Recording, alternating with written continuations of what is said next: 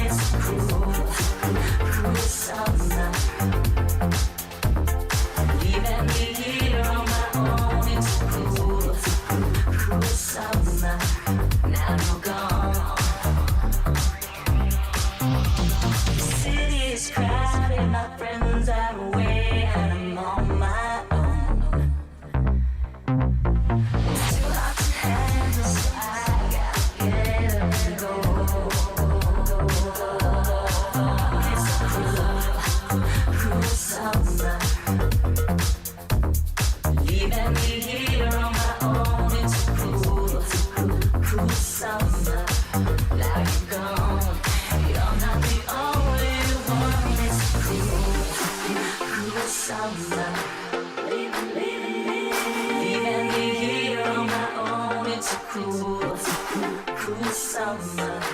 Now you're gone. You're not the only one. It's a cruel, cruel summer. Leaving me here on my own. It's a cruel, cruel summer. Now you're gone. You're not the only one. It's a cruel, cruel summer. Leaving me here on my own. It's a cruel, cruel summer. Now you're gone. You're not the only one. Now don't you leave me. Now don't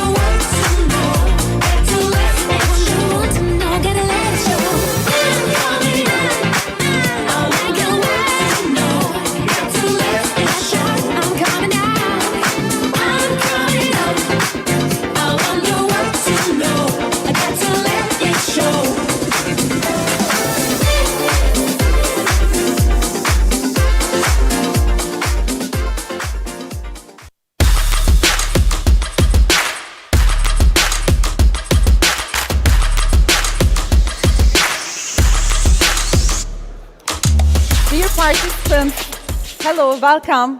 Thank you for being here. As we gather here for the third edition of Istanbul Blockchain Week, it's clear that this event evolving into a stronger, larger, and truly global platform with each passing year. This year, we are proud to welcome more attendees ever than before, a diverse audience of tech enthusiasts, investors, policymakers, all across from the world united in here, Istanbul. As a city that once hosts the most historic trade routes of the world, Istanbul is now becoming a hub for blockchain technologies. A concept that is rapidly moving beyond the world of cryptocurrencies, offers a revolutionary system built on transparency, security, and decentralization. From finance to healthcare, logistics to education, finance to the arts, blockchain technologies reshaping a wide range of industries now. Throughout this seminar, our expert speakers will share their theoretical insights and also practical experiences with us. Thank you all once again for your participation. Before we start, I have some notes. Please make sure that your phones are on silent mode. Thank you for your understanding. And also, when you scan this QR code with your phones, you may listen to our speakers any language you want. And one final note, we have so many workshops and roundtables during the day. You may also join them. And now, it's my great honor to invite to the stage visionary behind this special summit, whose efforts have been instrumental in bringing this event to life. Please join me in welcoming the founder of Istanbul Blockchain Week and also founder of EAK Digital, Mr. Erhan Korhaliler, to deliver the opening speech. Do you need this?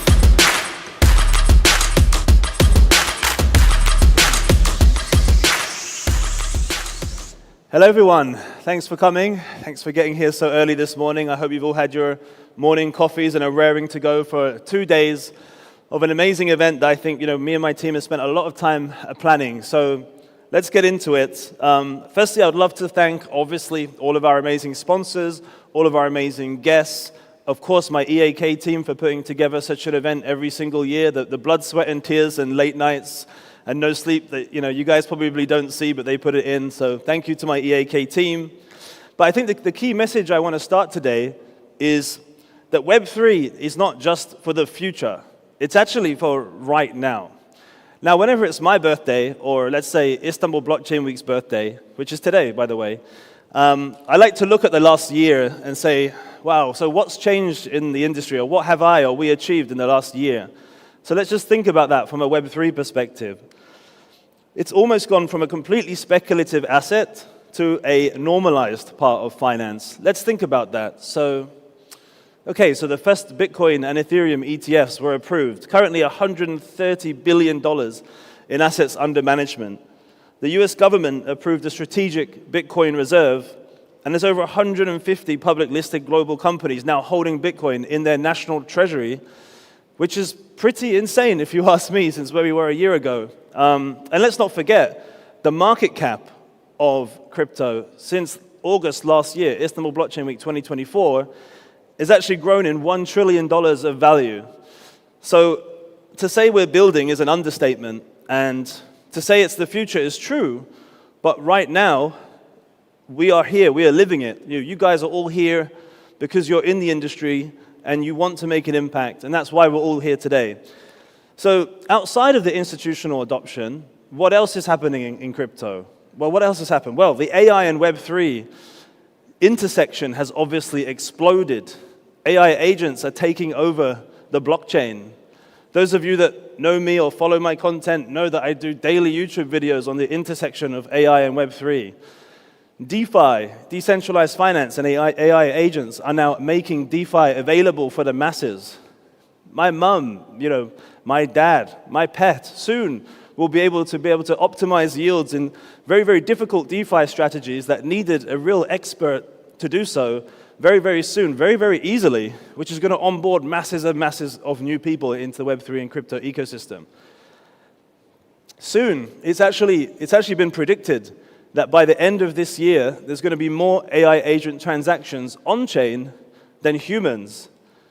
So with that in mind, I want all of you to think about how am I pivoting my business to actually focus on AI agents, maybe even as opposed to humans. How are you adapting your business model, your front end? I don't think enough businesses are actually thinking about the impact of that. And let's not forget Deepin, with over 1,170 projects and funding exceeding $5 billion. Web3 is building its own physical layer, proved by and governed by a global community. And let's not forget, of course, real-world assets, of course. All the rage on every Bloomberg and CNBC show that you see. $100 trillion of assets, soon to be tokenized, soon to get crypto liquidity, and soon to give new investment opportunities to people that would never have been able to afford to invest in such things. It's exactly what we were hoping for, Web3 to have an impact.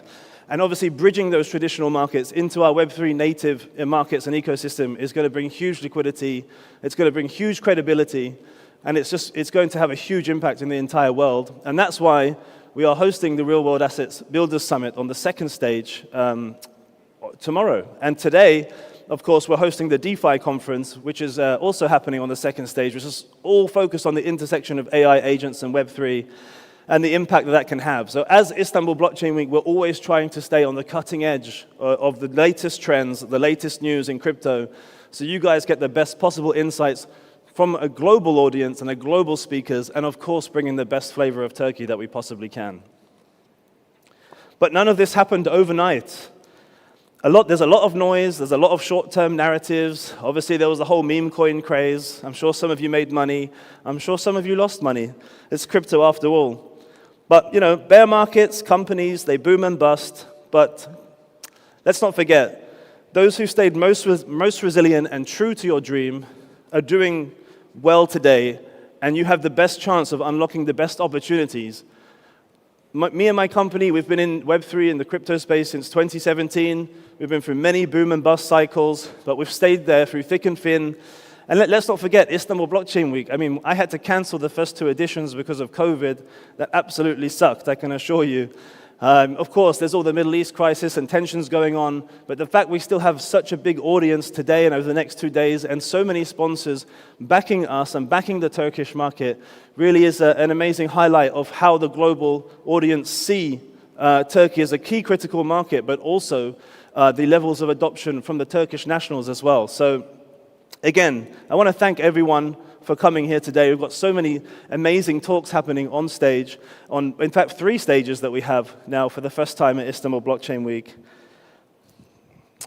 And finally, I wanted to talk to you about that first Istanbul Blockchain Week, which I was planning in 2020. It never actually happened, so people don't actually know what it was going to be like. We actually had 90% of our sponsors were actually exchanges, which I love exchanges, don't get me wrong. I love trading, it's fantastic. But it's a little bit shallow in terms of the content that we're able to provide.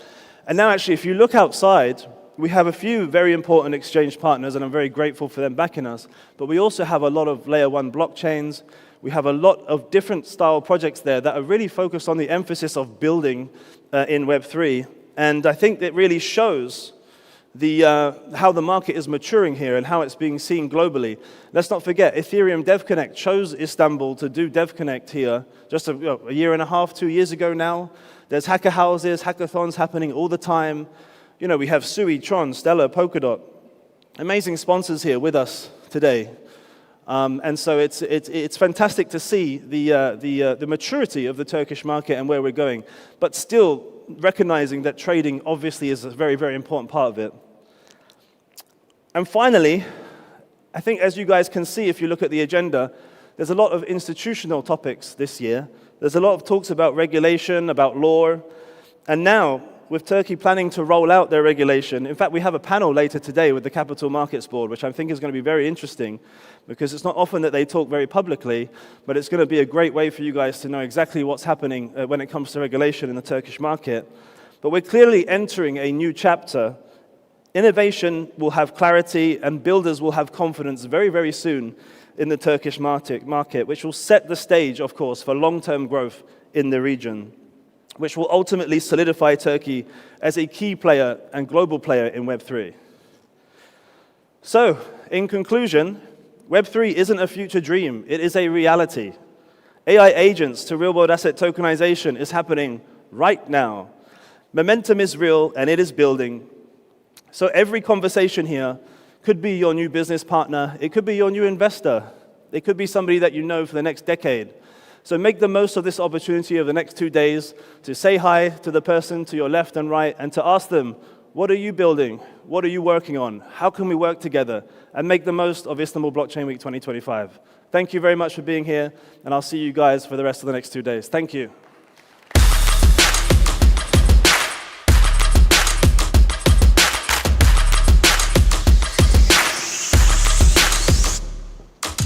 Thank you, Erhan. We truly appreciate your vision and effort beyond this event.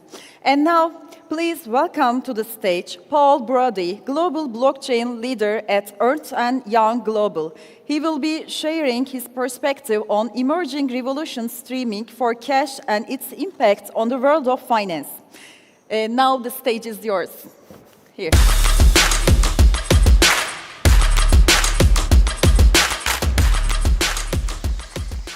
Good morning, everybody. It's lovely to see you. I'm sorry we're not exactly on time, but I'm going to do my best to entertain you for the next 20 minutes or so and talk about the future of money, because we are actually going through something of a revolution, and I think we're in the very early stages. People don't really realize just how dramatic the changes are coming, but they are. They're going to be quite transformational. And the way I've chosen to think about this, and the way I'm starting to talk about this a lot, is this idea of streaming. So once upon a time, we bought music. You bought records or tapes or CDs and you played them at home. And then we went from buying music to downloading it. You downloaded a copy or you stole a copy and you download it and you use it on your device. But now we just stream music. When we want it, we stream it. And I think that is the model that we are headed towards in finance. Today, we used to keep cash. And then we put money in bank accounts, but we moved it relatively slowly. And eventually, we are literally just going to basically stream money when and how we need it. And it's going to happen as we consume products and services, not 30 days later or 60 days later, but at the moment that we consume them. Now, everybody is getting into the stablecoin business, and it does, to me, sometimes feel like this is getting a little ridiculous if you're keeping track of the number of companies that are jumping into the stablecoin business. But I would, at least to some degree, argue that this is actually a pretty good thing and is not entirely unreasonable. This is going to be an enormous market, and stablecoins are basically the future of bank deposits, in my view, right? The volumes are kind of really exploding, right? Now, it is difficult, to at least some degree, to really understand how much stablecoin volume is real, because a lot of it is just used for sort of market transactions where people are sort of creating prices, they're trading with themselves. I actually worked with a US university, and they found that there's at least one blockchain where more than 90% of the transactions are basically people transacting with themselves to create the impression of like market volume and price. Right? They're just basically running a large-scale pump-and-dump scheme. But even when you strip that out, or you try to strip it out, the answer is there's an enormous amount of it. Most of it's happening on Ethereum, but certainly not all of it, right? But it has become the dominant sort of crypto blockchain ecosystem. And we really think that we're just kind of getting started, because the volume of demand, we're just starting to tap the individual use cases. To start with, we are heading into a world, first of all, where there's going to be a lot more assets worth buying on-chain. So today, there's a limited number of assets that you really want to buy on-chain, right? We started with crypto assets. Now we have, US treasuries and a few other bits and pieces. Eventually, I think all new assets of significant value are going to be deployed on-chain instead of on traditional exchanges. It's easier, it's faster, it's a lot better. There'll be more assets to buy, and when there are more assets to buy, you need stablecoins to buy them. Consumers are going to adopt, they are adopting stablecoins. It's happening in lots of emerging markets, but we will see it get adopted in mature markets as well, as big retailers and others look to drive down their transaction costs. Right? Typical net margins in a US supermarket chain are 1% to 2%. And if you're paying 2.5% of credit card transaction fees, then knocking that down to say 0.25% by shifting people to stable coins, that's worth a lot of money. When you start to have tens of billions in volume, you're going to move that along. And there are lots of other business cases where we're going to see consumer adoption. And then lastly, we're really just getting started in the business ecosystem space, right? There are a lot of value propositions for companies to adopt stablecoins inside their own organizations. And I'll give you a good example inside of EY. We are a global firm. We operate in like 225 countries. We know that our internal global spending on bank fees is over $100 million a year. And we could reduce that dramatically, like to an enormous amount, if we were able to shift all of our transactions from traditional banking to on-chain structures that have vastly lower cost structure. Now, we can't, for lots of obvious reasons. It's not that simple. We can't just move everything from one to another. But what we do know is that we can start moving these transactions over time and create meaningful value and savings for ourselves, right? We're seeing this first with things like cross-border payments, but it's going to start to affect domestic payments, payroll, all kinds of activities. I have a friend, she started a business that does payroll, on-chain payroll. So for employees who want to get paid in like USDC or USDT, they take care of all the tax withholding, they take care of everything, and instead of sending you money into your bank account, they put it into your crypto wallet. So deposits, payments, loans, savings, right? On-chain financial services are quickly becoming basically indistinguishable from banking services. So I have 2 teenage sons, and I know that when they go to university, they're going to sign up for bank accounts. Or they might, but they might also just end up signing up for some kind of crypto service. And the reality is it's increasingly difficult to tell the difference between an on-chain service, an on-chain app that looks like a bank, and a traditional bank. And one of my favorite examples of this is the MetaMask MasterCard. Right, with MasterCard and Visa operating stablecoin access and stablecoin networks, I was able to set up an Apple Pay linked to my MetaMask wallet in less than 10 minutes.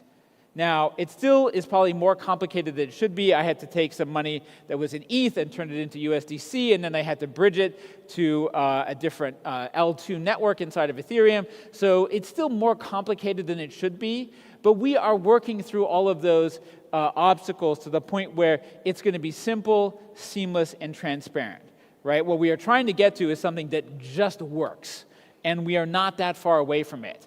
And that's true in the B2C space, but it's also true in the B2B space. Last year, EY became the first company to receive a fully automated business-to-business stablecoin payment on the Ethereum network. And we did this by working with SAP, PayPal, and Coinbase. So PayPal paid an EY invoice. We were doing some work for them. They paid an EY invoice from inside their SAP system. How many of you know what SAP is? I see a few hands going up. So for those of you who don't know, first of all, lucky you.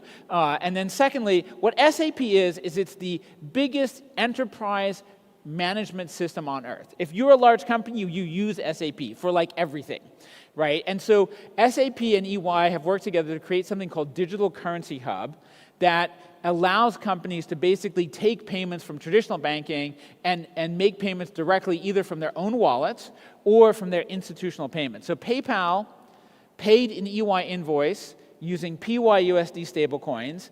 It went to our Coinbase institutional account and showed up in our enterprise systems as cash paid against a PayPal invoice. That's full automation. And it's absolutely transformational. It's as powerful as any kind of business to consumer transaction. And enterprise payments, the same thing is happening, right? I think I forgot I had a whole slide on this, but this is exactly what's happening. Enterprise payments are moving on chain as well, and we are currently talking to companies about building basically enterprise network stablecoins, where a single large enterprise could build a stablecoin for all of their business partners, and they could do things like extend credit to all of their suppliers at their very low credit rates. One of the big problems that exists in large, complex supply chains is if you're a big company at the top of the chain and you've got a really good credit rating, you might have suppliers way down at the bottom that don't have good credit, but they need working capital. And if you have your own stablecoin, you can find ways to extend working capital directly to them.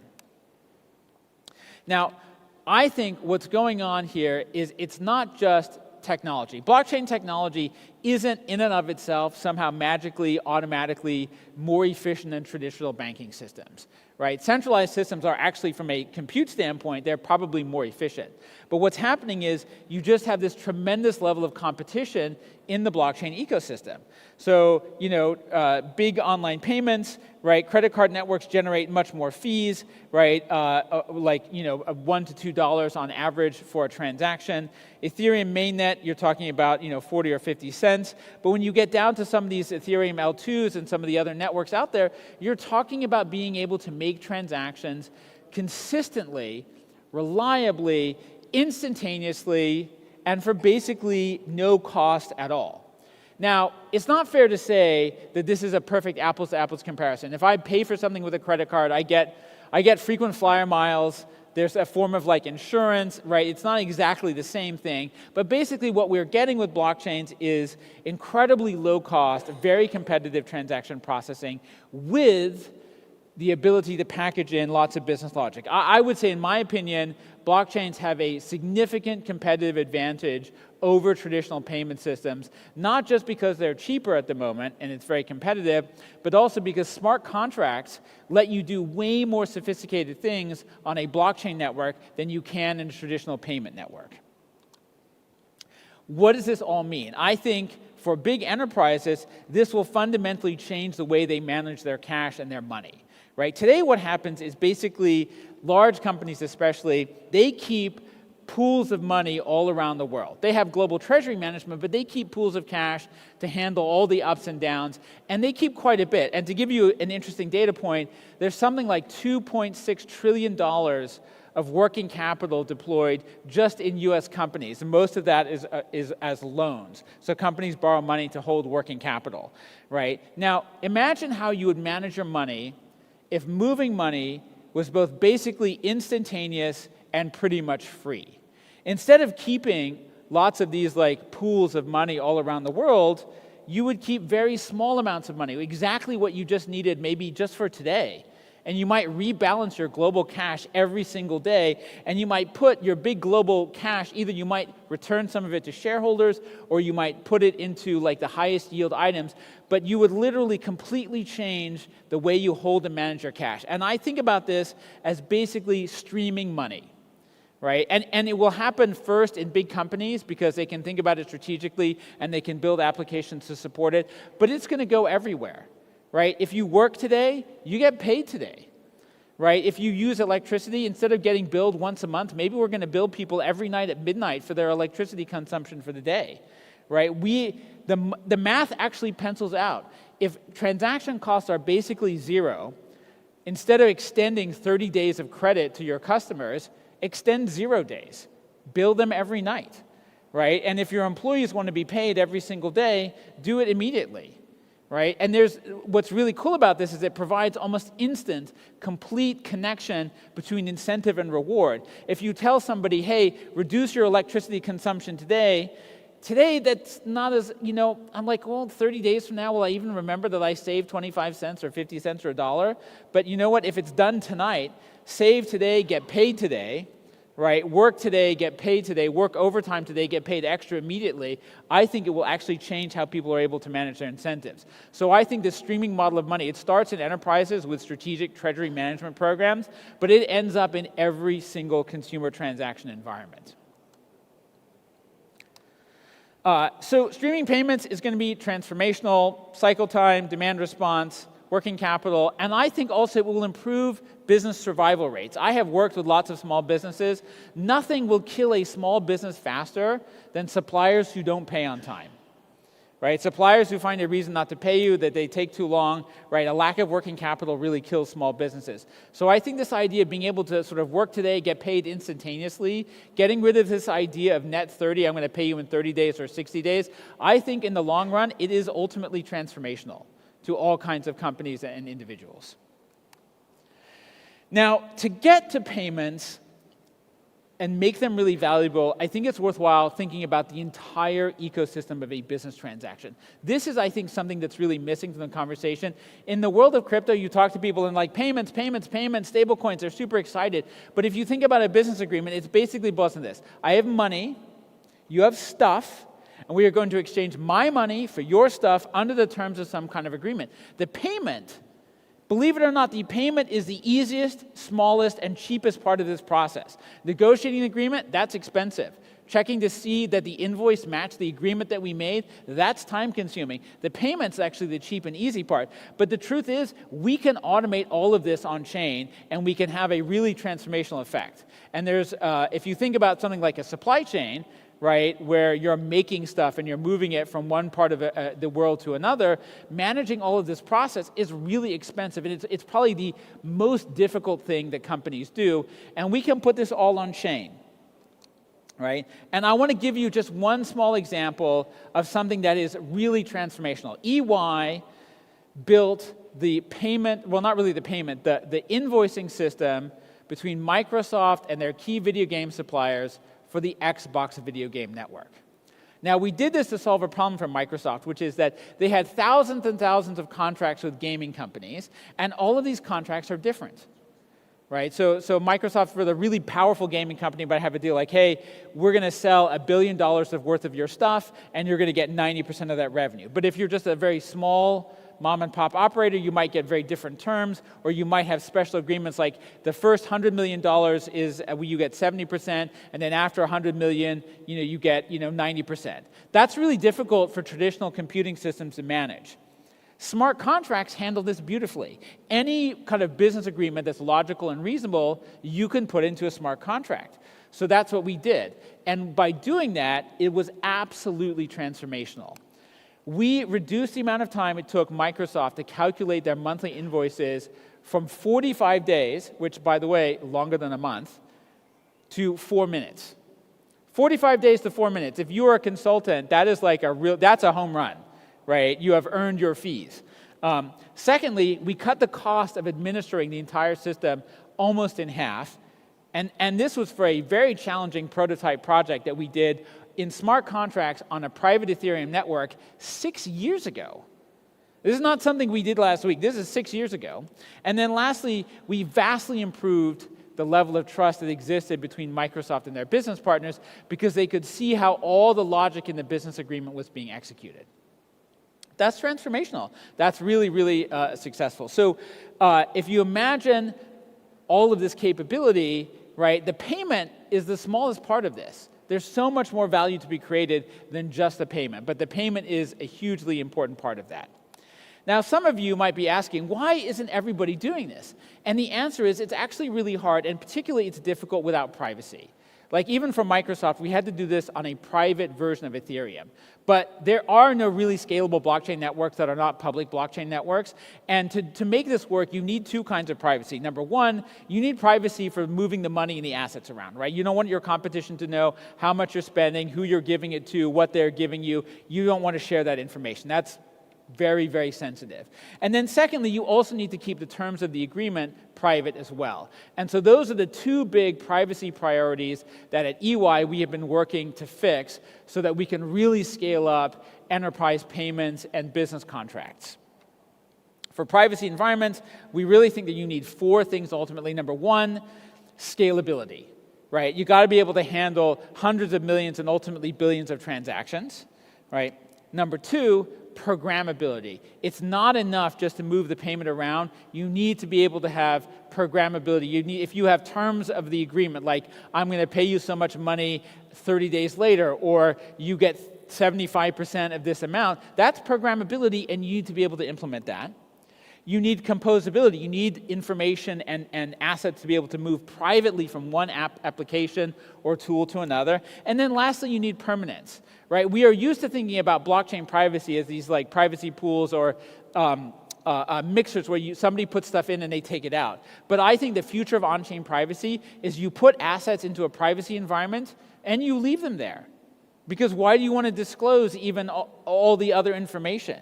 Right? So you're just going to put them in there and leave them in there. They're not going to just go in and out. They're going to go in and stay inside of this privacy environment. And I personally foresee the future of on-chain transactions as mostly being private. So we have a lot of the pieces. They're not fully assembled. At EY, we built something called Nightfall. It is an Ethereum layer 2 blockchain network. It's currently in version 4, and we will have version 4 up available on the Ethereum testnet in probably about 2 months. It's a large-scale privacy network that allows you to do private payments and asset transfers for fungible and non-fungible tokens. We built something called Starlight. Starlight is super exciting. It's another public domain open source application. It allows you to make programmable privacy smart contracts. So you can have complex multi-party business agreements running under full privacy, right? And both of these are coming together so that we can have scalability and full composability and permanent privacy for both enterprise and individual users.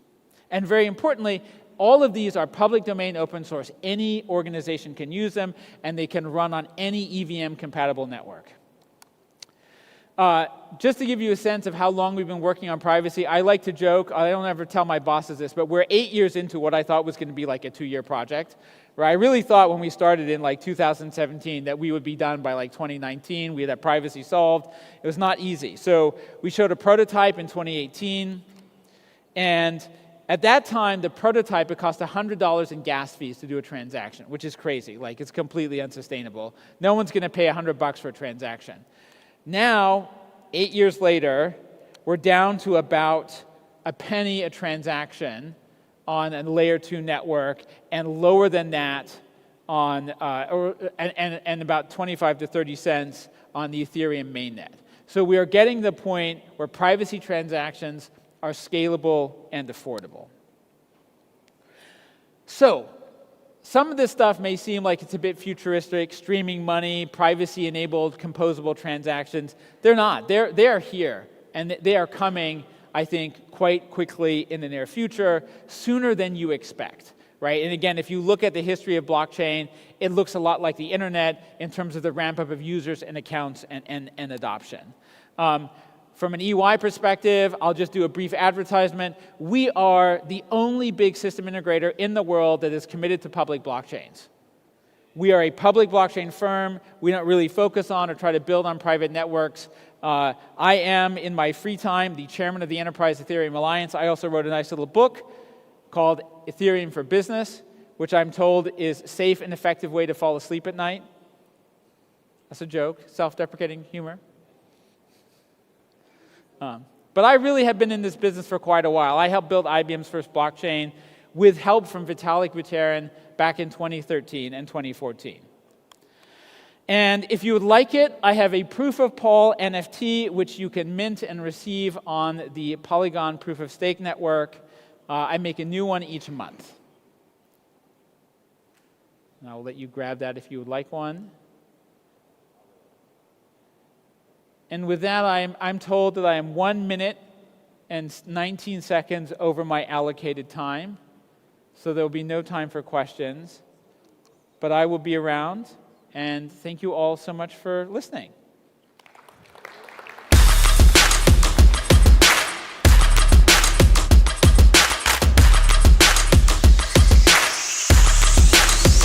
Thank you so much, Paul Brody, for your insightful talk. It was a true pleasure to have you here. And up next, John Linden, CEO of Mythical Games, will explore how blockchain technology is reshaping the gaming industry. Let's invite him to the stage.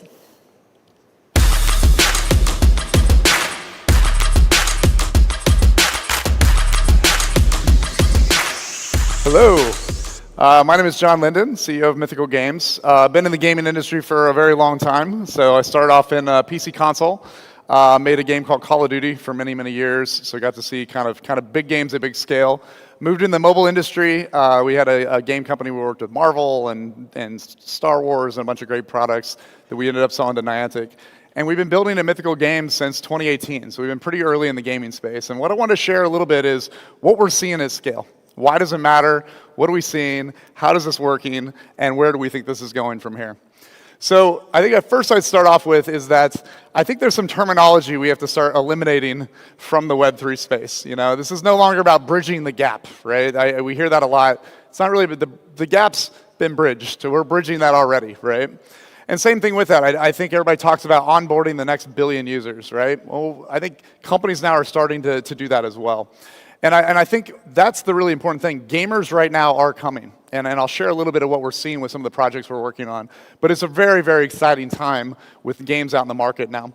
So we believe that there's already millions of gamer wallets, even in our ecosystem alone. If you put everybody together, it's a big ecosystem already. But I think literally within 12 months, we'll see well over 100 million gamer wallets in these ecosystems.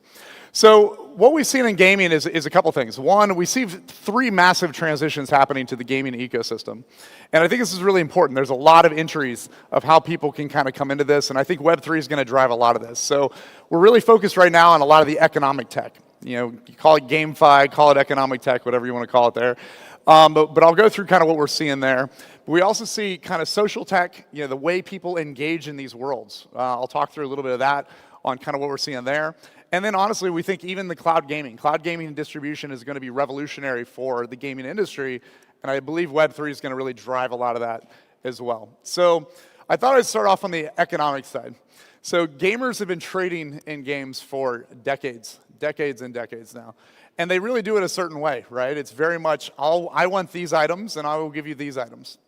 And Web3 kind of came in and did it this way, which is more like a financial trading system. And it didn't really kind of line up. And I think this is one of the big challenges that Web3 had in gaming early on, is we didn't quite deliver what gamers wanted to. So what we were thinking about now from our perspective, and I think the industry in general, is we have to build the way consumers trade. And what we've thought about is they trade in terms of liquidity. I want these 3 items for these 2 items. And they're not necessarily looking at bids and asking floor prices and all that. That's just not how the general consumer in gaming thinks. So I wanted to share a little bit of what we've been seeing with some of the games. These are the 4 titles we have right now. We started off with the top 2 games with a game called Blanco's Block Party. We then did an American football game with the NFL called NFL Rivals. We just launched, as of last week, if there's any football fans here, we launched last week a new game with FIFA, so it's about 7 days old. And then if you're fans of Pudgy Penguins, we have a game coming in about 60 days here that we partnered up with them. And all 4 of these games we think are kind of mass audience driven. So I talk a little bit about NFL. So NFL now, it just finished its 2nd year. This game has, nearly, actually we probably should update that. I think it's close to 7 million players now have joined this one game. And I think that's pretty exciting. But the most exciting part that I love is that we came into this market with a Web3 game against a company that's been around for 35 years. So if you're familiar with American football, there's a brand called Madden from EA. And their game has been around literally for nearly 4 decades, so nearly 40 years at this point. And our game with this Web3 is actually higher rated in the app stores than Madden is right now. And I think that's a really, really important thing. I hear all the time, gamers hate NFTs, gamers hate Web3. I don't think that's true. I think it's how you implement it, how you kind of get this technology in front of gamers that really matter. And we've seen this in both stores now. We're actually outrated the Web2, the original incumbent, with this game. So what we did is we kind of started off and built on top of that. And I think that's a really key thing. When you're introducing consumers to a new technology, you got to kind of step them through it. So I thought I'd share a little bit of data here. In year 1, when we came out with NFL, we did a couple things. We basically had this whole concept of Web3 trading. People can buy and sell. We had a web marketplace, a mobile marketplace. And then we added the concept of doing it in the game itself. Let people trade right where they're playing. And it was a pretty awesome first year. We had about 20% of our revenue came from trading. 80% of it came from kind of traditional gaming mechanisms like battle passes and card packs and all that. But still, we were very excited. We were like 20% lift in revenue just by letting gamers trade with each other. In year 2, we made a couple of changes. So 1, we introduced this concept called quick trade. And I'll go through this in just 1 second. But basically, our view of quick trade is, can we let gamers trade the way they like to trade, but using this concept of Web3 behind the scenes? And it worked for us. We had a huge opportunity. Our revenue now went from 20% of Web3 trading to 65% of revenue came from Web3. So over half of the money we made in that game came from Web3, and we thought that was an enormous, enormous change. And this year, our next season 3 starts in August, and we're even taking that further. right? One thing we are looking into is AI, right? We're finding a lot of gamers understand the concept of AI agents. They understand the idea of almost having a sports agent that helps trade for them. And I think we're going to see that even grow further. So we've really iterated nicely. We've seen tremendous impacts from incorporating Web3 very natively into a Web 2 experience. So this was probably the biggest thing that changed our business. This is probably the biggest innovation we've had as a company. And we call this quick trade. And the idea behind this, again, is how do you trade like a gamer, right? But using Web3 rails behind the scenes. So basically how this works, Travis Hunter is if anybody's familiar with NFL, Travis Hunter just got drafted into the NFL a few months ago. His card might be going for $90 US right now in the market. Well, the average consumer, they can come in and they can buy it. They can put it on a credit card. They can buy it with crypto. But the average consumer still doesn't really necessarily buy a $90 digital asset. You know, crypto traders might, Web3 people might. Consumers generally aren't going to put $90 on a credit card. But what they will do is they'll play these games. And what we found is that what you can do now is instead of buying that, I can say I want to trade for that. And when I say I want to trade for that, that kind of shows up in the left side. And it says, okay, $90. And then all of my other digital assets show up on the right. Things I've earned in the game, maybe something someone's given to me, but all of my other assets show up on the right side. And they're all being priced in real time because Web3 has enabled this kind of massive order book. So in this game NFL, we have probably 50,000 open orders ready to be done at any given second. People are putting out bids and all this from a global perspective. And I basically have prices on almost all of my assets. We cover about 85% of all assets in a given second. So I can now start checking the ones that maybe I don't want anymore. I just, as a player, as a consumer, I don't really need these anymore. I really want this one on the left. And I can start selecting those, and maybe one's $20, one's $40, one's $30. And the system now says, oh, $90, $90. So the consumer now can hit a button and say trade. They didn't pay anything. It was a cashless transaction. They received what they wanted, and they got rid of what they didn't want. So why is that important? Well, what's important for us is when that transaction happens, we're effectively buying that asset from one seller anywhere in the world. They're selling it for that $90, and people are real-time buying those at the same time. So we're selling those to 3 different buyers around the world. So we actually generated 4 transaction fees from Web3, a multi-legged trade that the consumer initiated, but they didn't pay anything. And this has been the big reason why that revenue suddenly took off, right? You enable the ability to trade very natively. It doesn't even cost the consumer anything, but they're facilitating these global transactions. And that's been very exciting for where we've had. So I thought I'd share a little bit about Pudgy Party. This is a game, again, coming out very soon here. I know Pudgy Penguins is around. They're very active out here as well. And what we're doing right now is we're bringing out this brand new game. So this game is really made for a mainstream audience. This is not necessarily made for a purely crypto audience. It is tied into the Pudgy community. It does basically allow us to take the Pudgy IP out to the masses. Players around the world can do this. And basically there is a company already doing a similar style game, but without a Web3 economy. So what we've done is we've kind of taken the best-in-class games out there, and we've really rethought what does Web3 mean in this kind of party game genre. What's exciting about that is that one of the companies out there right now, it's about 7 years old now, but they have 400 million players in their game. So what's driven that game in a big way are things like tournaments, right? Players being able to kind of join these tournaments around the world. They're not even tied into the game itself, right? A lot of them are unofficial. They'll do them on X. They'll do them in Discord, and it's all a very manual process. So we're very excited about what happens when you start building these systems so the consumers can really run their own events, and I'll share a little bit more on that soon. But we're very excited. We think that the concept of enabling a game like this with Web3 is going to dominate the space, and doing this with Pudgy we think is a really exciting part. So then I want to talk real briefly about FIFA. So FIFA now, actually I need to update this slide. It's no longer coming in 2025. It's actually out. So game's about 7 days old. We are on track already to have over 1 million people in this game in the first month alone. And we haven't really even started marketing the game too heavily yet. So what we're seeing is that people are coming into Web3 at a very fast pace. We'll add 1 million people to FIFA just this month alone. So what we're excited about with FIFA is a couple things. One, it's a mobile-first game. We made this game for mobile with FIFA so that anyone on the planet that has a smartphone can basically pick up and be part of this world. And we think that's actually really, really exciting. We built a great gameplay. People are loving it right now. We had somebody already play 200 games a day, which I don't even know how it's possible. With the amount of time in the day, they've basically dedicated a full-time job to playing this game, which is interesting. So here's the real piece, though, of why are we excited? Why are we excited about Web3 coming into FIFA? Well, one, FIFA has about 3 billion fans worldwide. About 1.8 billion of those are gamers. So it's a very, very large audience. But there's already been some data out there. There used to be a FIFA game with EA. There no longer is an EA FIFA game. They split up a couple years ago.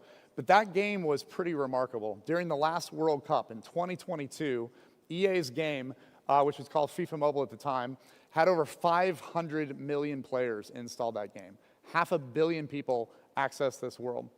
As I mentioned, our game already, we've had over 2 million matches in the first week. We believe this is going to be 20, 30, 40, 50 million matches a month very soon here. But EA had an issue with their game, right? That game is very global.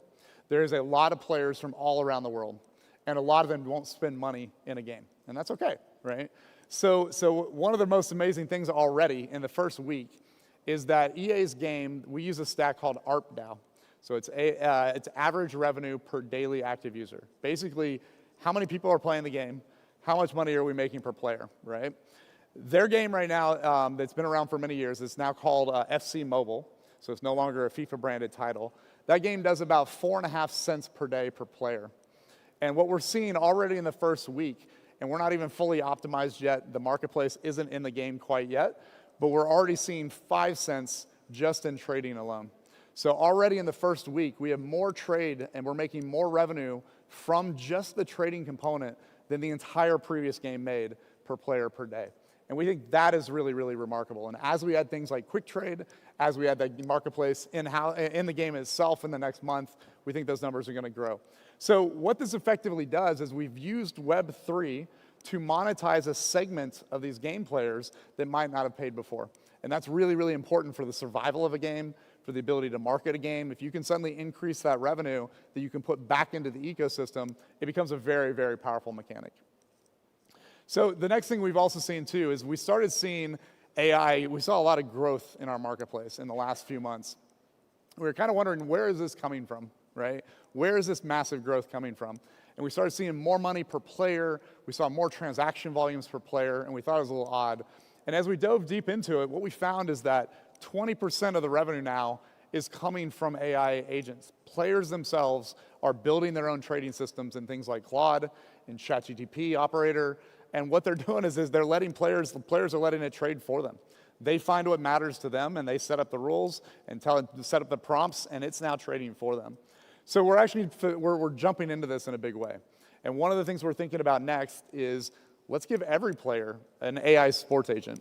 It's literally a character in the game. I can go talk to my sports agent. I say, I want Ronaldo, I want Messi. Maybe I can't afford him in the game right now, but the agent can start helping you transact. And so how do I trade? How do I trade? What do I trade next? What do I level up next?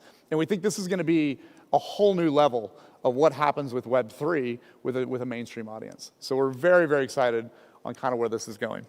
So what I want to show is kind of two things right now that I think are absolutely crucial for anybody thinking about games or thinking about where this goes. One is that this is kind of where our games are going already. So as I mentioned, our games just alone, we're going to see roughly about 75 million wallets just in the 4 games we have out already. And that'll happen within 1 year. So we're already seeing some amazing growth. You can kind of see where FIFA's starting to kick in, and that's going to be an exciting time. Just our games and games that are being built on our platform as well, we think that number will exceed 150 million wallets within 12 months. So as I mentioned, players are coming. They're coming into the ecosystem at a very, very fast pace. And then on top of that, as you start seeing more and more revenue coming into the game from Web3, it starts to be a very interesting formula. More players coming in, a lot more of that revenue is coming from Web3. So as I mentioned, NFL, year 1 was 20% of revenue. Year 2, 65% of revenue. We're not sure quite yet what happens when we add the AI sports agent. I anticipate a number very high north of even 65%. So we're seeing great growth from just enabling this tech in a consumer-friendly way. So I want to spend just a couple minutes here on what do we think comes next, right? As I mentioned in that first slide, economic tech has been our main focus. If you can start shifting how players are spending in games, that becomes a very, very powerful thing for the gaming industry, which is already about a $300 billion industry. So if we can now start making new ways of how players can spend and how they earn in the game, that becomes really, really interesting. But the next one we see is things around engagement. So again, I'll use a game I made. I made a game, Call of Duty, for a long time. And a game like Call of Duty, the bigger that game gets, the more people in these ecosystems, the more fractured it becomes. Social goes to Discord, social goes to X, social goes to YouTube. Tournaments are being set up by different groups here. It's a very fractured community. And I think what gets interesting now is you can start unifying that ability through Web3. And I think this is one of the key things. So if you're thinking about applications in gaming, I think this is the next major piece here. So we're looking at things like this as well. We're thinking about how does Web3 dominate this concept of social gaming? When you're interacting with these digital worlds, you're interacting with virtual worlds, how do you basically use this to unify everybody? And we start seeing some really interesting things, but in particular, the one I'm most excited about is tournaments. So the idea of having an infrastructure out there that anyone can really tap into, whether it's a brand wanting to throw a tournament for your game, it's a prize pool that's being put out, it's players setting up their own private tournaments. If me and a couple of my friends want to set up a six-person tournament, we can do that. And that becomes, I think, a very, very powerful ecosystem. And in fact, what starts happening in Web3 now is you can now link these together. I sell something in the marketplace, I can take some of that in currency and enter into a tournament. So you're starting to connect what previously has been a very fractured economy. So this is something we're looking at. We think there's so many different ways. You know, the ability to have wallets that actually can be multi-tokens, multi-chain. This is a new area. I'd say out of our games right now, the million people that are coming into FIFA this month, probably 95% of them have never done anything in crypto. They've never done anything in Web3. So it's a big opportunity to use something in social to help get them into the space, right? They've been playing a game, now they're maybe interacting with the marketplace, they're starting to understand that. When you can start bringing that into social and other aspects of gaming, you really are bringing on a lot of people into this ecosystem very quickly. So we're very excited on where this goes. We're gonna be kind of piloting this with our games, but we really wanna open this up. If anybody's building in social engagement, let us know, because I think we want to set this up as an open ecosystem so that anybody can basically tap into what's soon going to be 100 million gamers for different types of products. So where I wanted to end this was with some real data. One of the things I think is really fascinating right now, if you look at all the top chains, every top chain right now, and how much money is being flowed on a daily basis. I'm not talking about DeFi, I'm not talking about fungible tokens, just actual asset purchases. People buying digital items, an NFT, whether it's a Pudgy or it's a FIFA item, where is this money kind of flowing? And what's really, really interesting right now is, you know, Ethereum is still the number one. They're still the kings and queens of the space, right? They're dominating still right now. But what's really interesting is 3 of the top 9, and I did cut off number 9, but that's another gaming network, but 3 of the top 9 chains now are only gaming. That's how powerful gaming ecosystems are becoming. So literally, you know, we're sitting right now with the Mythos chain. That's what we use. So the Mythos chain, we're actually number 2 right now, only to mainnet Ethereum. Now, here's the most exciting part. Look at this, the middle column there, on number of transactions, right? So Ethereum is number 1 by far. They only do 16,000 transactions a day. That's it, which is a pretty small amount for everything you hear about. You know, our games already are doing about 115,000 transactions. So what that shows is gamers trade. Gamers interact. It's not an ebb and flow. They don't come for a drop and then leave the community until the next drop. They trade every single day. They're building into this, and I think that's a very powerful piece. In terms of buyers, you know, we're still in a one-day period. We're second, I think, only to Solana right now. So Solana does have a decent amount of buyers, but just with the couple games we have right now, we're already seeing games are driving. 1 or 2, 3 games are driving more volume than the entire Solana ecosystem, as an example. So I think, again, gaming is going to be a very powerful piece. Also, gamer utility is very interesting. So gamers are not the type of consumers that are moving money around. It's not like I made $100 here, and now I'm going to suddenly try and move it to this DeFi thing, and then I'm going to go from DeFi to this, right? They're consistent. They keep the money in their accounts. You can start seeing the value every single month. We have more and more and more volume that's being put, or not volume, value that's being put into the wallets. So this is a pretty exciting opportunity as well. Transaction volume, as you can kind of see already in 2025, we've exceeded everything we did in 2024. And again, this doesn't really necessarily take into account what's going to happen with FIFA, what's going to happen with PUBG, but we're seeing just tremendous volume growth from gamers. They are understanding what's happening now. And you can also see the wallets. It's been very consistent. We were adding, I need to update this as well, we were adding about 4,000 to 5,000 wallets every single day. Now with FIFA, we're adding about 40,000 wallets every single day. So it's really, really remarkable, almost a 10x in the last month for us. And then the last piece that I want to kind of share is that I really believe that game ecosystems are one of the few that can create a very sustainable product, sustainable tokenomics. And I think this is really key. So one thing we had done about 2 months ago, 3 months ago, we basically introduced the concept of, hey, we're going to burn every transaction, right? Players are coming in, they're transacting over and over and over. Let's burn those transactions, the transaction fees, the gas fees that come off of those. And what we've seen already is we see a huge amount of tokens burned, right? So what's happening now is basically, you can already see kind of a little bit, it's hard to see on that chart, but I think we peaked on number of tokens in our ecosystem was about 735 million was kind of total circulating supply. Now we're down to 731 million.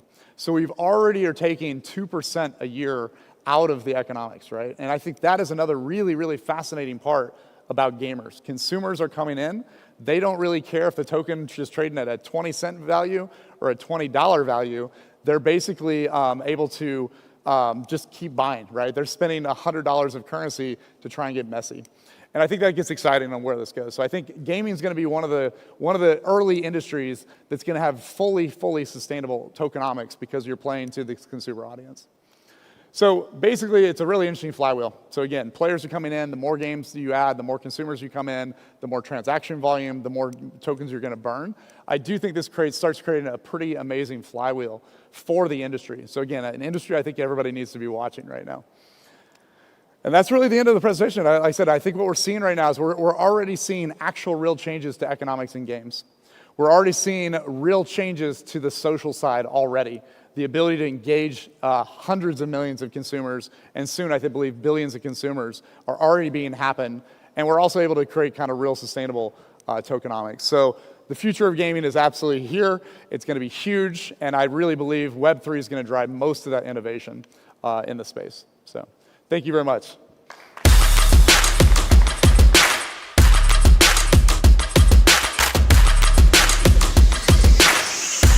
Thank you very much for sharing your expertise with us.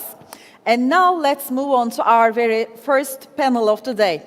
Up next, we have a powerhouse panel moderated by Didem Gülyuva, featuring top leaders from the global crypto and blockchain industry. Please welcome them on the stage, Nanter Chov, Vugar Ushizade, Sardar Serdengeçli, and Badi Sukarakan.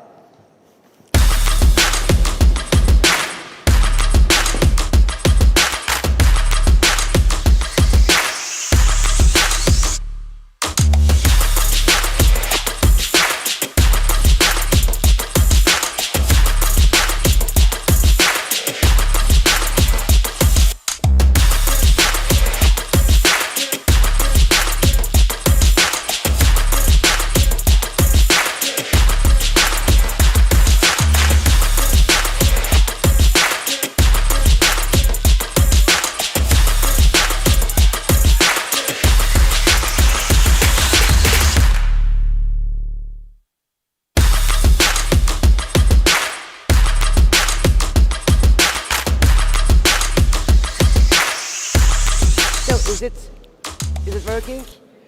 So, hi everybody, welcome. We are so excited to have you in Istanbul Blockchain Week in 2025. So, it's a really pleasure to host such a brilliant lineup of exchange leaders at Istanbul Blockchain Week. Welcome, and thank you for joining us. So today we are not going to only talk about trading. So we will talk about trust, access, and how exchanges are evolving the future and into full ecosystems. So first of all, as a moderator today, Let's start with a quick round of intros so everyone has get to know you. And also, I would like to hear from you what your exchange is focusing right now and the one thing you think the market will be overlooking at the moment after the introduction. Yeah, let's start with you. Okay. Can No everyone time. hear me? Okay. Yeah, I think they can. Okay. Hello, everyone. So my name is Nenter. I'm currently the global CEO of Bitmart Exchange. We've been around for the past 7 years, operate globally. Prior to Bitmart, I guess I've been here for about 2 months now. I was a partner for Animoca's venture fund in Hong Kong the past 3 years, focused on running investments and also portfolio and strategy. And prior to my Web3 career, I spent about 17 years in traditional finance across the likes of JPM, BOC, and such, specialist in cross-border M&A investments, and ran the sales and trading desk there as well. So very pleased to be here in Istanbul for the first time, actually. Our exchange, Bitmart, we're currently focused on a number of different new product launches. I think some I think you guys have mentioned earlier before on the AI tooling side, credit card, and also an on-chain wallet, which I can go into later. But I guess the one thing that I would say the current market is overlooking depends on what, I guess, which area, right? I mean, I guess since you mentioned security, I would say the one thing a lot of folks are overlooking, including professionals, in fact, is actually on the new deep fake scams that have been going around. One of my good colleagues from Animoca last week actually was taken for 5 of his wallets and lost almost everything he accumulated over the last couple of years. So it can really happen to any of us. So I think that's the one part I just advise everyone to be careful of. Yeah, security is the big elephant in the room at the moment. Yeah, pleased to be here. Thank you. Thank you. And Buddy. Hi. Hi. Can you guys hear me? Can you hear us? No. Is the mic working? This mic is not working. It's not working. Okay. Can you please help us? The mic is not working. Maybe you guys are. Okay. Oh, So I think, can you guys hear me? Yeah. Okay, That's awesome. all right. That's a great welcome.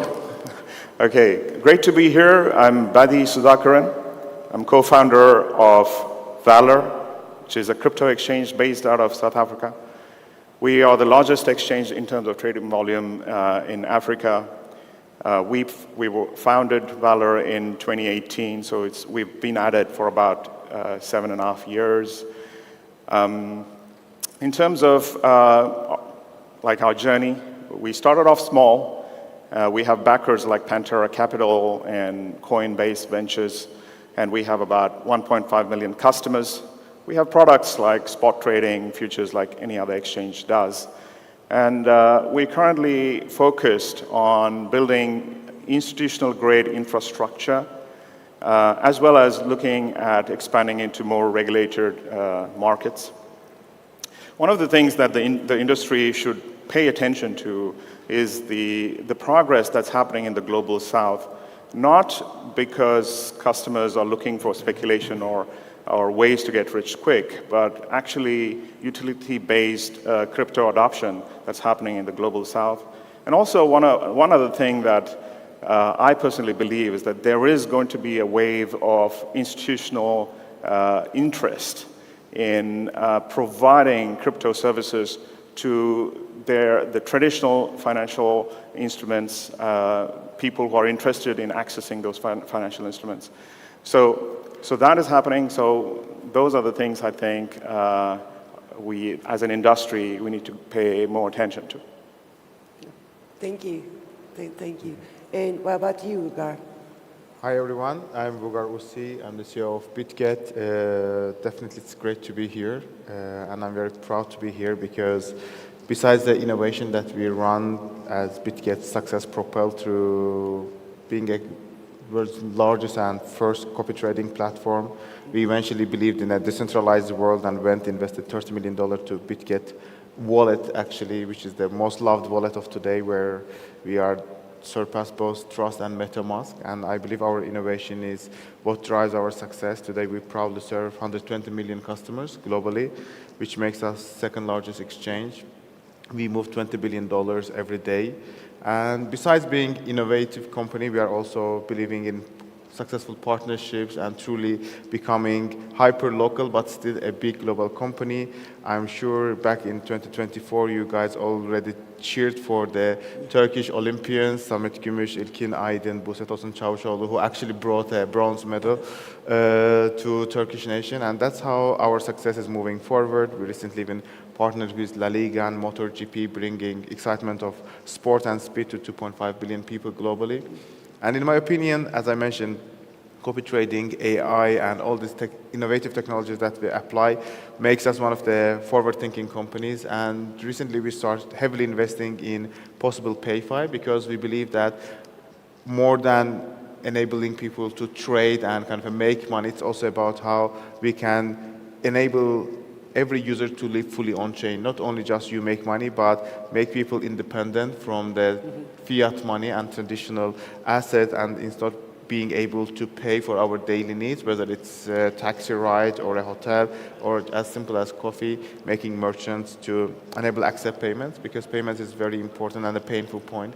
Today, a Visa MasterCard charges around 1.5 to 3% commission in every transaction. It takes 15 to 20 days to actually receive that money. And for a small merchant, it is a huge cash flow issue, while we believe instant settlements will help it. And with the recent political advancement in US, Genius Act, and almost every government in the world talking about stable tokens, I think we are very close in actually bringing that billion people on chain. And probably in next 2-3 years, we'll see all of us using crypto payments same way we use Apple Pay, Samsung Pay, or as simple as bank card.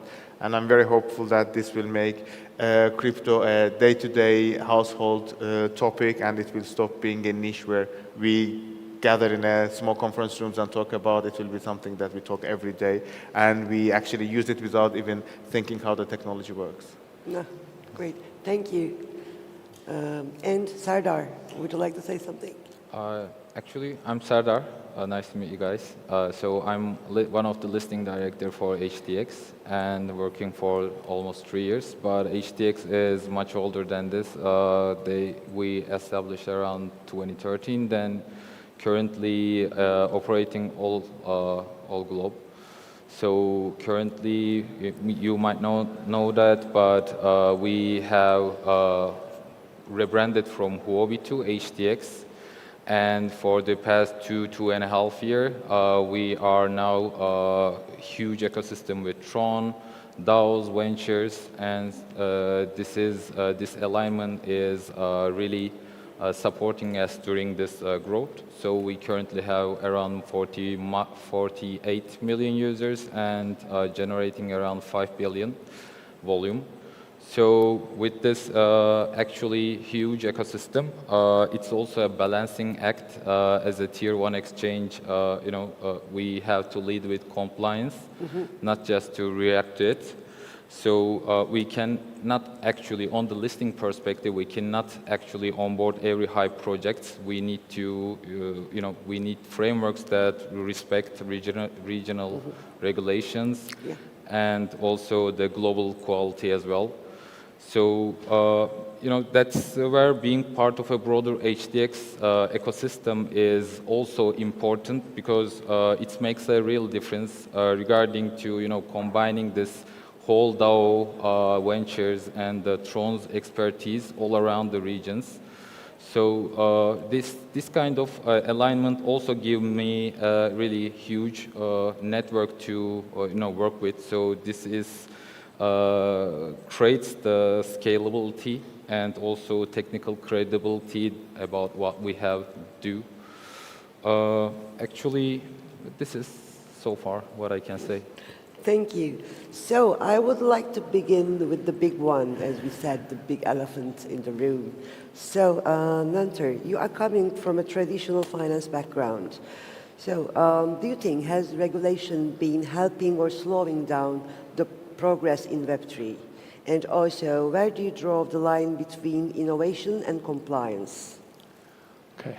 Well, look, I mean, I think in order to move forward for the entire industry, obviously regulation is necessary to provide that clarity and transparency for, especially to onboard new institutional investors, to provide that truly sustainable growth for our industry.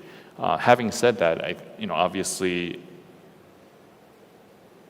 compliance, regulatory, that always sort of is slow, one step or sometimes multiple steps behind innovation. But so it's always playing catch up. So it's really our job as the ones that are working with the innovative project founders and such to really be able to educate the regulators, right, within a fast. You have to do it quickly enough so they understand, so regulations are coming that's not too stringent. When you look at the U.S., for example, same SEC, but night and day when it comes to sort of whether or not it's holding the industry back or moving it forward, just by just purely by having someone in power that understands versus someone that does not. I do believe that and look, there's a lot of folks in our industry that are not very, regulations, right? Who wants it? Ideally, you can do whatever you want. But at the same time, when you look at the current issue in our market right now, which is, for example, on the token side, you're getting a lot less liquid funds, venture funds investing in projects because there's a very big lemon issue at stake here. And that's why when you don't have any sort of regulations or guidelines, that can also become an issue. Now on the token side, for example, just to take a step back, you're now seeing folks like Blockworks putting out their tokenomics framework. And why is that? It's because when you need those sort of guidelines to really provide more transparency and more trust for not just institutions but retail investors alike. So when you don't have sufficient regulations, sometimes it starts with a bunch of people coming together, forming associations to really come up with that clarity. And subsequently, those guidelines may be utilized for further advocacy of better regs to help broaden out the industry. So I would say that, in short, it's definitely necessary, and you can see by something very as simple as what the Blockworks folks are trying to do to really justify that we do need those guidelines in place. Yeah, especially after post-FTX. Exactly. Incident we have. Thank you. So, Wooger, what specific steps have you taken to strengthen BitGet's security? Not just technically, but also how do you communicate to your users that you are a secure exchange to be in? Honestly, I always say what makes BitGet one of the greatest places to trade, because we're the only large exchange that never suffered any security breach. And it's not because we are a lucky bunch of people, but actually we had protocols and systems in place long before in order to prevent things from happening, rather than when things happen and then you decide what to do next. We were one of the very first exchanges to actually start the concept of protection fund. Today we have the industry's second largest protection fund. We have a pledge to keep it at $300 million level, but today it's around $600 million because it mainly consists of Bitcoin, which means we anytime have these funds that are secluded from the customer funds. If something goes wrong, we're able to purchase or sell the tokens in order to refund. And when the Bybit hack happened, actually BitGet was one of the first two exchanges that jumped in and decided to lend them 40,000 Ethereum to help them to help your customers. And this is our ethos from the beginning, that we should be always prepared for the worst day, but still we should do everything possible that the worst day never happens. Having the multi-signature was one of our key points. Entire BitGet operates in a virtual machines that are randomly assigned. I'll explain it simply. For example, every day you go to work, you open your laptop, and this is your machine. But what happens in a BitGet, you open your laptop, then you have 5 virtual machines that is randomly assigned to you. Even you don't know which machine you're going to use at that point. So for a hacker, they have to hack 25 devices instead of 5 devices, which virtually is impossible. We work with almost any large provider in the industry for the security and safety. And lastly, I believe one of our most proudest partnership was with SumSap, the AI fraud prevention company that helped us to prevent any possible AI fraud, because at that time, most our exchange competitors were suffering from the deepfakes and possible fraud through the AI, because then AI became super smart and they were able to pass humanity tests with different artificially generated images and videos. And we understood that as humans we can't beat AI, but other AIs can beat AIs. That's how we started implementing AI to detect other AIs and prevent the fraud. And it's very important, right? Because the way humans think, and I always say, like, even for the possible scams you mentioned, and you both mentioned how much scams are widely happening, and this month we are investing a lot in the anti-scam education. And I always say, to prevent scams, you have to think like a scammer, because if you come from a good place, you probably don't know how bad actors work. And that was kind of our a second hat. I'm not saying that we have bad intentions, but we always try to use AI against guys, scammers, other scammers. And also we work with the greatest partners like Hacken and many others, who we have a huge bounty program where we ask white hat hackers to try to hack our system, and if they find the bugs, then we give them huge bonuses in order to prevent the bad guys coming and hacking us. And all these 3 kind of incentives method for the white hackers to help us to build a strong system using virtual machines and the most advanced technology, and partnering with almost everyone in the industry who has a better solution was our key to being safe and secure place. But again, as I mentioned, I believe that all our partners who suffered from security breach, most of the time it is because that scammers and criminals are getting, and they're having access to most advanced technology, and they have a huge incentive, especially we know what's happening with the North Korea and all these bad actors in the market. Therefore, in my opinion, even if you are 100% sure that the system is safe and secure, having that safety net is very important, and having the protection fund is important, that we are able to refund the customers and make sure that customers don't hurt.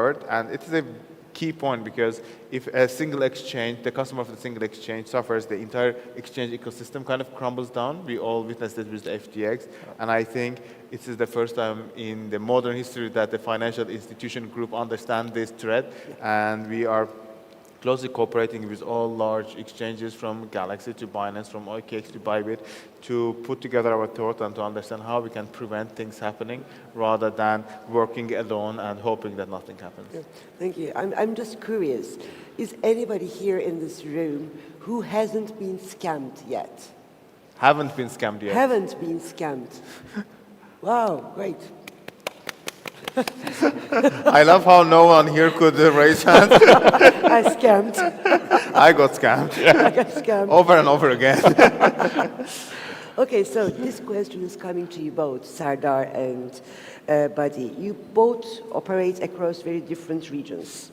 So how do you balance the need for local compliance with maintaining a globally consistent experience and strategy? Well, I think the key is to act like you're regulated everywhere, right? So just as a historical tidbit, when we first started Valor in 2018, we did approach the regulator in South Africa as to whether we can get some form of authorization or license for us to start. But at that time, 7 years ago, I think the regulators were still understanding this new asset class, trying to figure out how to regulate. So they said, we don't have a framework, we don't have a thing to give you to say, okay, you can go ahead and start the business. So when we started, we were self-regulated. So like I said, you have to act like you're regulated everywhere. And when you think about regulation, one of the three key foundational things that the regulators look at is how do you really know your customer and you can verify who they say they are? And then how do you custody your customer's assets as well as reporting, so like suspicious transactions and things like that. So with these three foundational pieces, you can, if you design your systems to be modular enough, then you can adapt locally as well as scale globally. Because as I mentioned earlier, we are looking at other regulated markets and other licensing frameworks where we can get licensed. We have an authorization in Poland, and we are pursuing a digital assets license in Cayman Islands and Malta. So when you look at all of these, and there's MiCA license, and then even in South Africa, there's a framework called the CASP license, which is a crypto asset service provider license, so on and so forth. And we have many licenses locally in South Africa. So the ultimate goal is obviously when you speak to the regulators, you not only are talking about the risks involved with we did talk about a lot of risks involved with this asset class, but the opportunities and possibilities of crypto as a technology for humanity to move forward in the world of finance. So long as we're working that way, I think scaling globally and adapting locally should be fairly straightforward. Great. Sardar? Actually, on my end, we are frequently working with the regulators, but also observing, engaging dialogue with them, also preparing full compliance before any market level activation. But what I can say here is, especially maybe not, we are in Turkey, so I will be focusing on Turkey in this manner. So we are not exactly established company here, for example, in BitGet, or also on the other hand, Bybit, like Binance does. But on the other hand, we are trying to be a bit, maybe follower and trying to slow about how we can proceed. But on the other hand, we are, working with especially in Singapore and US right now, working with the regulators really closely. Great. So let's come to innovation. So AI, copy trading, DeFi integrations, a lot is happening, and they are all really exciting. But what's actually working? Let's talk about that now. So, Nantor, Bitmart has been experimenting with AI. What's next? Anything exciting? So I think since you mentioned AI, there's two products that one just came live, X Insights, that's really a market sentiment tracker / intelligence product where it'll empower our traders to sort of get a real-time pulse on what's happening in the market. Look, you have different products. You have those that are tracking whale wallets for actionable insights, etc., and a lot of different AI agent type tools. I think what's interesting about our product is that, good example, right? Sometimes, I don't know if you guys catch yourself saying this, I always say to myself, okay, when there's, X amount of normies or people that I know around me, once they start getting excited about price action, I know it's probably time to take profit. So something like that, for example, I think our product would actually work quite well, just to get a pulse when you start seeing that, intense excitement across, folks that, probably haven't traded a coin for the last 6 months. Just an example. So I definitely think, look, there's a lot of AI tools out there. Ours, hopefully, can be helpful for at least our users. But in terms of other products, I would say what we're trying to do at Bitmart is really round out the product ecosystem similar to the way a lot of the other, the other exchange folks have already, developed so well. I do believe, for example, right, when NFTs were a big thing and everyone was focused on NFT collections, right?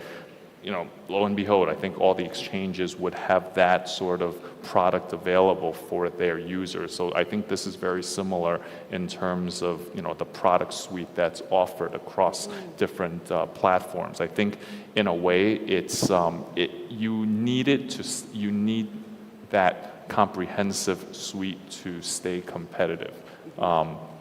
Now, differentiators, I think, are I think every exchange has their differentiating factor, but I do hope that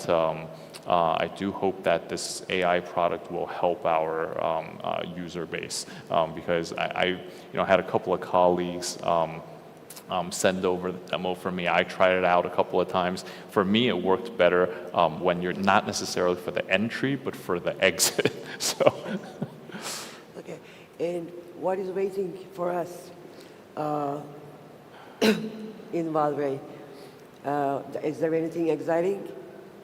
Well, yes, I think when I mentioned about building institutional infrastructure, we're seeing a lot of interest in local institutions very interested in distributing crypto products to their own customers. So we pride ourselves in building this infrastructure, and we call it Build with Valor. So any institution that wants to provide crypto services to their customers, they don't have to think about wallet infrastructures and cold wallets and hot wallets and trading and matching engines and leverage and so on and so forth, savings and staking. We've built it all, right? So and then using the APIs that we have built, many of these institutions are already integrating and talking to us, including big banks in South Africa. So that's very exciting for us. And that is where you see real adoption, where in some way you're using crypto without knowing you're using crypto, and that is where the magic happens of adoption, and it becomes a habit of using, just like when we use internet, we don't really think about, yes, now we are turning on the internet, right? So I think that is very exciting for us, and especially for our mission, where we want to make financial instruments more accessible to customers, not just locally in Africa, but globally everywhere. Great, thank you. So, Ugur, you are leading in copy trading. So, but how do you ensure tools like that remain inclusive, not just for advanced traders? Because copy trading is not an easy thing to do. Actually, copy trading is like a very simple tool because it is for the beginners. Mm-hmm. We have more than 200,000 traders across the world who post their trades. There are people who do very a top 10 market cap assets like a Bitcoin, Ethereum. Then there are people who do, 30 to 40x derivative trades with 40x leverage on a meme tokens. You have projects on traders on any taste that you can literally copy with a single click, and then in the background, all your portfolio will be shaped in the same way. It means you can choose the trader who kind of matches with your ideas, or you think that they are doing better. And statistically, you can see how many trades they open, are they profitable, are they not profitable, and all the other aspects that can make you have the decision. In my opinion, it's the first kind of entry point for any person who wants to start trading. They don't know where to start, because especially in crypto, you need a lot of information. You have to follow Twitter and many others. But then came AI bots that can do all these things better. In the beginning, we were very skeptical that people will trust AI bots with their money.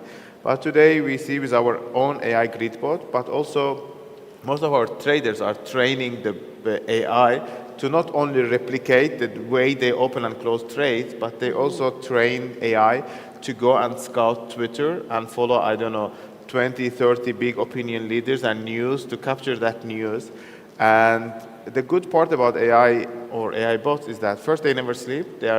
Second, they're super fast. As a human, even if you read the news on Twitter, until you come to the next exchange, until you open or close a trade, it's a too long time. While today, most AI bots on BitGet do from 100 to 300 operations per second. It means they can open and close so many trades that as a human, probably for you open a trade, you'll need at least good 30, 40 Impossible, seconds if you're an yeah. advanced Yeah. user. And as already like Nanter mentioned, because AI doesn't have any feelings, because humans are very emotional, AI can easily know when to enter and when to exit and capture the profits. But also we are missing a very important point. Whether today you are using ChatGPT for your emails or AI bot for trading, we don't factor in the computing power and the cost of running that AI. Therefore, if we consider AI for free, the trades are profitable. But I believe in future when we start actually paying the true cost per computing power, I'm not sure how much AI will be relevant versus the human trader. But in my opinion, it's a kind of a question of tomorrow, because today we all are excited and all the AI action, computing power and electricity is kind of heavily subsidized. There are millions and millions of dollars that is burned every day by large ventures. Until someone needs to actually pay for it, we will yet to see if AI can actually be profitable in all that speedy trades and transactions. But today, AI versus humans, we see that AI is much advanced in terms of the trading. But I think we should not lose our hope, the way that many believe that entertainment industry will never die, and I believe that trading will still remain one of the few industries where humans will be able to still beat the AI power tools. So the exciting future is waiting for us regarding AI. And Sardar, HTX is backed by one of the strongest ecosystems in Web3. So how does that shape your product vision and roadmap? Actually it's completely transformed it. So we are not for sure operating in isolation. So this huge ecosystem gives us the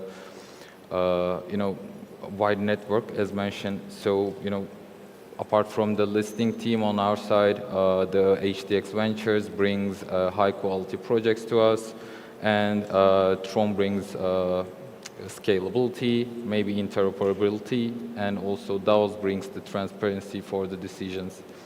So it's a pretty, let's say, consolidated portfolio on our side when it comes to, and the users can find really active portfolio regarding to the tokens because we are very active on the listings. Apart from that, as a listing manager, it directly gives me a very rich pipeline. So regarding to that, we can support early stage projects and also with funding, also with technical advice, even the liquidity structuring. We can support the projects. We just don't list for hypes. So when we do that, we are trying to work with more long-term, relations with the project side. So the real challenge is building the mechanism, through this really high volatile market cycle. So not every project can able to do that. Sometimes we see like 6 months after launch, 6 months later, they can be just dumped and vanish. So we need to be careful, and we need to also protect our users out of it. What I can say also, one of the also recent milestone regarding to this ecosystem, TRX also going to launch also on Nasdaq. So we will list on there, and this is a huge move for us because it also comes with the more institutional users on our side, and also probably expand the stablecoin market regarding to, we are now covering the 65% around of the whole stable coins. So this probably gives us the, more, let's say, opportunity to expand as well. Not just on the Tron side and the stable coin side, but also on the HTX side regarding that. So it's exciting for me, exciting as well. Okay, Thank you. So now, this one is especially close to my heart. It is the financial inclusion and the growth in emerging markets. So, and we are an emerging market as Turkey. So, Buddy, you are active in regions where traditional finance often fails people. So, what's your biggest challenge? Is it the regulations, the infrastructure, or user behavior? Yeah, so I guess when you think about the challenges, a knee-jerk reaction could be regulation, but actually I think infrastructure is at the core of the challenges we face in emerging markets.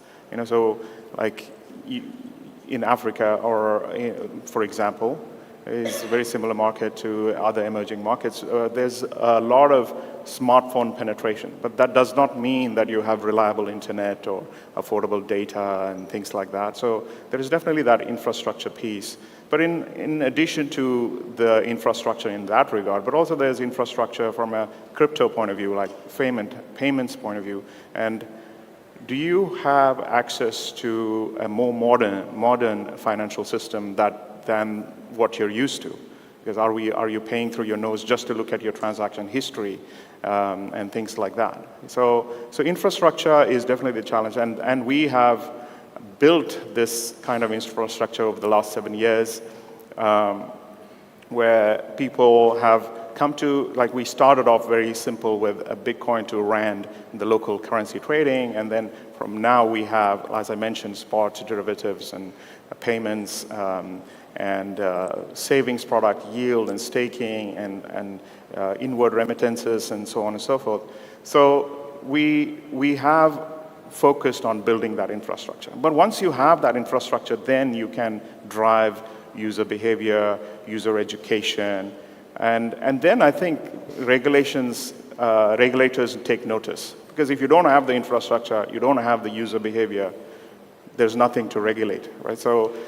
But we also have worked over the last 7 years with the regulators, as I mentioned, not just highlighting the risks of crypto adoption, but also the possibilities that there are to modernize financial systems. And we have worked closely with the local regulator in South Africa to build that framework for regulating crypto asset service providers. So I would say focus on infrastructure, and then focus on user behavior, user education, and then regulators will come, and then we can work together so that we are serving the customers in the best way possible in building a new financial system. Yeah, thank you. So this question is coming to three of you, because as we know, Turkey is one of the most active crypto markets, and you also experienced this. So what have you learned from Turkish users that could influence your global strategy? Well, I think Turkey, the population itself, well, this is my first trip here, but just from my understanding from, what I know about the Turkish markets, one of the, I think young population, at least 50% are already crypto native, right, at a minimum. And I think in terms of demographic too, very large in terms of female participation in the industry as well. The way I view it, it's similar to the way I view other markets, even though it's considered an emerging market. I think we're at a stage where most crypto users it's sort of matured, right? You start by onboarding, starting with the centralized exchanges, and then you start thinking, okay, well now I have these digital assets, Bitcoin, ETH, Solana, etc., Hype. What am I going to do with this stuff? And then you start, moving further on chain to figure out sort of, okay, can I, stake here? Can I yield farm here? Be an LP here or there? Bridge across chains, etc. Right? So I think it's very clear that the direction has been shifting to more on-chain activity. And I think that's, as exchanges, I think that's why you have, folks with like their pay and wallet on-chain native wallets, DEXs, right? That's sort of where everything's going. This hybrid model of, SEX and DEX, and I think that's sort of, my takeaway from not necessarily just Turkey locally, but just across the board, is that this is sort of the natural evolution, at least when it comes to exchanges and the products that we have to offer for our customers, because it's very clear that this is sort of the open world that everyone can participate now that the floodgates are open into crypto. So I think it's I find it very encouraging that all the exchanges are embracing this in one way or another, and if not already, most will, including ours. So I definitely think that's sort of where the opportunity is. If I may add, I think the users in Turkey are not after a get-rich-quick schemes, but actually after something that can preserve what they already have, right? So that mirrors a lot of the behavior that we see also in Africa, many of the African countries where there's currency debasement. That's a common theme, that you're basically trying to use it as a utility that's actually necessary than speculation. So Turkey is teaching us that the next 100 million users are not coming because of speculation, but out of necessity. Yeah, just building on the thoughts of Badi, I think Turkey is a great example how the stable token is used and how adoption is forced through need rather than through something nice to have. Because in most of the advanced economies with a high disposable income, people come to crypto either to hedge or to explore new opportunities and see crypto as an investment vehicle. While in Turkey, it is a daily need, and therefore we see high frequencies, more day-to-day use of assets.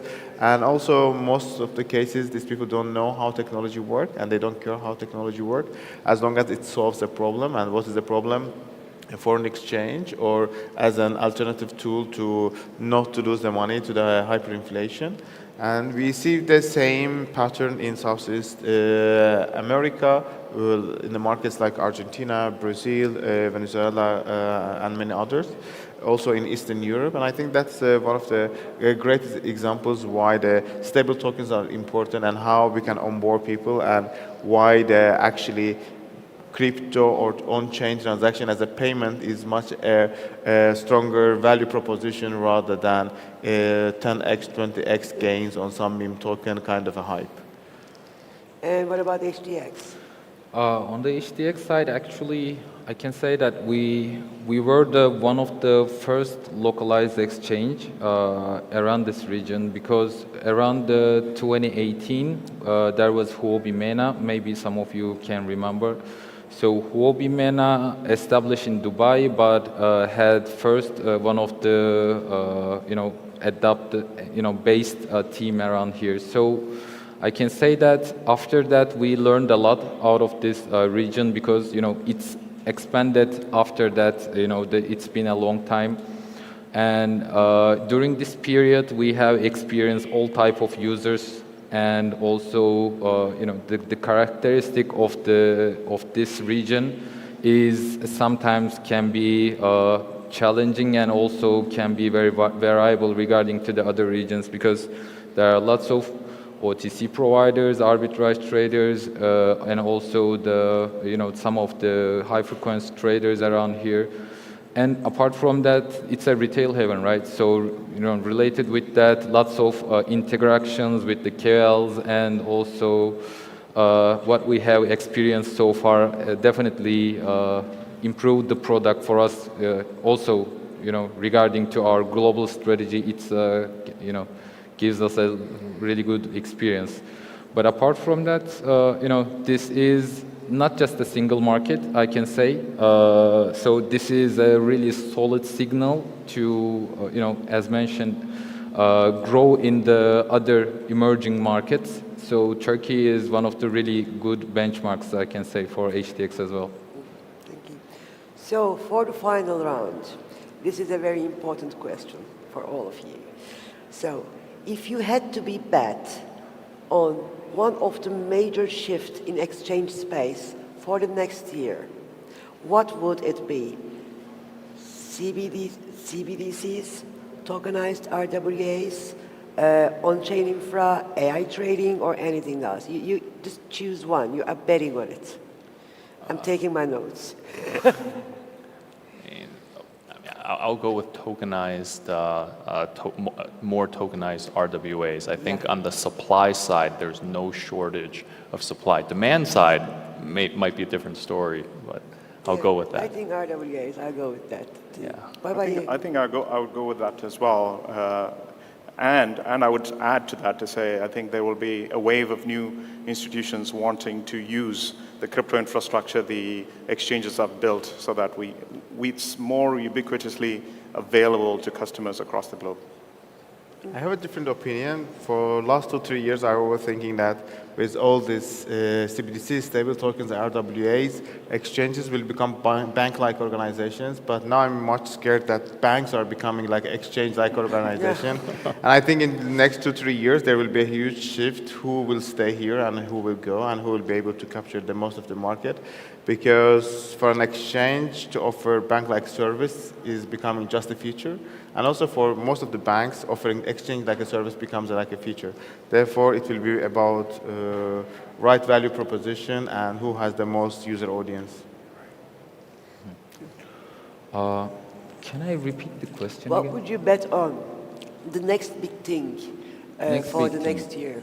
Okay, I thought like I need to say some category. So, so on main perspective, actually, I bet it would be the alignment with the maybe Web3 ecosystem and with the traditional finance and also Web2, because this alignment, currently people see the CeFi, DeFi, TradeFi as separate universe. So it's not that actually. We need to, on the next phase, we need to, build this bridge between the, structurally, technically, and also maybe even the, as a user experience. So probably this will be the main shift for, most engaged Web3 ecosystem to, rest of the world, maybe. So thank you for being here with us and enlightening us about the future of crypto exchange. And thank you for listening to us. We are running out of time, but if there is any questions from the crowd, maybe we can give one or two, if any. I don't see. Okay, thank you very much. Thank you very much. Thank you. Good one. Thank you.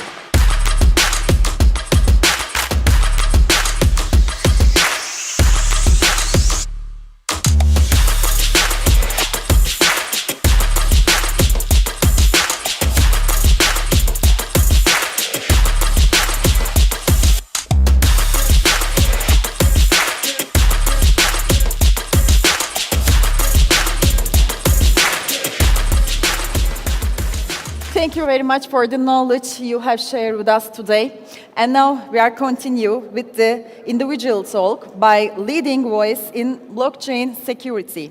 Please welcome Carl Anderson, Vice President of Engineering at Ledger, the global leader in secure digital asset management. Now the stage is yours.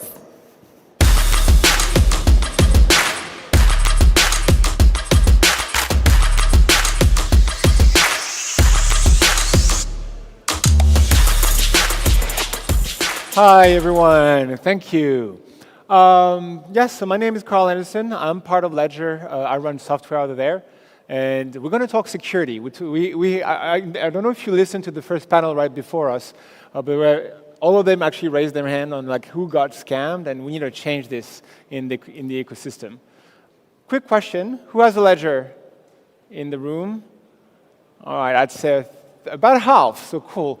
For those of you that don't have a Ledger yet, Ledger is a hardware device that protects your private keys and make sure that you don't lose your crypto. And that's going to be the whole purpose of my talk, is how to make sure that you don't lose your crypto.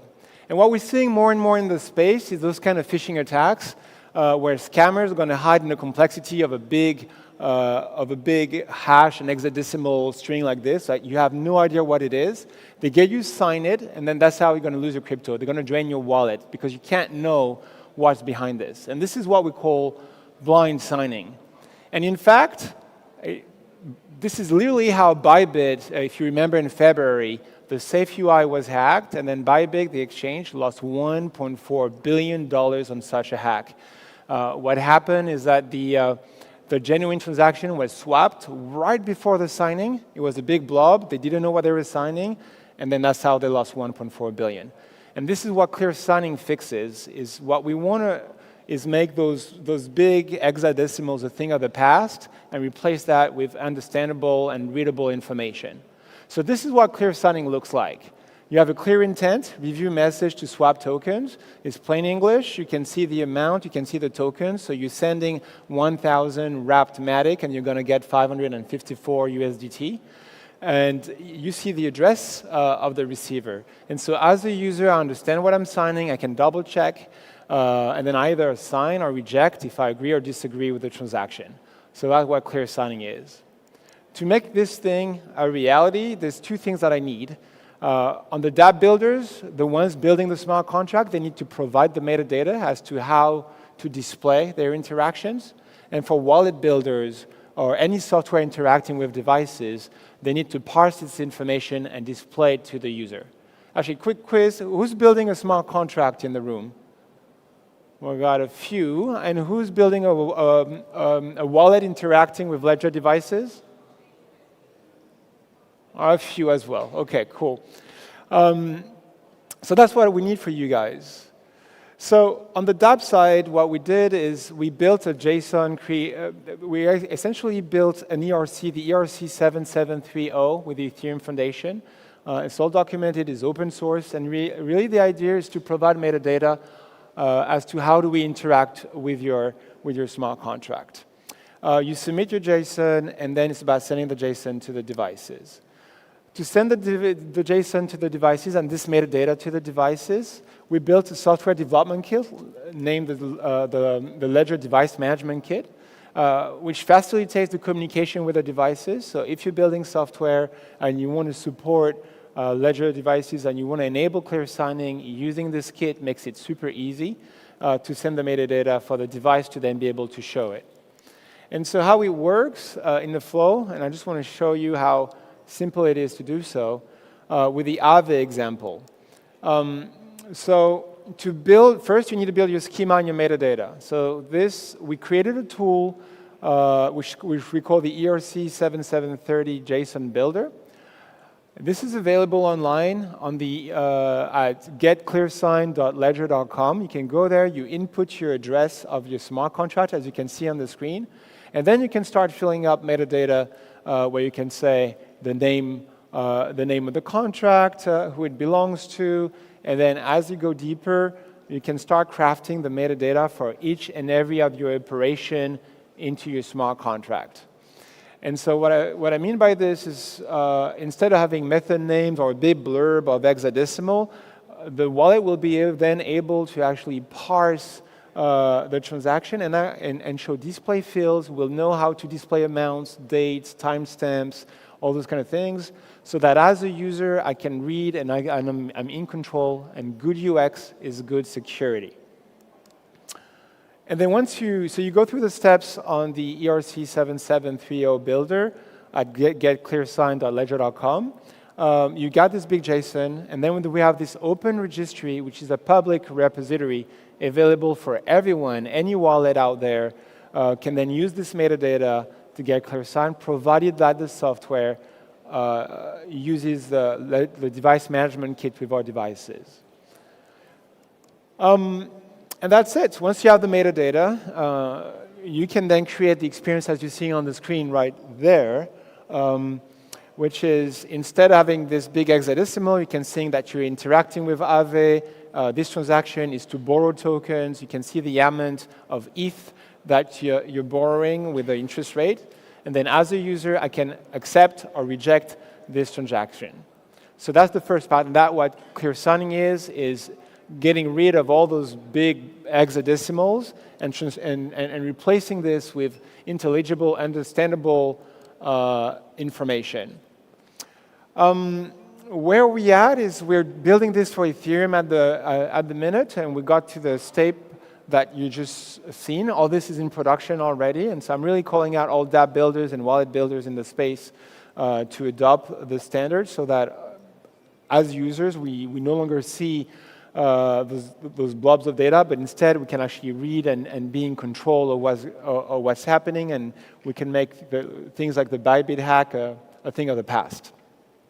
And what we're doing right now is we're improving. We have this tons of interactions, tons of things, tons of assets that we need to clear sign, and we obviously need to clear sign them all.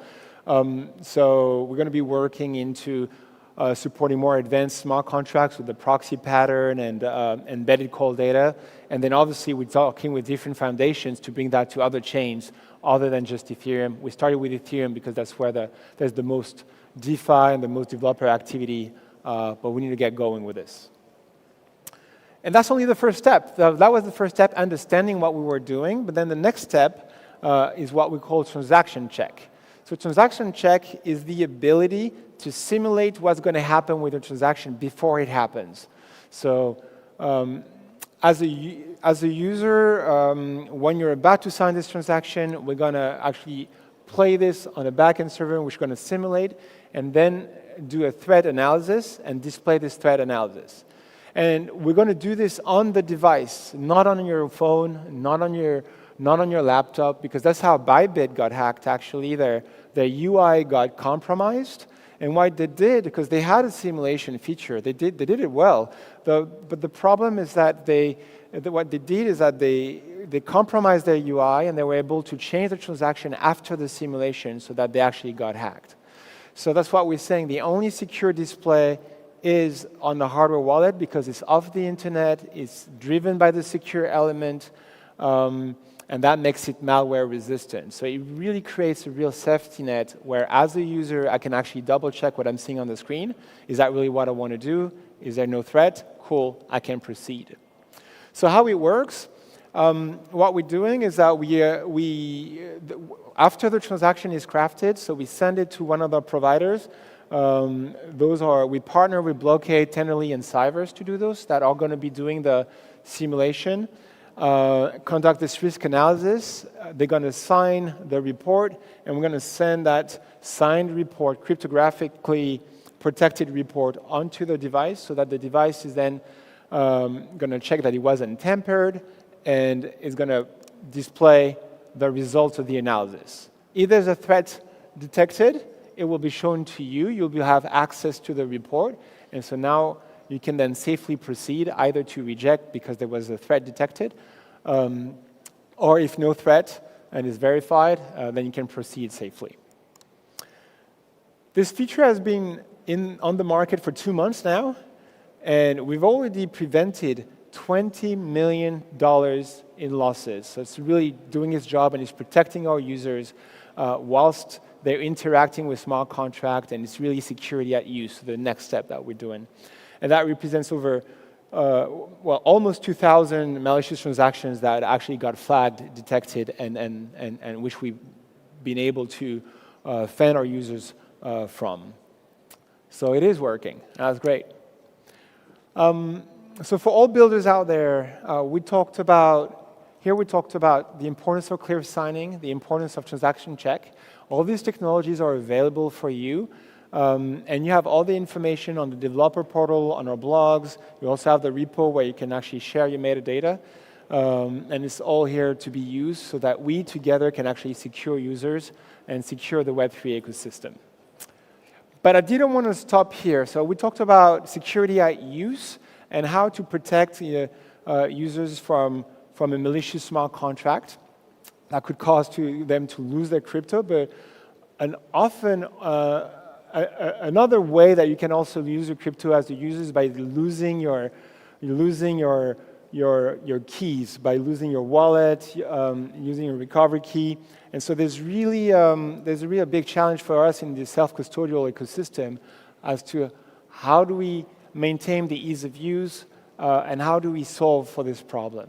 And I got news for you guys. We've just announced a couple of days ago that we're a brand new set of technology, a brand new product that's coming to market very soon, which is the Ledger Recovery Key.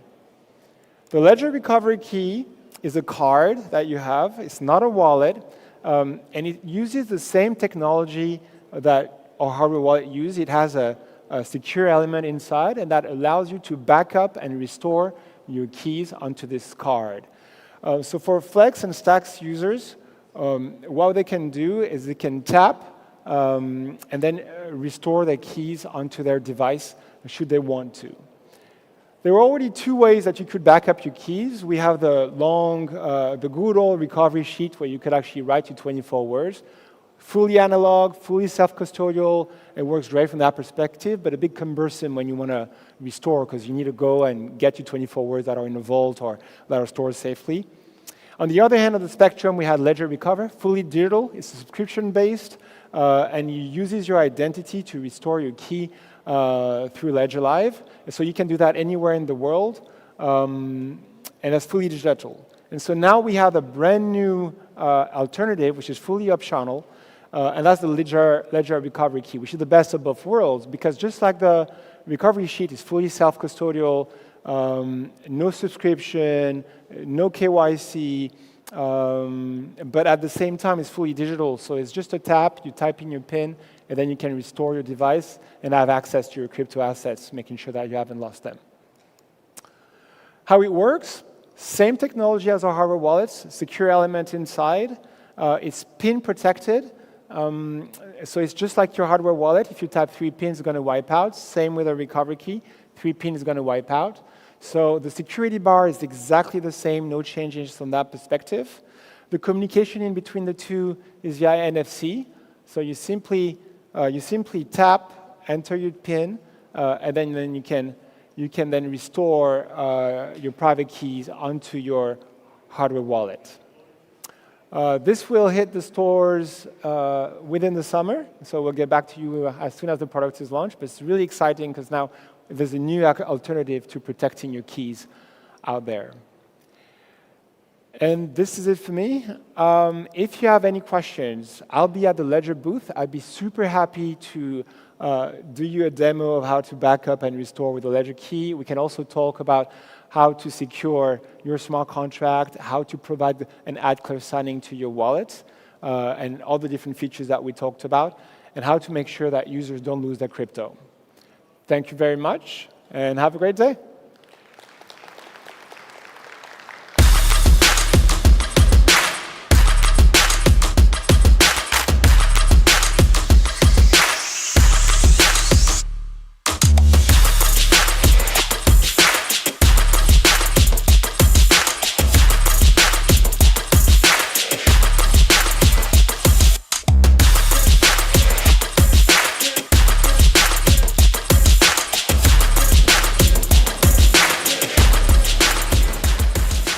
Carl, for your insightful talk and for sharing your expertise with us.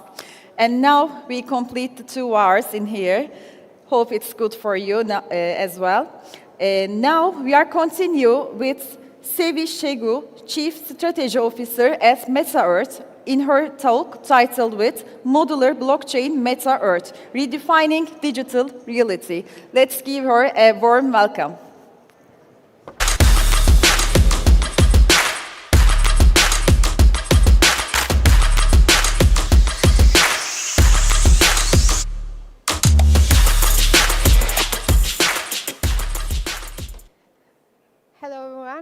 My name is Sevi Şegu. I'm the Chief Strategy Officer of Meta-Earth.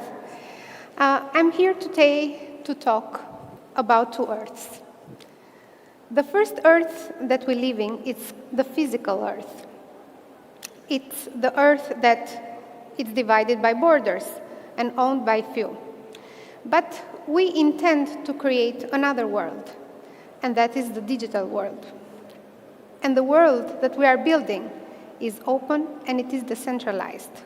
It's built on blockchain, it's owned by people. Because we thought that Earth deserved a digital twin. In this digital twin, We thought about it, and it would be no middleman, it would be no limits, it would be no borders. And it's designed for fairness. You might think, why Meta Earth and why now? Well, because of the complaints that we hear every day. We know very well that our internet is broken. Everyone is talking about ownership issues, about their data that are being sold. We rent everything practically, and we own nothing. And to tell you the truth, we thought that Web3 would be the solution, and it is. We created these tools for ownership and transparency and control. What do? We thought, let's do the Meta Earth project now. Why? Because we put this project into a modular blockchain ecosystem. As we are not used to working so far with other blockchains, ours is fast, is secure, and of course, it can handle all the demand of the people that will be in it. Meta Earth stands out because it's not just another token project. It's about real value. It's about integrating the people of the Earth in our digital ecosystem. It's a complete shift for the Earth that we live in into the digital world. Now, our ecosystem is divided in three main cores. It's the MiID, it's the MiPass, and the MiNetwork. The MiID, let's say, we give you a password to enter into our project, and you enter with a KYC. Once you are in, you are part of the MiPass. This is our wallet. In our wallet, you can access and you can assess your assets, you can play with your governance, and you can be part of a zone, of many zones that we have all around the world. You might think, well, what does this target? Let's say the complaints that we hear every day. For example, your land. You think you own your land, but you don't. The moment you don't pay the taxes, the government takes it from you. Your data, you think you own your data. Actually, you don't. Or you think you own Instagram. No, because Meta can take it away from you at any time. That is what I'm saying about our current problems. But we started small, you know. In the beginning, it took us 8 months to reach to 100,000 users, and then it surged around some months ago, around 5 months ago. We had 100,000 users in 1 month. Then we hit a breakthrough in February 18, 2025. We had 10,000 registrations, 10,000 users in a day. And now we grew fast in 1 year, more than 1 million. And today, I think we are more than 1,300,000 users. Our architecture of the modular blockchain, as you know, it's separated in 3 layers: the execution, the settlement layer, and the data availability. Think of it as a kitchen where the chef divides every part to its sub-chefs, so nothing gets congested, the plate is ready at the time. So this kind of modular design can handle as many users because our project is built for all the people in the world. So the efficiency, there is no congestion. So imagine building a building not with concrete, but with Lego blocks. Now, who is behind all this? He's not the typical crypto owner. His name is Patrick Orr. He's the founder and CEO of Meta Earth. He has been working over 2 decades in traditional finance. What he saw a lot of inefficiencies, you know, working in the banking system, being the middleman in this case, and he started to think that I want to change this. And he said, what if we build something big and something real for people all around the world? So what did he do? He said, I'm going to build this infrastructure when anyone can be in this digital world.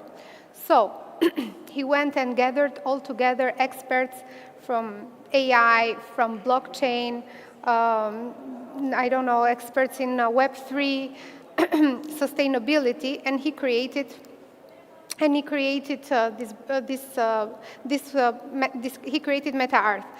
Let's say he gathered $50 million fund, and where we are today, after 1 year, we have more than 1 million users. So let's say this was a real success. How are we structured? We are divided into 200 plus zones. Each zone represents a country. Let's say I'm from Spain, I represent Spanish zone, and if you are from, let's say, Peru, it's the same. So far, we have activated more than 40 zones, 40 nodes. And of course, every nationality that enters in our project will have and will pass its own KYC. Let's say you are in Kenya and you propose something for Kenya. Let's say farming initiatives. You put it there, and people may vote for it or not. The same thing if you are in Germany, you want to do something in digital infrastructure.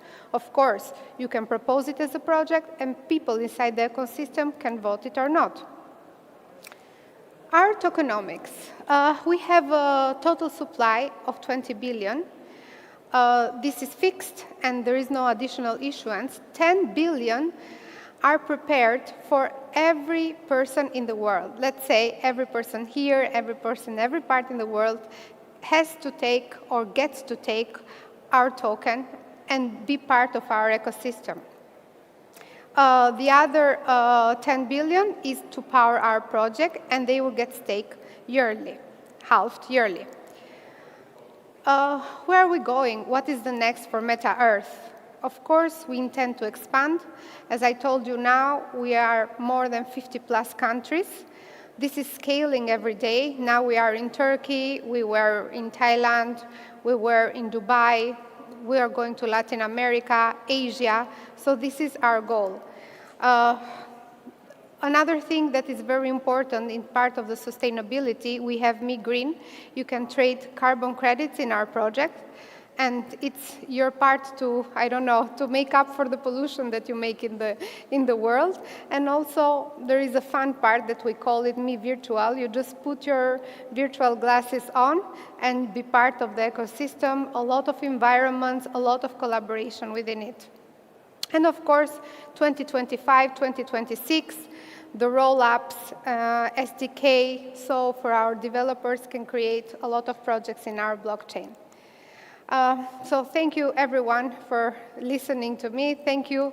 I want to thank also the blockchain organizers, but especially the people in Meta Earth who have worked so much for this project. Also for our users who trusted us from the start. Thank you.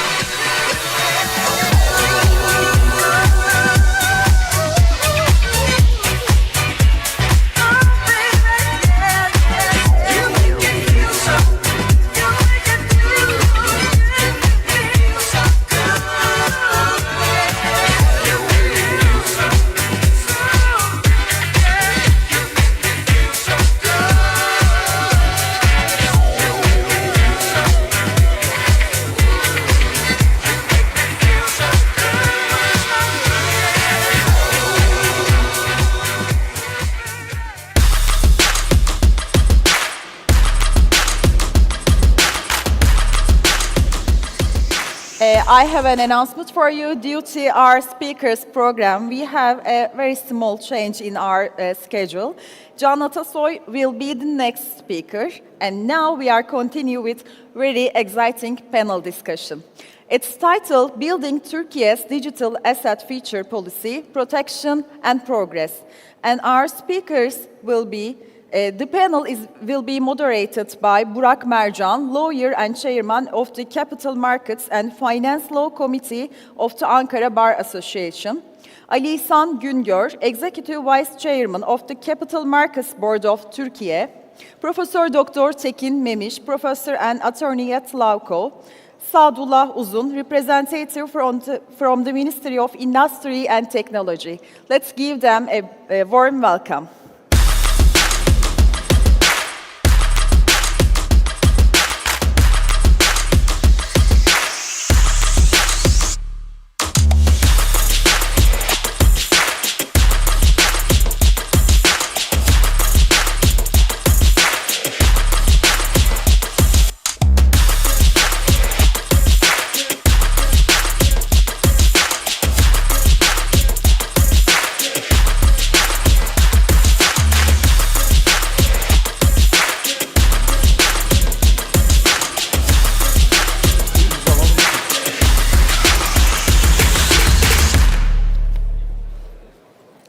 Ses deneme. Ses yerinde. Herkese tekrardan hoş geldiniz diyorum. Ben avukat Burak Mercan, Ankara Barosu Sermaye Piyasası ve Finans Hukuku Kurulu Başkanıyım. Bugün aramızda Sermaye Piyasası Kurulu Başkan Yardımcısı Sayın Ali İhsan Güngör ve Profesör Doktor Tekin Memiş hocamız bulunuyor. Bugün konumuz biraz daha 7518 sayılı kanunun ve daha doğrusu kripto varlık borsaların ve kripto varlıkları biraz daha geçmişten günümüze irdelemekle geçecek. İlk olarak İhsan Bey Başkanım sizinle başlayacağım. Başkanım bugüne kadar gördüğümüz şeyler biraz daha yasal düzenlemeler kripto varlık borsaları ve kripto varlık hizmet sağlayıcıları üzerine odaklanmış durumda. Peki var olan gelecek çalışmalarda hem kripto varlık ihraçları ve bu duruma dair yasal düzenlemeler beklenmekte mi yoksa bu durum daha ziyade sermaye piyasası kurulu tebliğleri üzerinden mi ilerleyecek? Geleceğe dair görüşleriniz ve fikirleriniz nelerdir? Çok teşekkür ederim. Öncelikle organizasyonu düzenleyenlere ve bizi burada buluşturanlara teşekkür ederim. Yine Ankara Barosu'na bu panele öncülük ettiği için tekrar teşekkürlerimi sunuyorum. Sorunuz çok güzel bir soru bence geleceğe yönelik perspektif ve ufuk koymak açısından. Sizin de dediğiniz gibi kanun şu anda mevcut durumda sermaye piyasası kanunu değişikliği olarak yapıldı. Ve kanuna göre sermaye piyasası araçlarını replike eden türdeki ihraçlar, eğer bizim sermaye piyasası kanunun 13. maddesine bir istisna getirilirse, biliyorsunuz bizde kaydi sistem söz konusu. Sermaye piyasası ihraçlarının kayden yapılması esas. Onun dışında kripto varlık cinsinden bir sermaye piyasası aracı ihraç edilecekse bu bize tabi. Onun dışında kanun araçtan bağımsızlık ilkesi dediğimiz technology independent diyor yabancılar buna. Yani teknolojiden bağımsız olarak işin özüne bakıyor. Yani ihraç edilen varlığın ne vaat ettiğini, nasıl bir hak sağladığına bunu kullanana ve satanın ne vaat ettiği ile ilgileniyor. Kanunda da var aslında böyle cümleler, yani ilgili otoritelerin yetkileri hakkıdır gibi. Dolayısıyla kısıtlayıcı olmasın diye aslında bu biraz böyle yapıldı. Yani bunun en güzel örneği aslında MİKA'da da var, e-money şeklinde. Bizim ülkemizde de mesela Merkez Bankası'nın yönetmeliğinde var. Orada diyor ki elektronik parayı replike edecek şekilde dijital varlık ihraç ederseniz bu benim bu yönetmelik hükümlerime tabidir. Bununla ilgili yapılacak olan düzenlemelere de tabidir diyor. Dolayısıyla mevcut durum aslında bir başlangıç olarak görmek lazım. İleriye yönelik olarak açılan bir pencere olarak görmek lazım. Sadece sermaye piyasaları cinsinden değil, birçok varlığın kripto varlık olarak ihracı söz konusu olabilir ama bu bir token vermeniz veya işte bir kağıt vermeniz veya sözlü bir vaatte bulunmanız sizin yaptığınız işin niteliğini değiştirmiyor. Yani kanun aslında bu özü belirtiyor ve önümüzdeki günlerde, önümüzdeki dönemde bu platformların oturmasıyla, mevcut yapının biraz işler hale gelmesi, aktörlerin netleşmesiyle beraber dediğiniz kapsamda sermaye piyasası aracı dışındaki alanlarda da çeşitli pencereler açılabilir. Çok teşekkür ederim açıklayıcı anlatımınız için. Tekin Hocam, biraz daha konuyu yavaş yavaş borsa ve ihraç karışık olarak ilerleyeceğim. Hocam, ülkemizde şu an için kripto varlık hizmet sağlayıcıların faaliyet başvuruları ve birçok başvuru bulunuyor SPK'da. Ancak ben şu açıdan yaklaşmak istiyorum. Ben yabancı bir kripto varlık hizmet sağlayıcı şirket sahibiyim ve Türkiye'de bir şirket açmak istiyorum. Burada benim bir yatırımcı olarak Türkiye'den şirket devralmam veya var olan bir şirketimi, Türkiye'de var olan şirketimi bir şirketle birleşme konusunda bu durumun hukuki avantajları ve dezavantajları nedir? Tabii şöyle, önce tabii konuşmama şu şekilde başlamak istiyorum. Küçük bir hikayede anlatmak istiyorum. Biliyorsunuz Sermaye Piyasası Kanunu'nun 35. maddesine getirilen ekler, en son işte kurumun çıkardığı tebliğlerle aslında kripto para varlıkları alanı, kripto paralarda dizayn edilmeye başlandı. 2018'de galiba Türkiye'de ilk kripto para hizmeti kurmak isteyen Amerikalı, Hintli ve Türk şirketlerin bir işini yapmıştık, şirket kuruluşunu yapmıştık. O dönem itibariyle hiçbir şey yoktu, hiçbir düzenleme yoktu. Bomboş bir alandı. Dışarıdan birileri geliyor, çalışıyordu vesaireydi. Düzenlemesiz bir alan. Aslında burada bir şeyi daha söylemek istiyorum. Şimdi bundan sonra söyleyeceklerimiz biraz daha hukuki olacağı için birkaç açıklama yapmak istiyorum. Aslında burada teknolojiyle hukukun bir gerilimi var. Aslında bir taraftan kripto parayla uğraşanlar herhangi bir düzenleme olmasın istiyorlar. Herhangi bir şey olmasın. Biz gelelim, şirket kuralım, işte ne bileyim tokenize edilmiş varlıklarımızı satalım, şunları satalım, bunları satalım ama herhangi bir denetime de tabi olmayalım diyorlar. Bu aslında benzer bir yaklaşım. Biz internetin ilk ortaya çıktığı dönemde de yaşamıştık. Ya internet özgürdür, ondan sonra burada özgürlükler alanıdır, kimse burayı denetlemesin şeklinde bir yaklaşım sergileniyordu. Ama biz orada da hep şunu söylüyorduk, internet de hukukun içinde bir alandır. Mutlaka hukuk kuralları buraya da mutlaka değinecektir. Ben burada sadece hukuk kurallarıyla, yani hukuk kurallarını düzenlerken nelere dikkat etmemiz gerektiğine dair bir şey söyleyeceğim ama çok küçük bir fıkra anlatmak istiyorum. Diğer vakitlerimden kısarsınız. Estağfurullah. Vatandaşın bir tanesi, bizim Müslümanlardan bir tanesi diyelim, vefat etmiş. Ondan sonra günahı ve sevabı eşit çıkmış. Ondan sonra diyorlar ki ne yapalım? Bunları diyor, o da diyor, ya sana melekler gelip diyor ki sana diyorlar seçme hakkı tanıyalım. İster cennete git, ister cehenneme. O da düşünmüş, ya demiş zaten bir sürü insan cennete gitmek için yarışıyor. Ya ben demiş onlara yer açayım. Zaten de iyi bir adam, cehennemde de çok kötü muamele etmezler, oraya gideyim demiş. Ben demiş cehenneme gitmek istiyorum. Almışlar adamcağızı, yanında 2 tane işte melek. Cehennemin kapısını açmışlar, içeriye atmışlar, kapıyı kapatmışlar, kilitlemişler. Kapıyı kilitlemez zebaniler gelmiş, bir girişmişler buna pataküte dövüyor.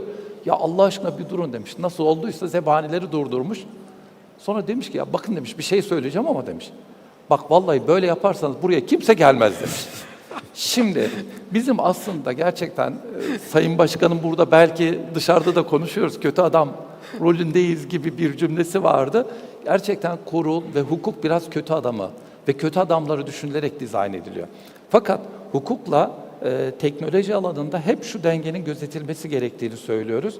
Burada eğer biz dünyadan daha fazla sıkmaya başlarsak, daha fazla keskin, katı kurallar koymaya başlarsak bu durumda artık buraya kimse gelmeyecek. Vallahi bir daha da kimse gelmez buraya.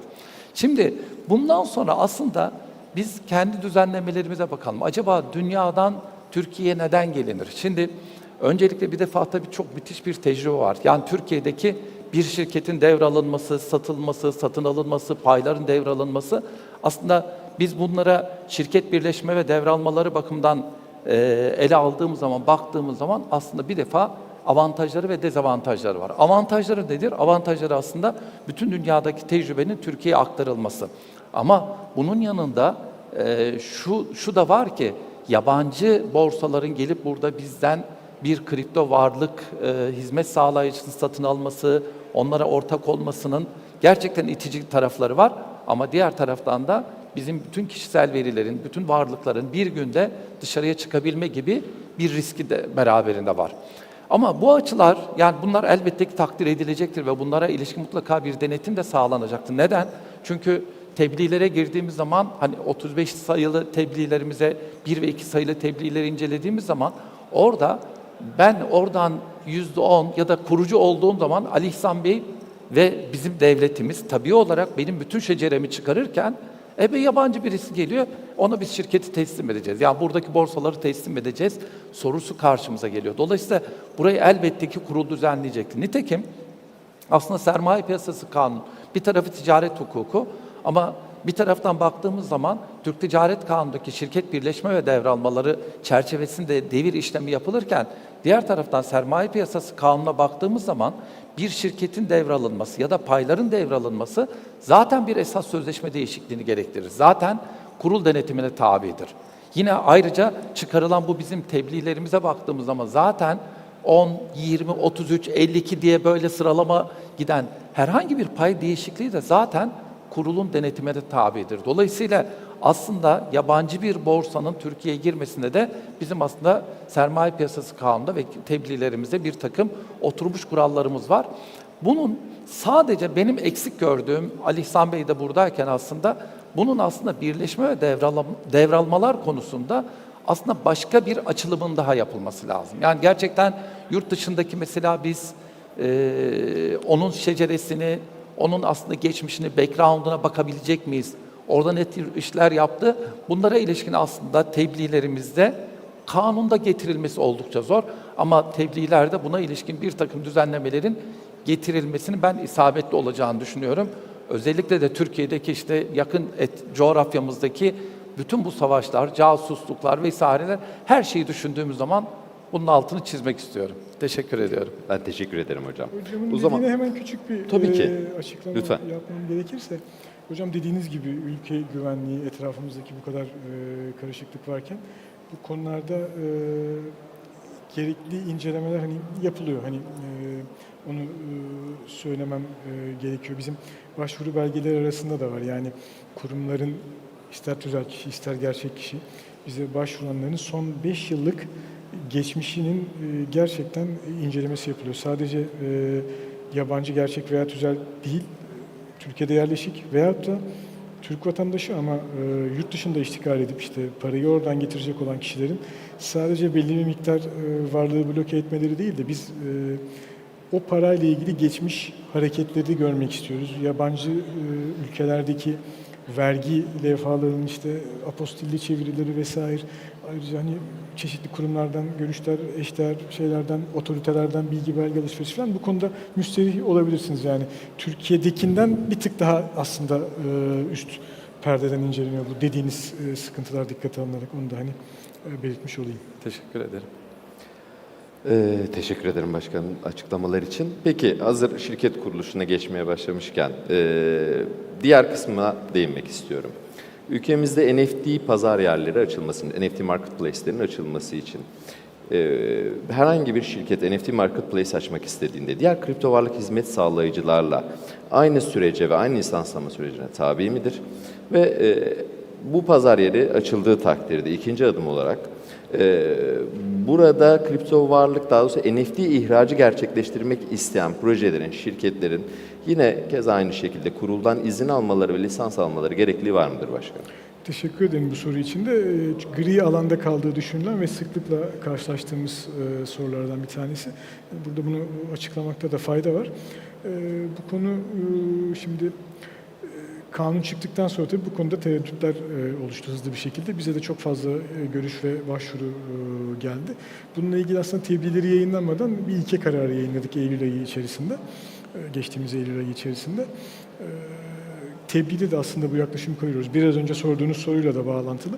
Yani NFT'ler tabii bir sermaye piyasası aracını replike etmedikleri için, yani nevi şahsına münhasır varlıklar olup bunların parçalanması olduğu için yani neyi NFT'leştiriyorsanız, hani bir sanat eseri, tablo vesaire, onunla ilgili mevzuatta bir takım yükümlülükleriniz varsa, yani bir sanat eserinin parçalar halinde satmakla ilgili olarak bunu bir NFT'leştirmeyip, tokenlaştırmayıp normal hayatta bunu nasıl oluyorsa yapabiliyorsanız kripto varlık olarak yaptığınızda da aynı düzenlemelere tabisiniz.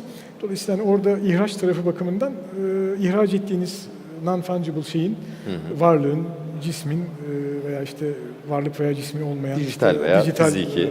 bir şeyin. Onunla ilgili mevzuata tabisiniz. Bu sermaye piyasası mevzuatının dışında kalıyor. Platformlar açısından baktığınızda bazı platformlar var. Diğer coin ve tokenların yanında NFT hizmetleri de verebiliyorlar. Tabii bunlara açıklık getirmek gerekti. Platform deyince bir süre sonra bunlar lisanslı kurumlar haline gelecekler ve onların işlettikleri pazarlarda NFT alım satımı söz konusu olduğunda bu sanki böyle daha güvenliymiş, devlet tarafından lisanslanmış gibi görünmesin diye platformlar bu işi yapacaklarsa müşterilerine tamamen bunun sermaye piyasası mevzuatı dışında olduğunu, herhangi bir korumaya tabi olmadığını müşterilerine net bir şekilde açıklayacaklar. Bunu ayrı bir pazarda yapacaklar. Onun dışında dediğim gibi halihazırda çalışan platformların yükümlülüğü bu. Bir platform olarak faaliyet göstermeyen, bizim kanunun ve tebliğin çizdiği çerçevedeki faaliyetleri yerine getirmeyen kişi veya kurumlar NFT alım satımını bir şekilde aracılık yapıyorlarsa veya buna ilişkin bir pazar yeri oluşturuyorlarsa onlar bizim tebliğlerimize tabi değiller. Tabii burada hani içimizde varsa yani alanlar gri. Yani burada dikkatli hareket etmek lazım. Yani NFT diye satılan ürünün bu ABD'de Huawei testi deniyor. Hani herhangi bir varlığın security olup olmadığına yönelik değerlendirme. Yani onu dikkatli yapsınlar. NFT yapıyorum derken sermaye piyasasının veya işte elektronik paranın alanına girmeden yapılabilir. Kanun bilerek bunu böyle düzenledi. Kısıtlama olmasın. Bu alandaki gelişmelerin önü açık olsun diye. Çok teşekkür ederim. Çünkü bu konu aslında tebliğler ve kanun 7518 sayılı kanundan sonra griliği konusunda bile tereddüt yaşanan bir husustu. İnsanlar ısrarla yani müvekkil şirketler, yatırımcılar veya arz etmek isteyen projeler sürekli şu soruyu yaşıyordu. Biz 7518 içerisinde miyiz? İşin özü aslında biraz bunun sermaye piyasası faaliyeti olmadığını belirtir bir sözleşme ve gerekli bilgilendirme yapıldıktan sonra hareket kabiliyetinin özgürlüğü olarak çıkıyor. Evet. Çok teşekkür ederim. O zaman şirketi kurduğumuza göre yönetim kuruluna geçebiliriz hocam biraz daha. Aslında hiç geçmesek, yönetim kuruluna hiç geçmesek belki daha iyi. Neden? Çünkü Burak Bey aynı zamanda fakültede demin dışarıda da söyledi. Fakülteden benim öğrencim. Ben kendisine müsaadenizle o anekdotu paylaşmak isterim hocam burada. Aman ne olursanız olun ama bir şirkette yönetim kurulu üyesi olmayın diye benim bir tavsiyem vardı. Sonra büyük konuştuğum için galiba ben zorla bir şirkete yönetim kurulu üyesi yapıldım. Öyle bir şeyimiz var. Tabii yönetim kurulu üyesinde aslında sorumlulukları bizim Türk Ticaret Kanunu'nda 6102 sayılı kanunda düzenlenmiş, özel olarak düzenlenmiş. Ama çok net bir şekilde aslında Türk Ticaret Kanunu'nda çok ilginç bir kavram var. Özen yükümlülüğü dediğimiz bir şey ve tedbirli bir iş adamı gibi hareket etmek kavram dediğimiz, business judgment rule dediğimiz bir kavram var. Sermaye piyasası kanunu, Türk Ticaret Kanunu'ndaki yönetim kurulu üyelerinin sorumluluğunu biraz daha genişletti, biraz daha geliştirdi. Bildiğiniz üzere Türk Ticaret Kanunu'nda yönetim kurulu üyeleri için bir takım cezai sorumluluklar vardı. Sermaye piyasası kanununda buna ilaveler yapıldı. Ama 35 ve sonra bizim sermaye piyasası kanununda kripto paralar düzenlenince bu sefer arkasına daha fazla hem cezai sorumluluklar yani kural olarak biz güveni kötüye kullanma, emniyeti suistimal suçu dediğimiz suç biliyorsunuz Türk Ceza Kanunu'nda 155'e 2'de biz 7 yıla kadar cezalandırıp bırakıyorduk. Oysa şimdi aslında bizim herhalde kurul yani eleştiri anlamında söylemiyorum ama aklımızda kalsın diye söylüyorum. 2 ile çarpmış daha ilk fıkrasında. 14 yıl demiş. Sonra 20 yıla kadar, 25 yıla kadar çıkarmış. Yani 2 kere suç işlese, adam öldürse daha iyi diyeceğiz. Şunu söylemek istiyorum. Yani bunları ne olur böyle biraz mizahlaştırıyorum. Sıkılmayın bu salonda diye. Bizim gibi bir hukukçuydun derken böyle ne bileyim hepimiz mahkeme suratlı, özellikle hukukçular mahkeme suratlı insanlar oluyorlar. Bizi sıkılmadan dinleyin diye anlatıyorum. Ama sermaye piyasası kanunu 35. maddesine getirilen düzenlemeler ve 35 nolu sıra sayılı 1 ve 2 nolu tebliğler incelendiği zaman aslında kripto varlık hizmet sağlayıcılarında yönetim kurulu üyeliği yapmanın gerçekten hani nasıl söyleyeyim adeta arafta yürümek gibi bir şey olduğunu görüyoruz. Dikenli tel üzerinde yürümek gibi bir şey. Çünkü neden? Aslında çok sayıda normal bir şirkette, bir anonim şirketteki bir yöneticinin daha üzerinde bir özel yükümlülüğüne sahipsiniz. Çünkü orada iş denetim sistemleri getirilmiş, risk kontrolleri getirilmiş ve dikkat edin orada bizim tebliğleri incelediğimiz zaman birçok karar alma mekanizması yönetim kurulu üyelerine doğrudan bağlanmış. Diyor ki en azından yönetim kurulu üyelerinden 2 tanesinin bu işlemi yapması gerekir. Bu aslında hani belki ticaret hukuku, klasik ticaret hukuku için bizler için biraz yadırgatıcı olabilir ama Avrupa Birliği'nin özellikle son dönemde çıkarmış olduğu tebliğlerde bu büyük kapı bekçileri dediğimiz ya da internetin ağababaları dediğimiz kimseler için getirilen sistemle de paralel bir sistem kurulduğunu görüyoruz. YouTube'da, ondan sonra Google'da insani bir kontrol mekanizmasına benzer bir mekanizma kurulmuş. Velhasıl söylemek istediğim şey şu, aslında bir kripto varlık hizmet sağlayıcısına yönetim kurulu üyesi olmak, bizim Türk Ticaret Kanunu'ndaki normal bir anonim şirketteki yönetim kurulu üyesi olmaktan daha da fazla özeni getirmektedir. Objektif bir özen yükümlülüğü. Biz hukukçular, bilmiyorum ne kadar kimse bu salonda hukukçu ama hani ben işin doğrusu bu tebliği ve kanundaki düzenlemeleri okuduğum zaman şunu gördüm, objektif bir özen yükümlülüğü getirmiş. Yani diyor ki sen kardeşim kendi işini savsaklayabilirsin ama eğer bir kripto varlık hizmet sağlayıcısında yönetim kurulu üyesi olursan sen artık bu işi savsaklayamazsın. Özellikle de hani cezai hükümler arasında getirilen şahsi iflasa kadar özellikle bunu da vurgulayalım. Hani biz Türk hukukunda kural olarak eğer bir tüzel kişilik varsa onun ortaklarının iflas yoluyla takip edilemeyeceğini söyleriz.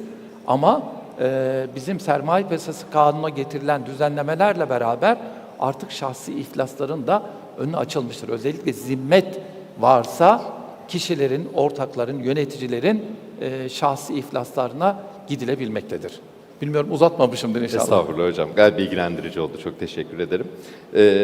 O zaman yine tekrar iç içe birlikte ilerlemeye çalışıyorum biraz daha. DeFi hususunu ele almak istiyorum. Aslında şöyle bizim sıklıkla karşılaştığımız müvekkillerimizden, danışanlarımızdan aldığımız en sık 2 soru DeFi ve cüzdan hususu. Hot wallet dediğimiz online cüzdan hususu. Burada 2 tane soru çıkıyor hocam karşımıza. Başkanım şimdi kanunda her ne kadar dışarıda da konuştuğumuz gibi staking hususu tanımlanıyor ama DeFi sadece staking'den ibaret bir bölüm değil. Gerçekten merkeziyetçi bir yapı içerisinde birçok kaliteli ve çok hızlı hizmet sunabilen bir yapı. Ancak ülkemizde DeFi hizmetlerinin hem hukuki durumunu ve buna ek olarak 2 soru gibi düşünebiliriz. Hot wallet hususu da aynı zamanda. Çünkü saklama hizmeti dediğimiz bir husus var. Kanunda ve tebliğlerde düzenlendi. Ama cüzdan sağlayıcılığı, online cüzdan sağlayıcılığı hizmeti bir saklama hizmeti midir?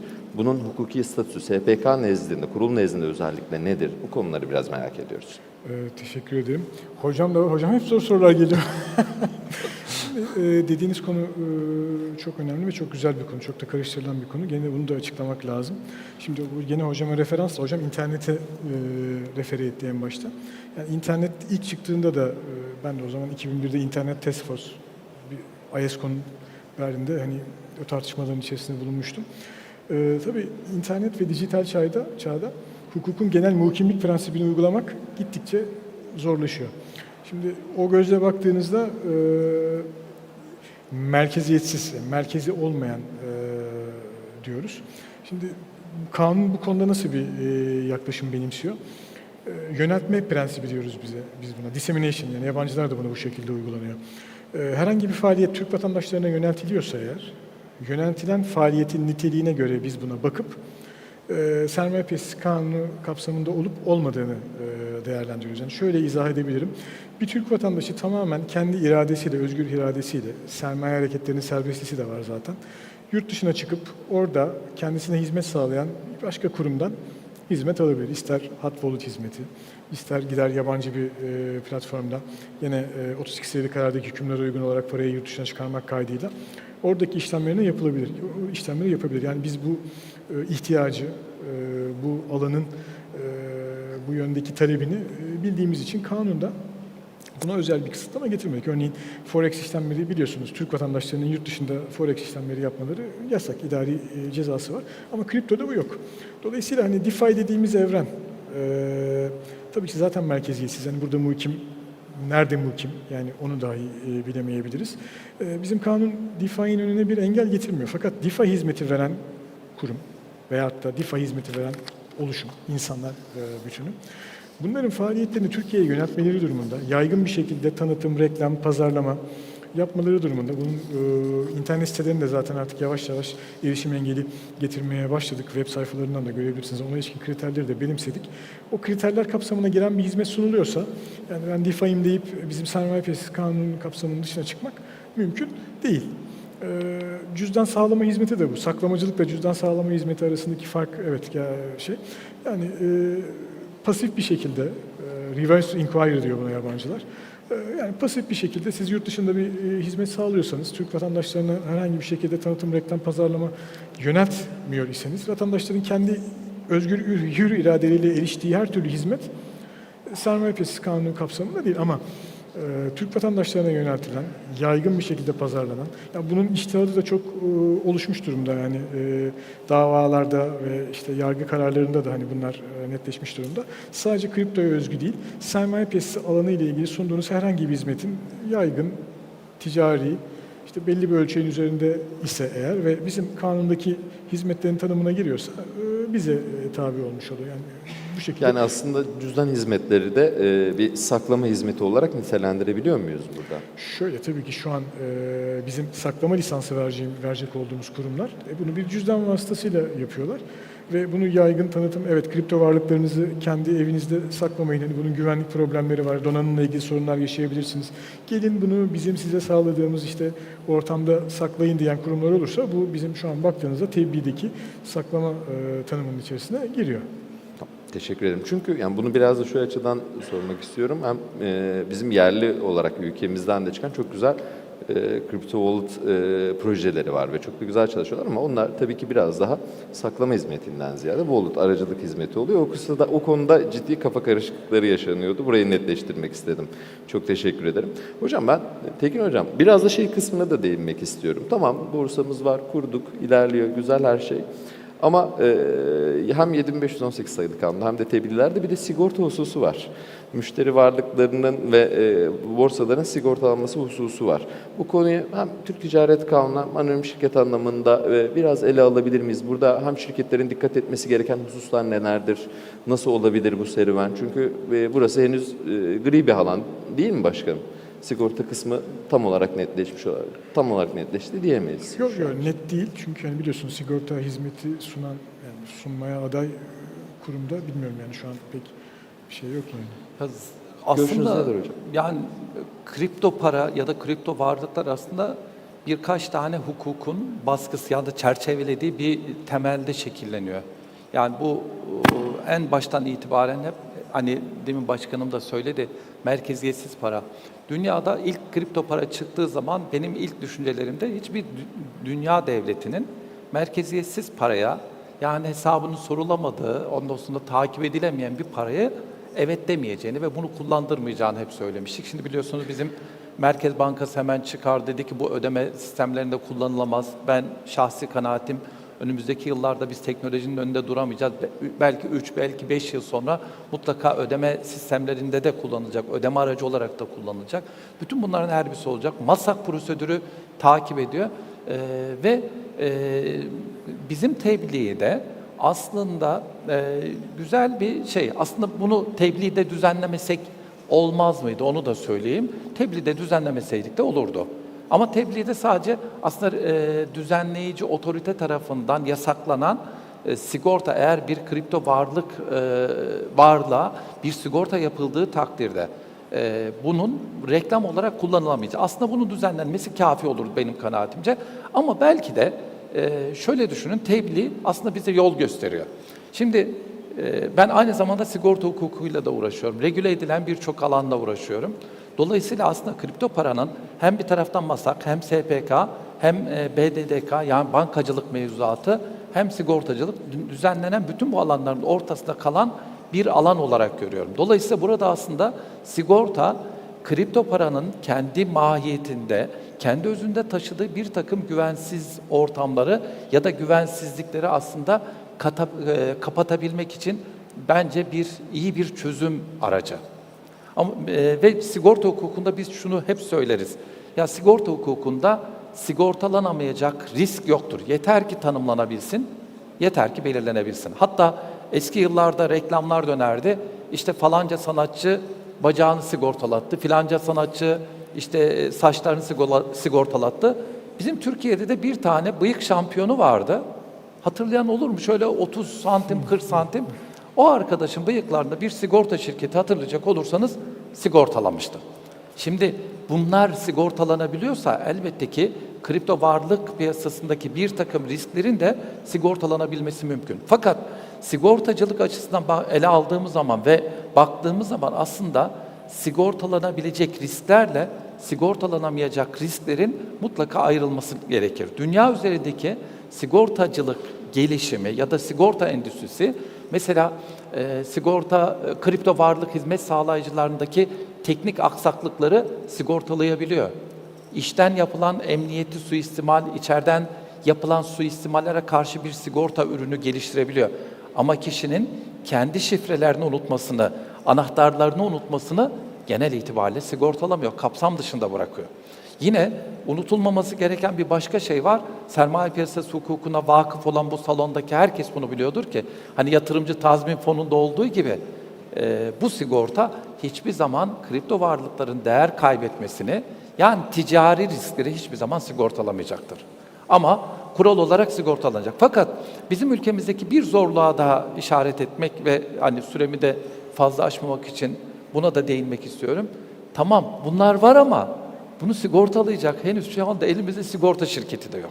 Burada gerçekten belki de sermaye piyasası kurulunun gerçekten yardımıyla uygun bir poliçe genel şartlarının üretilmesi gerekiyor ki gerçekten, çünkü sigorta şirketlerini tanıyorum, bu riski yakinen tanıyamıyorlar. Dolayısıyla orada bir genel şart üretimine de ciddi anlamda ihtiyaç var. Burada da zannediyorum kurulun desteğini alacağız. Şu anda bizim ülkemizde doğrudan buna yönelik herhangi bir ürünümüz maalesef yok ama olmayacağı anlamına gelmiyor. Bir kapının açıldığını görüyoruz. Teşekkür ediyorum. Hocam hemen küçük ilave yapayım. Şimdi tabii sigorta dediğimiz bir aktörye hesabı. Yani aslında bizim sermaye yeterliği düzenlemelerimizde sigortacılık veya Basel bankacılığın o sermaye yeterliği düzenlemelerine gittiğinizde Basel, yani risk dağılımını göreceksiniz. Şu kadar olasılıkla şu kadar para kaybedebilirim. Yani belirsizlik değil. Risk dağılımını, risk profilini çizebildiğiniz bir şeyi siz sigorta yapabilirsiniz. Yoksa mesela Basel'in standart rule of thumb, tanımlayamadığım şeye %5 karşılık ayırtırım diyor. İşte operasyonel riskle ilgili karşılığı nasıl? %5. Şimdi öyle bakınca sigorta konusu tabii düzenlemeden ziyade biraz ekonomik koşulların ve gerekliliklerin oluşmasıyla ilgili. Yoksa hocamın dediği gibi sigortalamayacak hiçbir şey yok. Sigorta hukukunu çok derinden bilmemekle beraber muhtemelen tanımlayabildiğiniz her riski sigorta edebilirsiniz. Ama bizim yani yurt dışı örneklerle karşılaştığımızda, yani özellikle platformlardaki varlık kayıpları ile ilgili riskleri dikkate alan yabancı kurumların talep ettikleri sigorta primleri, sigorta çok sevimli değil mi? Ne güzel. Hani benim bir platformda, bir saklamacıdaki varlığım yok olursa, kaybolursa, ister operasyonel risk, ister suistimal, ne güzel işte biri bunu karşılasın. Şahane ama öyle değil. Yani onun çok ciddi bir maliyeti var. Şu anki yani risk profili oluşturabilmek için de belli bir veri setine, geçmiş deneyime sahip olmanız lazım.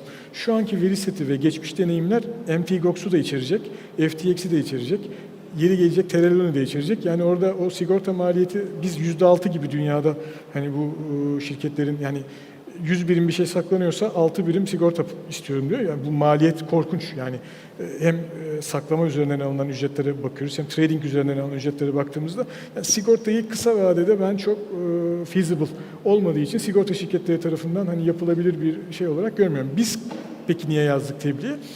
Olur ya bir sigorta şirketi bu işe kalkışır. Çok dar bir poliçeyle bu işe girilir. Fakat bunun reklam, tanıtım, pazarlaması, sigortayı bir kullandınız mı ondan sonra herkes oraya teveccüh eder. Onun ayrıntısına bakmaz. O yüzden o sigorta yaptırıyorsanız da bir şekilde bulduysanız da bir poliçe, bunu reklam aracı olarak kullanamazsınız diye özellikle belirttik. Çünkü feasible bir sigortanın çok yakın bir vadede ortaya çıkabileceğini çok düşünmüyoruz. Evet, kesinlikle haklısınız. Şimdi kapının önünde dediğiniz gibi biraz kötü görüntü, olumsuz görüntü çizmeye devam edeceğim ben kurul açısından maalesef. Aslında peş peşe iki sorudan oluşacak yine. Önce sosyal medya kısmına değinmek istiyorum. Sosyal medya üzerinden alım satım hedefleri, fiyat bilgisi veya Telegram gibi kapalı gruplar kurulup burada işlem açarak, işlemlerini paylaşarak, hatta buradan yeri geldiğinde gelir üretebilen veya Telegram grubu olmasa da sosyal medya üzerinden paylaştığı işlemler ve fiyatlarla ilgili bir model üreten sosyal medya fenomenlerimiz var. Bu sosyal medya fenomenlerimizi 6362 sayılı sermaye piyasası kanunu çerçevesinde değerlendirebilir misiniz? Bundan sonra bir kısım daha ekleyeceğim sonuna. Bu soru için de çok teşekkürler. Tabii bu yaygın bir problemimiz. Yani sadece kriptoya özgü değil, sadece ülkemize de özgü değil. Halihazırda hisse senetleri piyasasında, Forex'te, diğer kıymetli madenlerde bu fenomen grubunun paylaşımları oluyor. Yani bunu diğer ürünlerdeki yaklaşımımız ve bugüne kadar kullandığımız araçlar neyse, tabii kripto sektörde düzenlendiği için artık onlar da o radar içerisinde takip edilip, yani kanun hükümleri de malum, içtihatlar zaten yerleşmiş, yaygın. Burada hemen çok kısa, hani biliyorsunuz ne var? Finansal bilgi zaten sıkıntısız ve sorunsuz yayınlanabilir. Finansal bilginin bir üstü genel yatırım tavsiyesi, kişiye özgü olmayan şekilde fakat yorum içerebilen, yön içerebilen tavsiyeler. Bir üstü yatırım danışmanlığına gidiyor. Yani tabii bu faaliyetler verilirken yatırım danışmanlığı kurum çatısı altında verilebiliyor. Bunlara dikkat etmek lazım. O çizgi ve sınırları her an aşılabileceğine dikkat ederek kişilerin yaptıkları sosyal medya paylaşımlarına dikkat etmeleri lazım. Finansal okuryazarlıkla ilgili çok ciddi çalışmalar yürütüyoruz. Yani biz ne kadar polis olarak bunun peşinden koşsak da buradaki en önemli unsur halkın bu kendileriyle iletişim halinde olan kitlenin kim olduğunu, ne olduğunu, neye hizmet ettiklerini biliyor olmaları ve bunlara itibar etmemeleri, kendi değerlendirmelerini yapmaları ve bu konudaki yetkin kurumlara güvenmeleri. Yani aslında burada özetle gene normal hisse senetleri piyasası için geçerli olan bütün her şey İzinsiz yatırım danışmanlığı faaliyeti kapsamında burada evet, için geçerli. Evet, evet. O zaman geliyoruz sorunun en önemli kısmına. Şu anki regülasyonlarda yatırım danışmanlığı, kripto varlık hizmet sağlayıcıları yapabiliyor. Ancak bunu reel varlık değeri 50 milyon TL ve üzeri olan yatırımcılara yapabiliyor. Peki o zaman gelecekte dediğimiz gibi kişilere inanmaması ve kurumsal hizmet açısından kripto varlık sektöründe bir yatırım danışmanlığı şirketleri, portföy yöneticiliği gibi hizmetler, şirketler görebilecek miyiz? Bu konuda çalışmalar var mıdır? Şimdi güzel, teşekkür ederim. Yatırım danışmanlığı faaliyetinin 50 milyon ve üzerine veriliyor olması yanlış anlaşılmasın. Genel yatırım tavsiyeleri platformlar tarafından herkese verilebilecek. Yani biz 50 milyon altını şeye bırakmış olmuyoruz. Evet. Bilinçsiz bırakmış olmuyoruz. Fakat yatırım danışmanlığı az önce sigorta gibi. Yani sigortanın bir maliyeti var. Yatırım danışmanlığı faaliyeti aslında bence yeterince anlaşılmıyor ülkede. Yatırım danışmanlığı deyince işte biraz bilgi sahibi olan kişinin paylaşımı değil. Yani yatırım danışmanlığı demek araştırma faaliyeti demek. Araştırma bilimi demek. O araştırma raporlarının yazılması ile ilgili ilke ve esaslar, onunla ilgili oluşturulacak altyapı, lisanslar. Yani yatırım danışmanlığı faaliyeti pahalı bir faaliyet. Sigortayı nasıl ki ucuza alamazsanız, doğru bir poliçeyi, yatırım danışmanlığı faaliyetini de işte böyle ucuza aldığınızı zannederseniz siz aslında orada kullanılan ürün olursunuz. Ve bizim Forex piyasasında biliyorsunuz yatırım danışmanlığı ve portföy yöneticiliği yasaktır. Evet. Neden yasaktır? Çünkü fiyat hareketi çok yaygın olan, kısa vadeli fiyat hareketlerinden kazanç elde etmeyi amaçlayan nitelikteki piyasalardaki yatırımcılar açısından yani yatırım danışmanlığı daha uzun vadeli bir perspektif, bir temel analiz gerektiren bir faaliyettir. Kısa vadeli fiyat hareketleri üzerinden para kazanma amacını yatırım danışmanlığına bağlarsanız hem yatırım danışmanlığı faaliyetini biraz yapmış olursunuz, downgrade etmiş olursunuz, hem de o faaliyetten beklentisi olan insanları belki de gereksiz bir beklenti içerisine sokmuş olursunuz. Dolayısıyla aslında 50 milyonun üzeri demek bu bilince sahip, yatırım danışmanlığı hizmeti aldığında gerçekte ne alıyor, biliyor olduğunu sorgulayan, artı oradaki ilke ve esaslara uygunluk konusunda talepte bulunabilecek. Yani bugün ortalama bir kişi bir yatırım danışmanının kendisine tavsiye verirken, araştırma raporu yazarken nelere dikkat etmesi gerektiği konusunda tabii çok bilgi sahibi olamaz. Ama özellikle bu piyasada fiyat miktar hareketi çok hızlı ve çabuk olduğu, temel analiz yapmanın çok zor olduğunu dikkate aldığımızda eğer biz bilinçsiz bir kişinin mevzuatta düzenlemek çok kolay. Yani işte bir tane lisans, 2 tane araştırma raporu, işte bir tane de Ya bunları düzenlemek kolay ama biz bunun belirli bir bilincin düzeyindeki kişilerle beraber yapılması halinde, kurum çatısı altında ve lisansa bağlı olarak yapılması halinde çok doğru işlemeyeceğini gördük. Önümüzdeki dönemde ve oraya doğru da gidiyor bu piyasalar. Şimdi belli başlı kripto varlıklardaki fiyat hareketlerine baktığımızda yani o 2017'den sonraki o şeyi görmüyoruz yani. Aslında bu bazen şeye de sebep oluyor. Yani şu an ben sahayla temas ettiğimde şeyi görebiliyorum. Fiyat hareketliliği nispeten azaldığı ve daraldığı için bir memnuniyetsizlik var. Yani hani bu piyasada şeye evrildi biraz. Yani kıymetli metallerle kimi zaman koreli hareket ediyor. Amerikan faiz oranlarıyla belli dönemlerde ki hareket yönü var.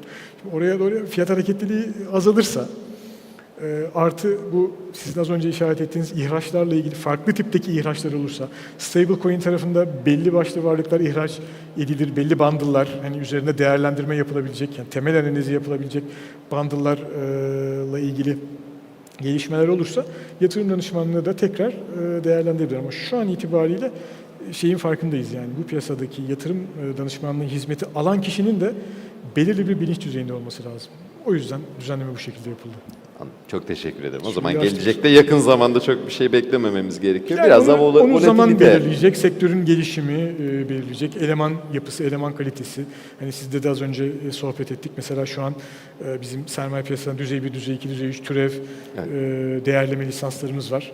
Kripto ile ilgili belki sırada işte o tarafta birçok lisanslara ihdas edilir, şeyler olur, gelişmeler olur, dünyaya da bakarız. Mesela CFA'nin lisanslarının benzeri bizde eşdeğerliği var. Mesela CFA benzeri uluslararası bir kriptoya özgü bir şey gelişir. Biz onları replike ederiz vesaire. Bu alan gelişime açık. Ama şeyi biliyoruz yani piyasayı da biliyoruz. Geçmiş örnekleri ve deneyimleri de biliyoruz. O açıdan İnşallah önümüzdeki dönemde diyelim. Bir de kurum, ülke hafızası olarak da tabii biraz kötü olaylarda yaşadığımız vakti zamanında TODEX gibi olaylarda yaşadıktan sonra haliyle daha defansif ve daha tedbirli bir yaklaşımda geliştiriyoruz benim anladığım kadarıyla. Hem tebliğlerde hem çalışmalarda. Düzenleme yapmak çok kolay. Yani şey çok güzel görünüyor insanlara. Yani ya işte fenomenleri mi takip etsin? Siz bireysel lisans verin. İşte lisanslı adamlar insanlara tavsiye versin.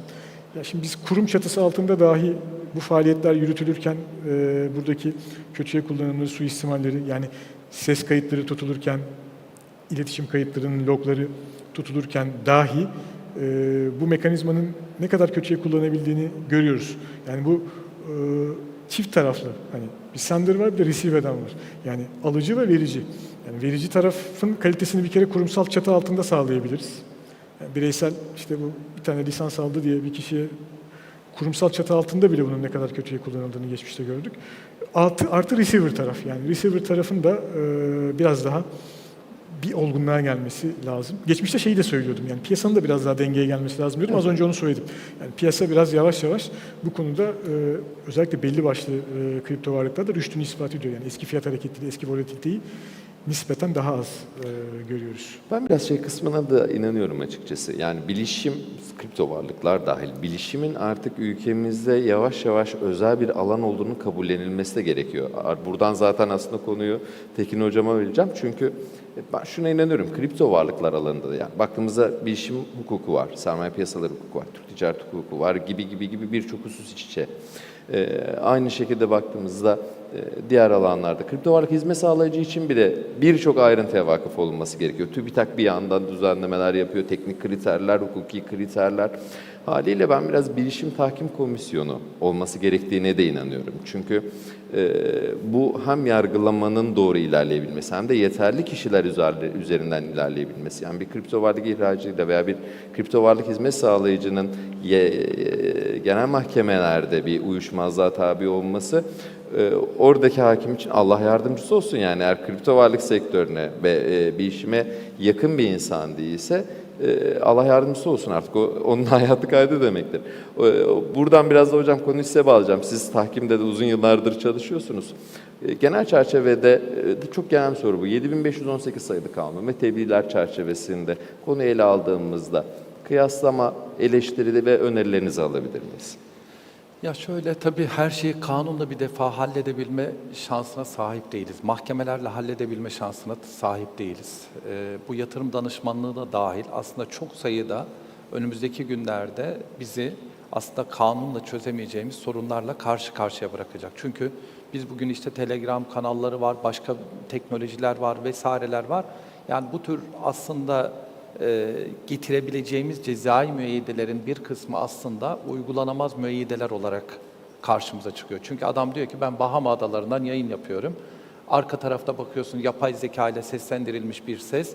Biz bunlarla ilgili ihlallerle karşılaşıyoruz ve bunlarla nasıl mücadele edeceğimizi de bilmiyoruz. Ama ben şunu söylemek istiyorum. Elbette ki demin en baştaki konuşmama atıf yaparak şey yapacağım. Bilmiyorum, süreyi de bitirmek üzereyiz herhalde. Son şeyimiz galiba. Evet hocam. Ben şunu söylemek istiyorum. Bir hukukçu olarak internetin ilk ülkemizde kullanmaya başlandığı zaman da dahil olmak üzere bizim çıkaracağımız düzenlemeler dünyanın bir adım gerisinde de olmamalı, bir adım ilerisinde de olmamalı. Çünkü bu mecra aslında bir su gibidir. Yani su akarken önüne herhangi bir engel koyarsanız su uğraşma sağa döner, oradan bir yol bulur. Su ama mutlaka su akar, bir yolunu mutlaka bulur. Bu nedenle aslında biz belki Mevlana Celaleddin Rumi Hazretlerini eleştirirken şöyle bir eleştiri getirirler. Derler ki sen Kur'an'dan uzaklaştın, şiir yazıyorsun, semaya çıkıyorsun falan, sema yapıyorsun. Onun çok güzel bir cümlesi vardı. Ben bir pergel gibiyim, sivri ucunu Kur'an'a dayadım, öbürüyle bütün dünyayı geziyorum diyor. Eğer biz bugün bilişim hukukunu düzenleyeceksek, kripto parayı düzenleyeceksek, kripto paraları düzenleyeceksek ya da başka teknolojik alanları düzenleyeceksek, hukukun çok temel alanlarına mutlaka ayağımızı bir pergelin o sivri ucunu saplayıp geri kalan tarafıyla bütün dünyayı gözetlememiz lazım. Ne çok katı olmalıyız çünkü kaçar. Yani çünkü biz aslında bu piyasanın gelişmesini de istiyoruz. Ne de çok esnek olmalıyız. Çünkü bizim insanlarımızın mağdur edilmemesi gerekiyor. Bu dengenin kurulması lazım. Bu arada da aslında uyuşmazlık çözüm mekanizmaları, Burak Bey söyledi. Yani bizim mahkemelerimizde maalesef hani işimiz mahkemeye düştüğümüz zaman en iyi ihtimalle 5 yıl, 6 yıl bir dosyanın kesinleşip karara çıkması. Bizim burada daha farklı uyuşmazlık çözüm mekanizmaları üzerine çalışmamız lazım. Mesela sigorta sektörü, az önce söylemiştim, sigorta sektöründen bir örnek vereyim. Mahkemeler 6 yıl sürdüğü için sigorta tahkim komisyonu adı verilen bir komisyon getirildi. Türkiye özgü bir çalışma sistemi. Sigorta şirketi rıza göstermese bile siz trafik alanında herhangi bir sorun yaşadığınız zaman sigorta şirketiyle, bakın sigorta şirketinin rızası yok. Kural olarak bir tahkimin çalıştırılabilmesi için her iki tarafında rızasına ihtiyaç vardır. Ama diyor ki ben bu uyuşmazlıkları acil gördüm diyor devlet. Ben bunları diyor sigorta tahkiminde göreceğim. 4 ayda çözüyorum diyor. Ve iyi de bir pratik sağladı Türkiye Cumhuriyeti Devleti. Bu alanda başka ülkelerle karşılaşıldığı zaman dedi ki ben burada acil bir durum gördüm. Ben bunu bu alana taşıdım dedi. Yani şunu söylemek istiyorum. Belki tahkim mutlaka olması lazım. Ama tahkim benzeri diğer uyuşmazlık çözüm mekanizmalarının bizim bu sistemlerde de devreye mutlaka girmesi lazım. Çok teşekkür ederim hocam. Başkanım sizin de son sözlerinizi alayım. Bu tahkim konusunda hocama hani bir katkı anlamında bizim sermaye piyasaları alanında Türkiye Sermaye Piyasaları Birliği Hakem Heyeti müessesemiz var. Onun tabii bizim hukuki zemini biraz kanuna tam dayanmadığı için onu kuvvetlendirme yönünde çalışmalarımız var. Ama olunca belki kripto varlıklarla ilgili olarak da böyle bir görevlendirme yapılabilir. Sektörle ilgili son olarak söyleyeceğim işte düzenleme çalışmalarını siz de bahsettiniz. 30 Haziran'la beraber Sermaye Piyasası Kurulu'na yapılacak olan başvuruların son tarihi, faaliyette bulunanlar listesinde olan şirketlerle ilgili olarak.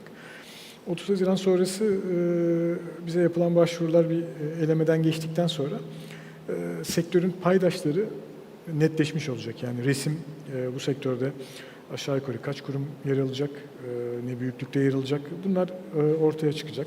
Platformların yapabilecekleri faaliyetler belli. Yani bunların içerisinde ileride bir tokenizasyon faaliyeti olacaksa bunlar da yine bu platformlar üzerinden yapılacak.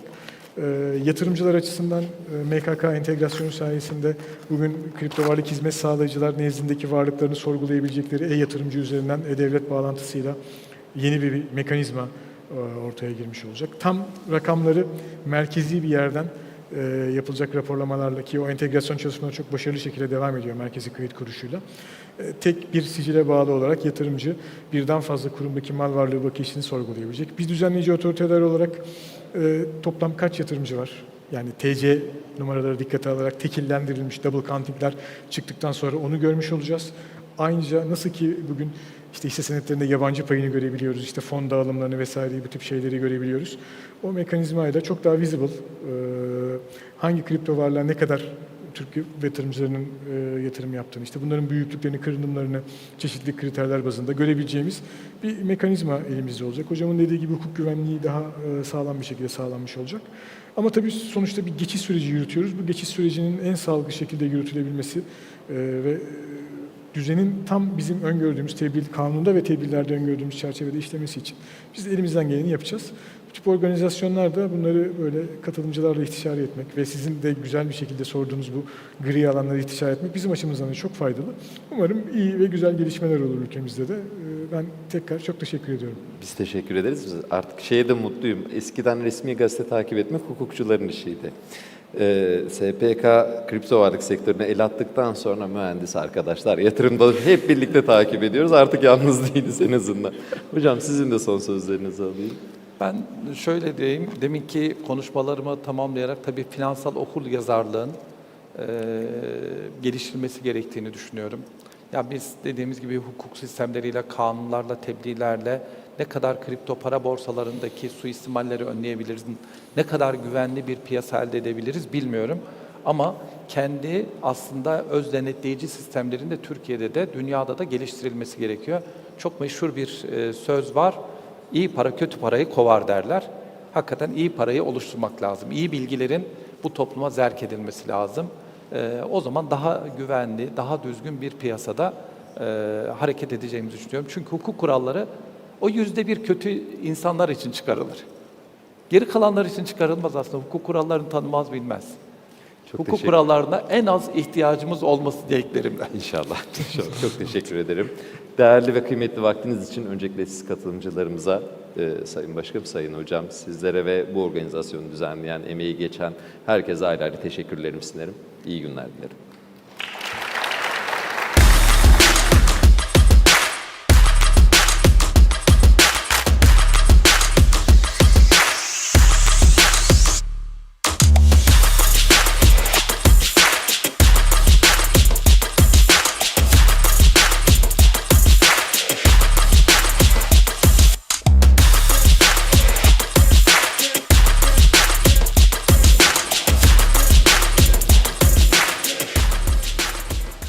Thank you so much to all our speakers they have shared with us. And up next, we are pleased to welcome Can Atasoy, Customer Relationship Manager at Bybit Türkiye, and his talk titled by Bybit Türkiye'deki sonraki adımlar, strateji ve yol haritası. And now the stage is yours.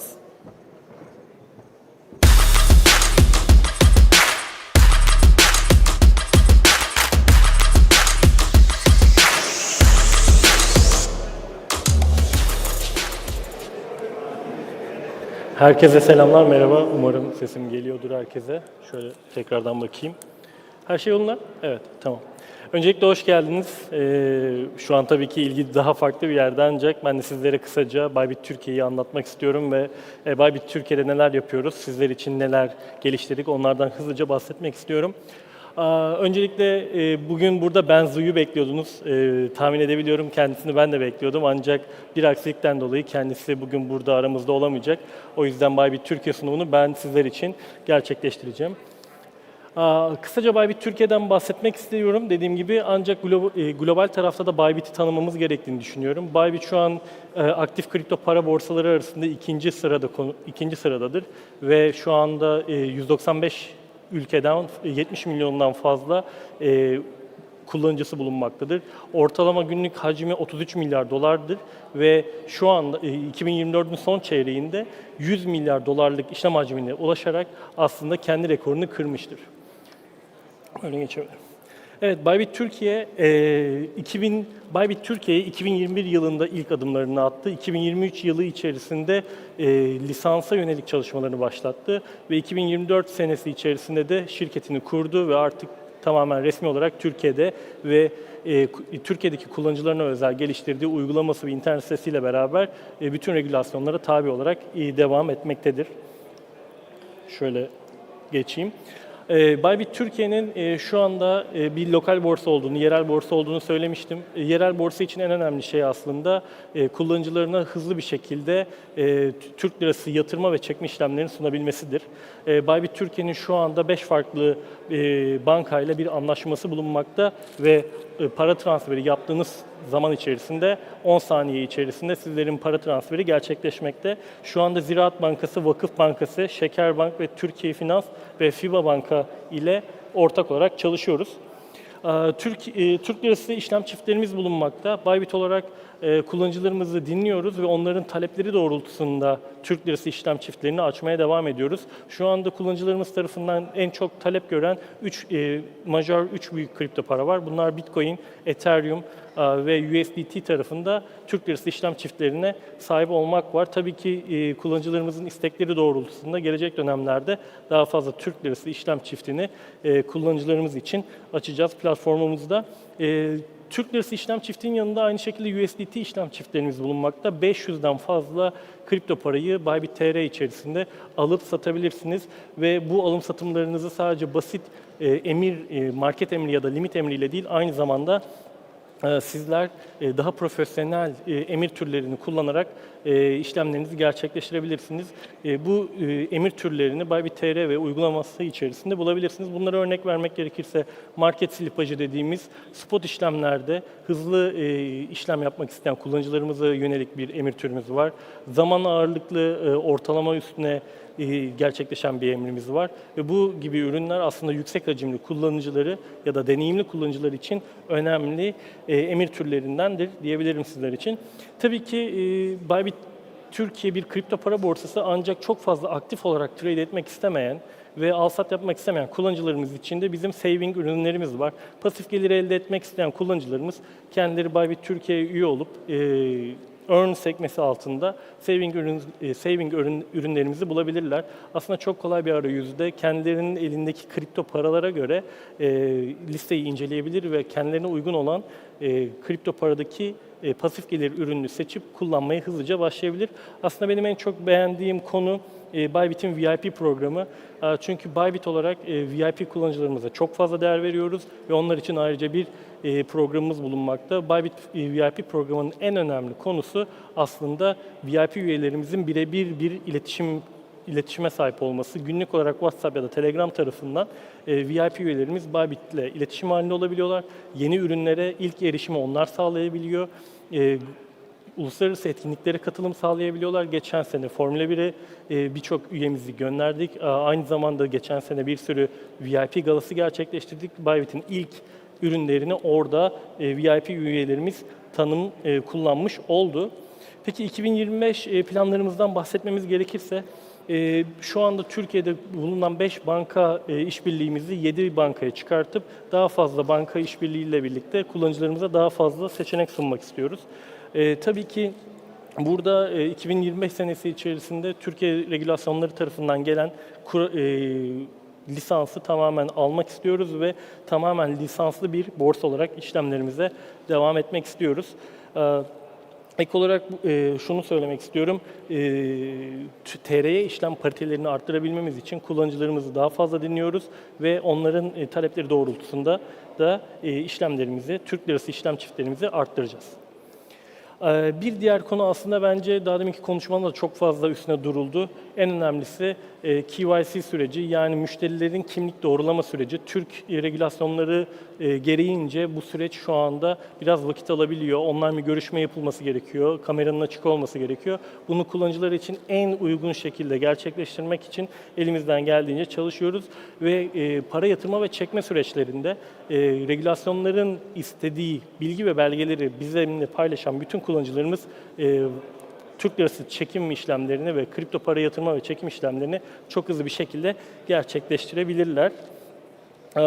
Ek olarak şundan bahsetmek istiyorum. Bybit.tr'nin topluluklarla arası çok iyi bir şekilde devam ediyor ve bütün topluluklara da önem veriyoruz. Yakın zamanda Bybit.tr Akademi'yi de hayata geçirerek aslında birçok yerde finansal okuryazarlığın arttırılması için bir çalışma gerçekleştirmiş olacağız. Birazcık kısa tutmak istedim. Zaten şu an ilgide birazcık şey oldu. Umarım sizler için faydalı olmuştur. Soru varsa alabilirim. Yoksa bizim zaten bir yan salonda launch'umuz var, booth'umuz var. Orada sizleri ağırlamak ve birebir tanışmak isterim.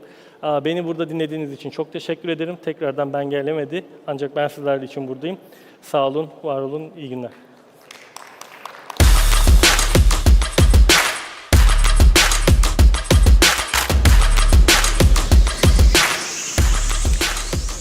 Thank you very much for sharing your insights with us. And now we have reached our lunch break. You will have one full hour of enjoy your meal and connect with each other and recharge for the rest of the day. Enjoy your break.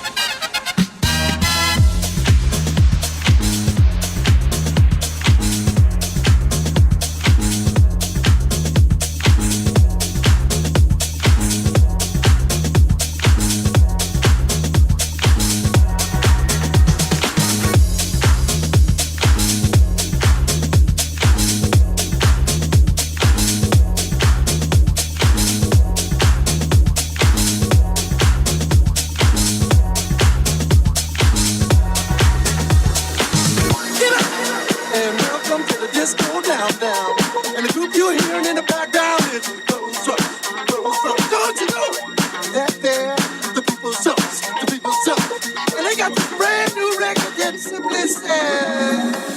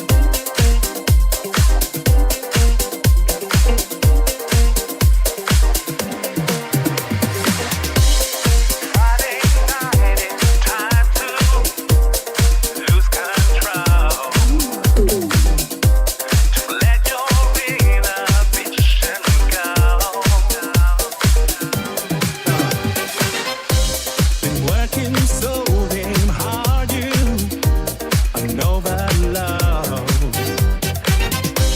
It's time to just relax, let go. So now it's a change, a moment of dance. Let down your hair and trust the groove. Now the countdown begins. The rhythm has got you moving again. Don't you know this beat was made for dancing? Wow. Don't you fight the music, you will win. No. Here's to all the times when you were down and music saved you. Here's to all the times it saved your life. Oh, don't you know the music is a force that can't be silenced? Here's to all the times it changed your life. Won't you just get up and dance? Get up and dance. Get up and dance. Now won't you just get up and dance? DJ, turn the music up some more. Now won't somebody hit the floor? You feel it when it hits you. You can't deny. Rhythm deep inside your soul. Yeah. Don't even try to fight it. Don't even try. Got you weak down to your bones. Don't you know this beat was made for dancing? Wow. Don't you fight the music, you will win. No. Here's to all the times when you were down and music saved you. Here's to all the times it saved your life. Whoa, don't you know the music is a force that can't be silenced? Here's to all the times it changed your life. Won't you just get up and dance? Something will make you move your feet. Rhythm is gonna get you good. Shaking your ass like you knew you never would. Turn your whole world upside down. Won't even know what hits you now. Won't you get up and dance with me? Gonna take it to the point of ecstasy. Won't you get up and dance with me? Gonna take it to the point of ecstasy. Won't you get up and dance with me? Gonna take it to the point of ecstasy. Won't you get up and dance with me? Gonna take it to the point of ecstasy. Won't you get up and dance with me? Won't you just get up and dance?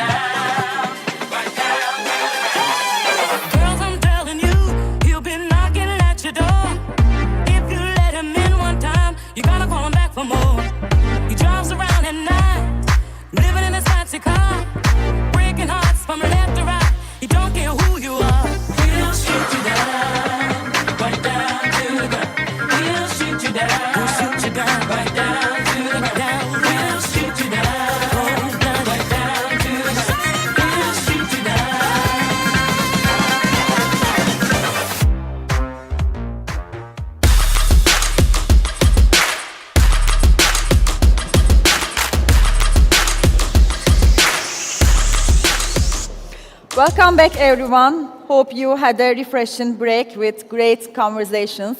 And now we are continue with an individual talk by Christoph, CEO of Skytail Ventures. Please join me in welcoming him on the stage.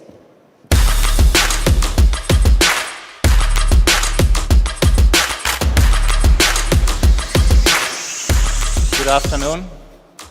I always wonder what people did when they had to wait before the invention of mobile phones. So I guess they spoke to each other, but I'm not sure. Before I start, I want to ask the audience whose portfolio in crypto is up this year? So the Bitcoiners in the back. Whose portfolio is up this year who doesn't have Bitcoin? Oh my God. Everyone lost money. But everyone is in it for the tech anyway, isn't it? Few words about ourselves. So I work for a company called Scytale Digital. We are an asset manager who are focused on technology. We run about $100 million in assets across 4 different funds. The latest fund we started in January this year. We got money from the Polkadot Foundation. Who knows what Polkadot is? 1. Okay. So Polkadot was found by Gavin Wood.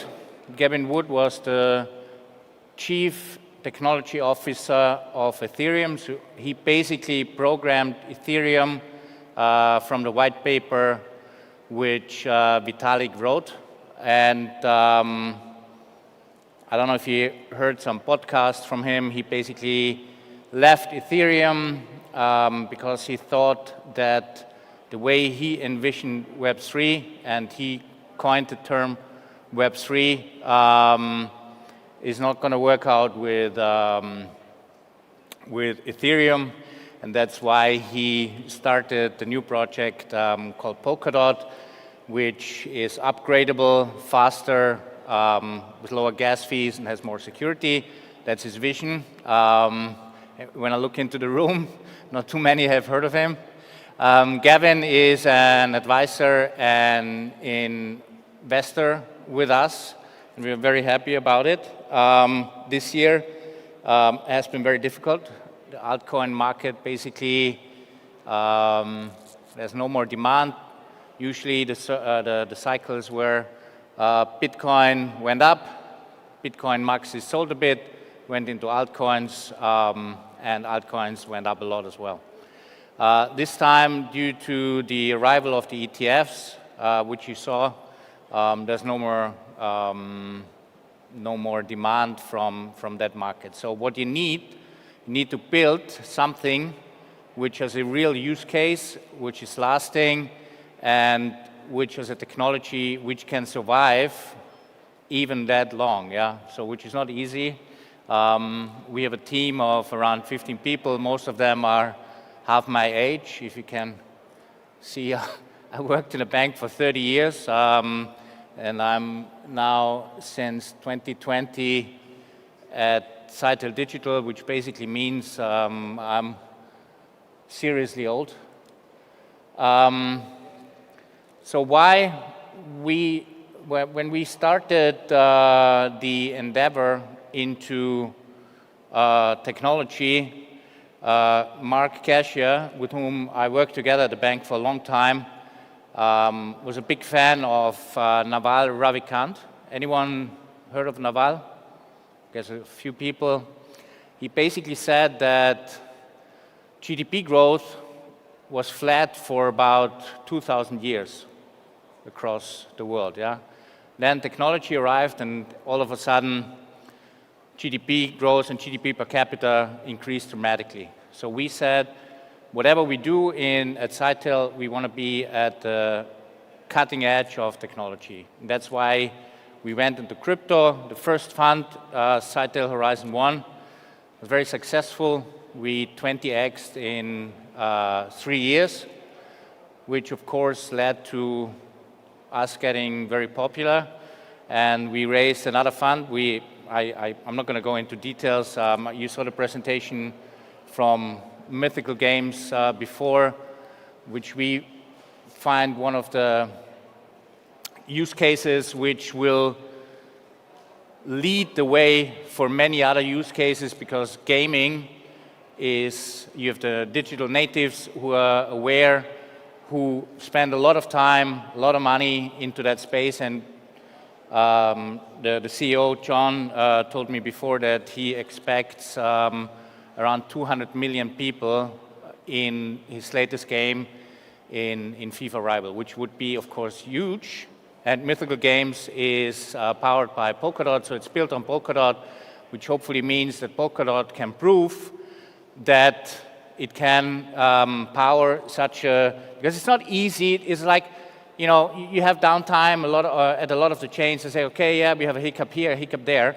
As soon as you have 200 million users, you can't have a hiccup anymore because it's not going to work. And then hopefully, as soon as we see use growth and the cases which are real, you will see which chains will work and which won't, yeah? The only thing is you need to stay alive until then. It's like John Maynard Keynes always said, the market can stay irrational longer than you can stay liquid, yeah? So be careful what you look into it, yeah? So this is a little bit of an overview where we stand right now. But what I want to focus is, we think, so who of you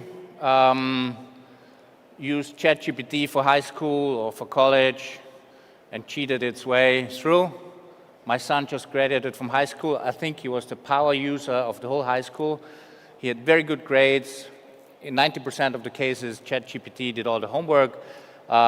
He did okay at the test and basically sailed through. So we think AI will change the way we are going to work together, we're going to live together in a way unimaginable. We're currently working on launching a new fund which will be on the cross between blockchain and AI. And we had with one of the potential advisors, we had a meeting 2 weeks ago, and he said, yeah, he definitely want to do it.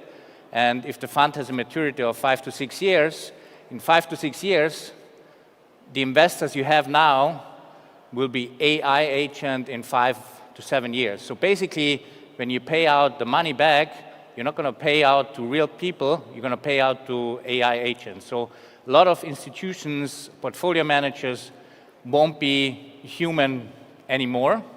There will be AI agent who say, okay, you did a good job, you did not a good job.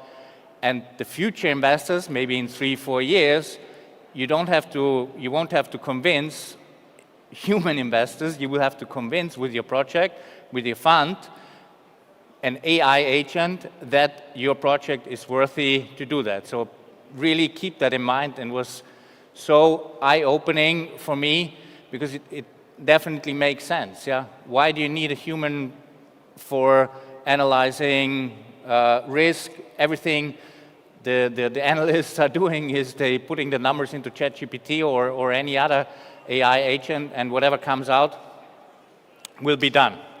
So this is, we think, if you have the stamina to stay afloat in these difficult times, a lot of the projects are lacking funding. That's why Polkadot gave us the money to invest in the most interesting projects which are building on Polkadot. But we are at the crossroad of these 3 building blocks. The internet use, everyone is, I started using the internet in '94. Most of you were not born back then, and it was a big thing. Nowadays, no one gives a shit. Blockchain, the technology is around for a long time. Crypto, is getting mainstream just now. I'm going to have an interesting graph now. And AI is the same. I mean, AI research started in the 50s, actually. Then it came in waves, and now I think we're at a time where it's going to take off no matter what. So what you have here is basically, we're talking about 8 billion mobile phones right now, or even more. Yeah, 9 billion mobile phones. So you basically have more mobile phones than people living. This is like everyone will have access to that device, and everyone will use it in a way which you, if you're as a builder or whatever you do, need to make sure to get to those people who have access. Yeah. And this is my opinion, and that's Turkey is here number 3 worldwide. So you have 560 million holders of crypto at the moment. Yeah, like even if you hold 1 cent of a Bitcoin, you're up there. Why is it the case? Yeah, when I joined 5 years ago, I was supposed to join longer time ago, but I said no, I don't understand it. I don't want to do it.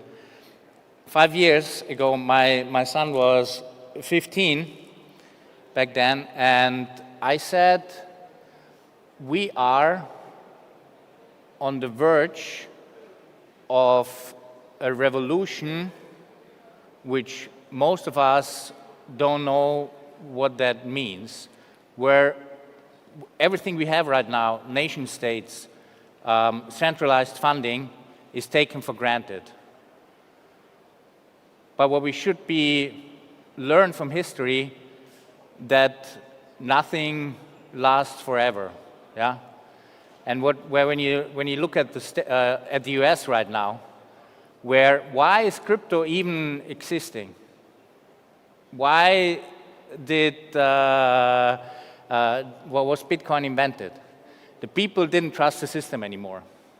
So it's not about, if Dogecoin or whatever is going to go up 1,000x, it's great, but it's no real use case. So, but what we are going to see is we're going to see a change in the system. And that's why the reason why I said, okay, let's do it, we're going to try. The numbers are mind-boggling. It took, 10 billion in revenues in such a short period of time. So this is, I don't know if you read that Meta offered 100 million bonus, 100 million sign-on bonus for engineers from OpenAI to join Meta. So there will be an arms race. There will be, we're hosting our own conference, and we had a talk about energy and AI. What people underestimate is the power you need, the energy you need to power those AI models, yeah? And this is also the companies and who invest in that will be the winners there. I listed 5 projects here which are built on Polkadot. I want to focus a little bit on Accurest because it's, in my opinion, a project which is easy to understand. Accurest wants to become Google Cloud in a decentralized way. So basically, your old mobile phone, you can download the app, you run the app, and then Accurest sells your compute power from your mobile phone. I think within 6 months, they went from 0 phones to 90,000 phones. They expect this year, the 6 months left, 1 million mobile phones, which can be used for decentralized compute power. And this is exactly what I expect to happen. Is because what if Amazon decides, fuck you, sorry, we're getting recorded, I just heard, so I have to be careful what to say. That's why at our conference we never record anything. they say, okay, we shut down the whole service, the whole data. One company can say that. What do? Nothing. You're completely dependent. But you as a user don't want to have this dependency. And that's why decentralized compute power will be the future in our opinion. If it's going to be accurate or not, you never know, yeah. I'm just going to leave that here. Why we think Polkadot will be one of the winners in the future is the scalability, the compute through, which is unprecedented. But as I said, you need to have the money to power through bear markets, and hopefully that will work. And with that, I want to say thank you. And yeah, please do your, I was just asked what I recommend everyone. I always say, do your own research, enjoy the journey. Maybe sometimes what you wish for is not even what you really want, yeah? So it's important to build and not to get too frustrated. On the long run, hopefully we're all going to make it. Thank you.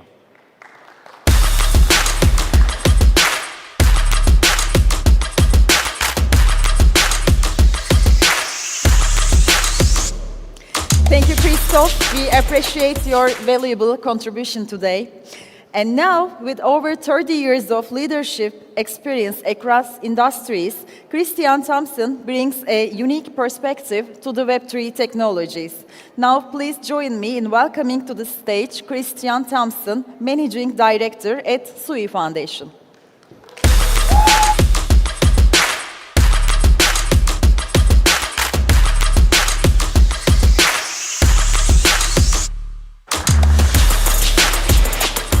Hey everyone, how are you? This side, come on, that side had like a thing. Come on, how are you? That's good to see you. I love Istanbul. I've been coming, of course, to Europe since I was a kid. I went to school in Italy. And to me, Istanbul is one of those places that I'm super excited about every time I come here. Who here is from Istanbul? Wow, there's not a lot of people. Okay. How many are developers?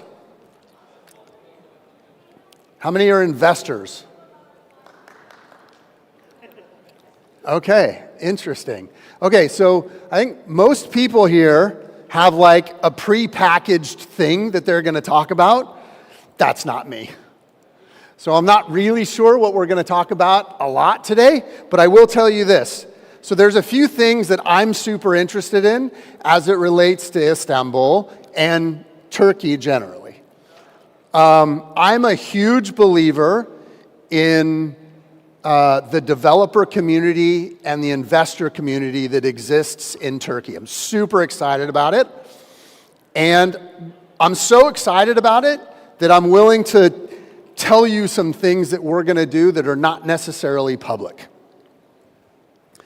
So I want somewhere between 2,000 and 4,000 developers educated in Turkey over the next 12 to 18 months on things related to Web3 and the full developer stack that we've built as both Miston Labs and SUI Foundation.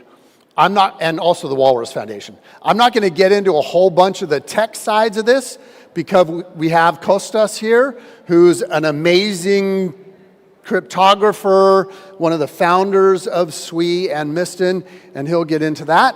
But we are going to post up several boot camps where we will effectively pay all or some part of education for developers for about 6 weeks, and that will take them full through a full developer stack.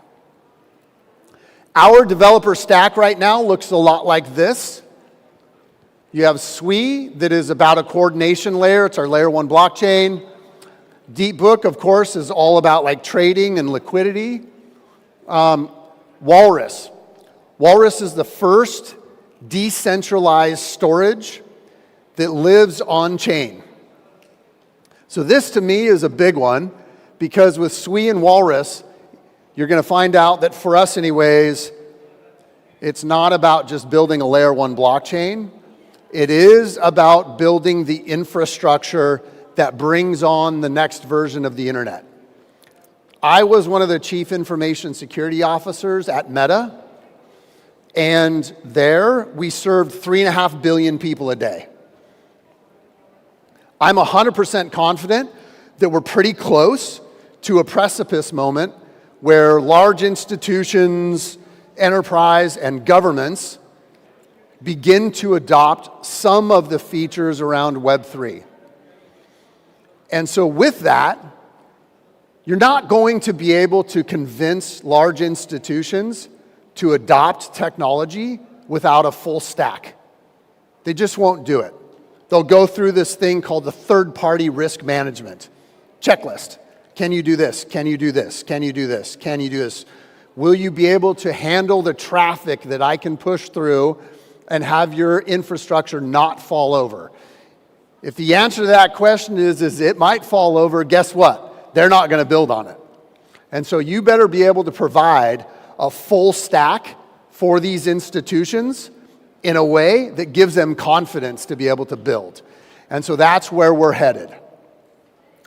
So I'm super excited about Turkey so that if we are able to educate somewhere between 2,000 and 4,000 folks over the next 12 or 18 months, which I think is doable, Turkey in particular will have a wealth of knowledge across people here who are able and willing to be able to develop in the Web3 space for institutions.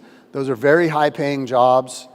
We will continue to invest in Turkey, and I'm super excited about that. Let's see.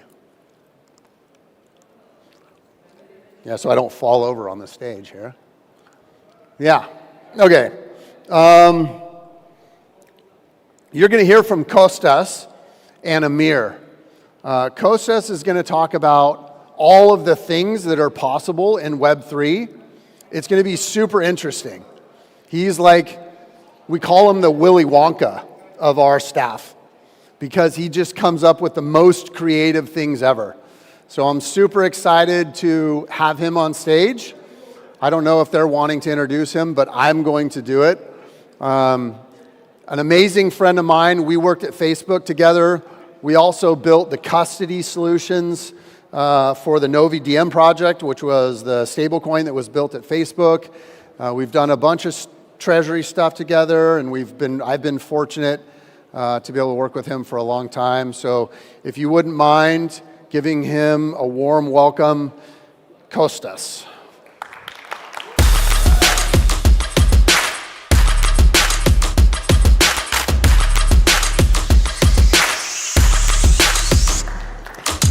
Thank you so much for sharing your insights with us. Up next, we have Kostas Chalkias, co-founder and chief cryptographer, I couldn't say this, and at Western Labs. Please welcome him on the stage. I'm sorry for this, by the way.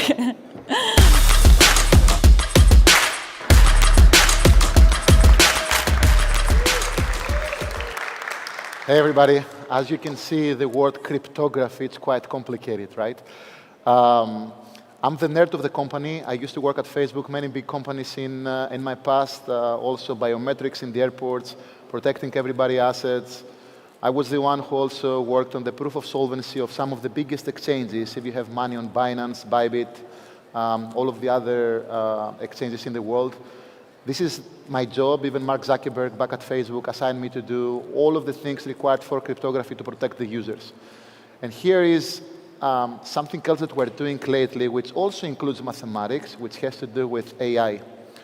As you can understand, we cannot live in an AI world where these do not go hand in hand, right? I mean, one of them is like competing with each other, but at the same time, they can also work together. So the whole idea is some of you might have thought about blockchains as being independently or you're only doing trading, but at the same time, we can use AI to improve blockchains. Many of my students, I'm also an academic as well. I'm now in Dubai, I live in there, and I used to be in Silicon Valley for many years. Even Stanford, Berkeley, I used to have students across the world.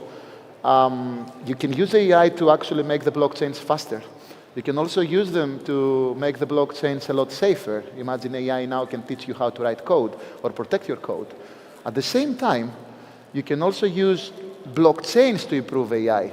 Can you imagine of a few things, right? What do we do now with setting our data here and there? There should be a common database eventually where all of our data, we will know as users where our data is moving from the hospital or from our identity or even from our financial transactions or even social networks. You've heard Christian before mentioning even the big guys are coming gradually into the space. Facebook tried. Obviously, for many reasons, because we were during COVID, it was very difficult to issue a new, like blockchain, a new basket of cryptocurrencies. But now it's happening, right? And at the same time, many of you might be able to actually use AI to make agents that they can make money from the blockchain. It's super easy at the moment. In my opinion, I used to be an AI developer as well. I was hacked, actually. And it was the reason that I moved into cryptography back in 2004. These are some of the things that you can do with the blockchain, right? So news misinformation. It's going to come again and again. And the only way we have to have reputable entities that are providing the news for everybody is through the blockchain and some decentralized identities.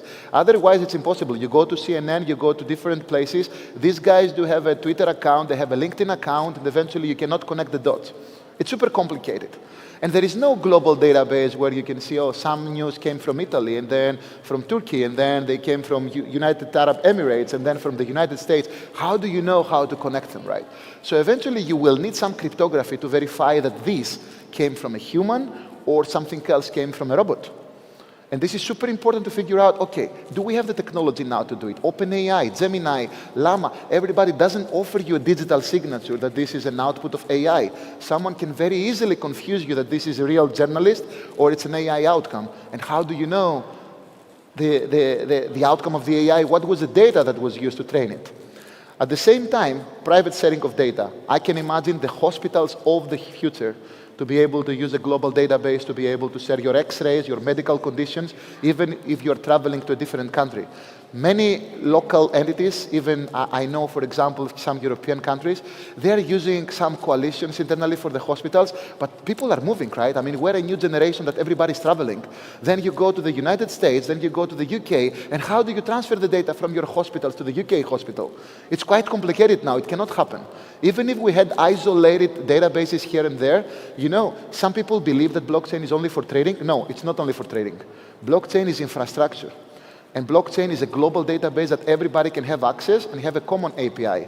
Now if you go, someone is using Oracle databases in one side. Then you go to another place, oh, this is Microsoft here. And then you go somewhere else, oh, I use Google, and then I use Apple, and then I use Amazon. Eventually this has to be resolved, right?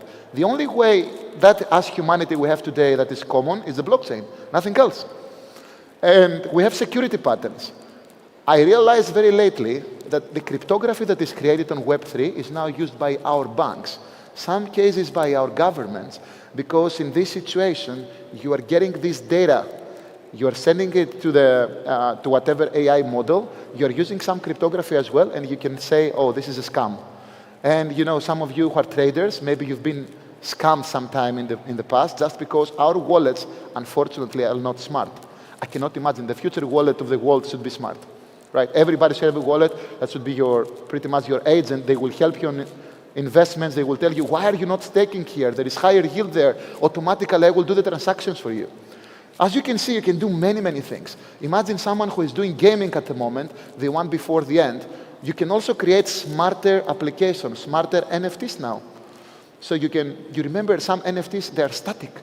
Why we don't use AI so you can evolve them? When you're selling it to another person, it gets all of the information from the reputation of the other party. You can also have some randomness. You can make it smart. You can also do other things, right? You can also have machine learning for writing smart contracts. And this will be huge because practically humans, and I can tell you what happened at Facebook when I left, now you cannot be an engineer if you're not using any AI tool. it's impossible to keep up with the competition.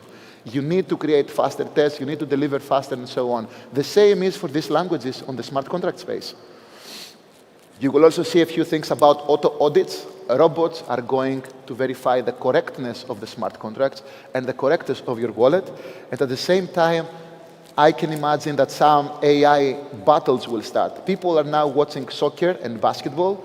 Don't be surprised if in the future, in the very next few years, you are going to see robots, arenas, robots playing against each other, and you need to play so these robots can be paid. Like, you need some economy behind it. So we can imagine that we're going to have robot battles like fighting against each other, but all of this is running with the security of the blockchain with some AI. Now, SUI, the only difference between us, the team that built all of this stuff, and everything else, is it's not only the blockchain itself. In order to have something like Microsoft Windows and Apple and iOS and everything, is you create the full stack. Your computer and all of the other blockchains are typically only the CPU and the RAM. You see there the SUI. But you need a hard disk. And then we had to create something for hard disk. Oh, it's Walrus.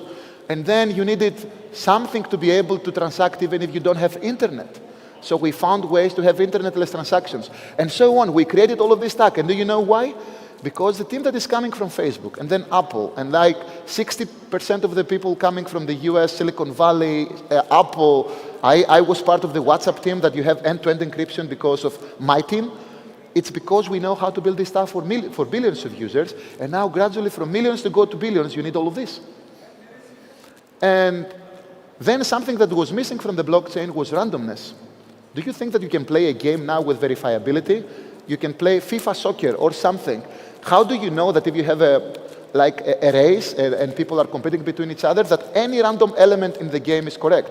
Or if you have a game of luck, even chess, if you play with white or black, there is a difference, right? People who play with white have 5% more chances to actually win the game. So we need randomness. It's not only for lotteries. Sometimes it's also for social housing. In Greece, for example, if you are lucky, you might have a house for free.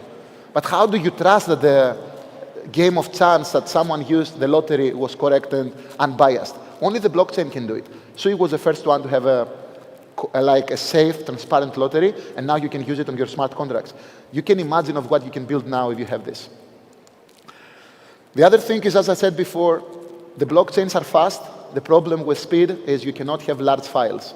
We had to solve this problem. You cannot expect like half a second finality, and then eventually, if you want to transfer 1 gigabyte of file, or if you want to watch a Netflix documentary, you're expecting half a second. It's impossible.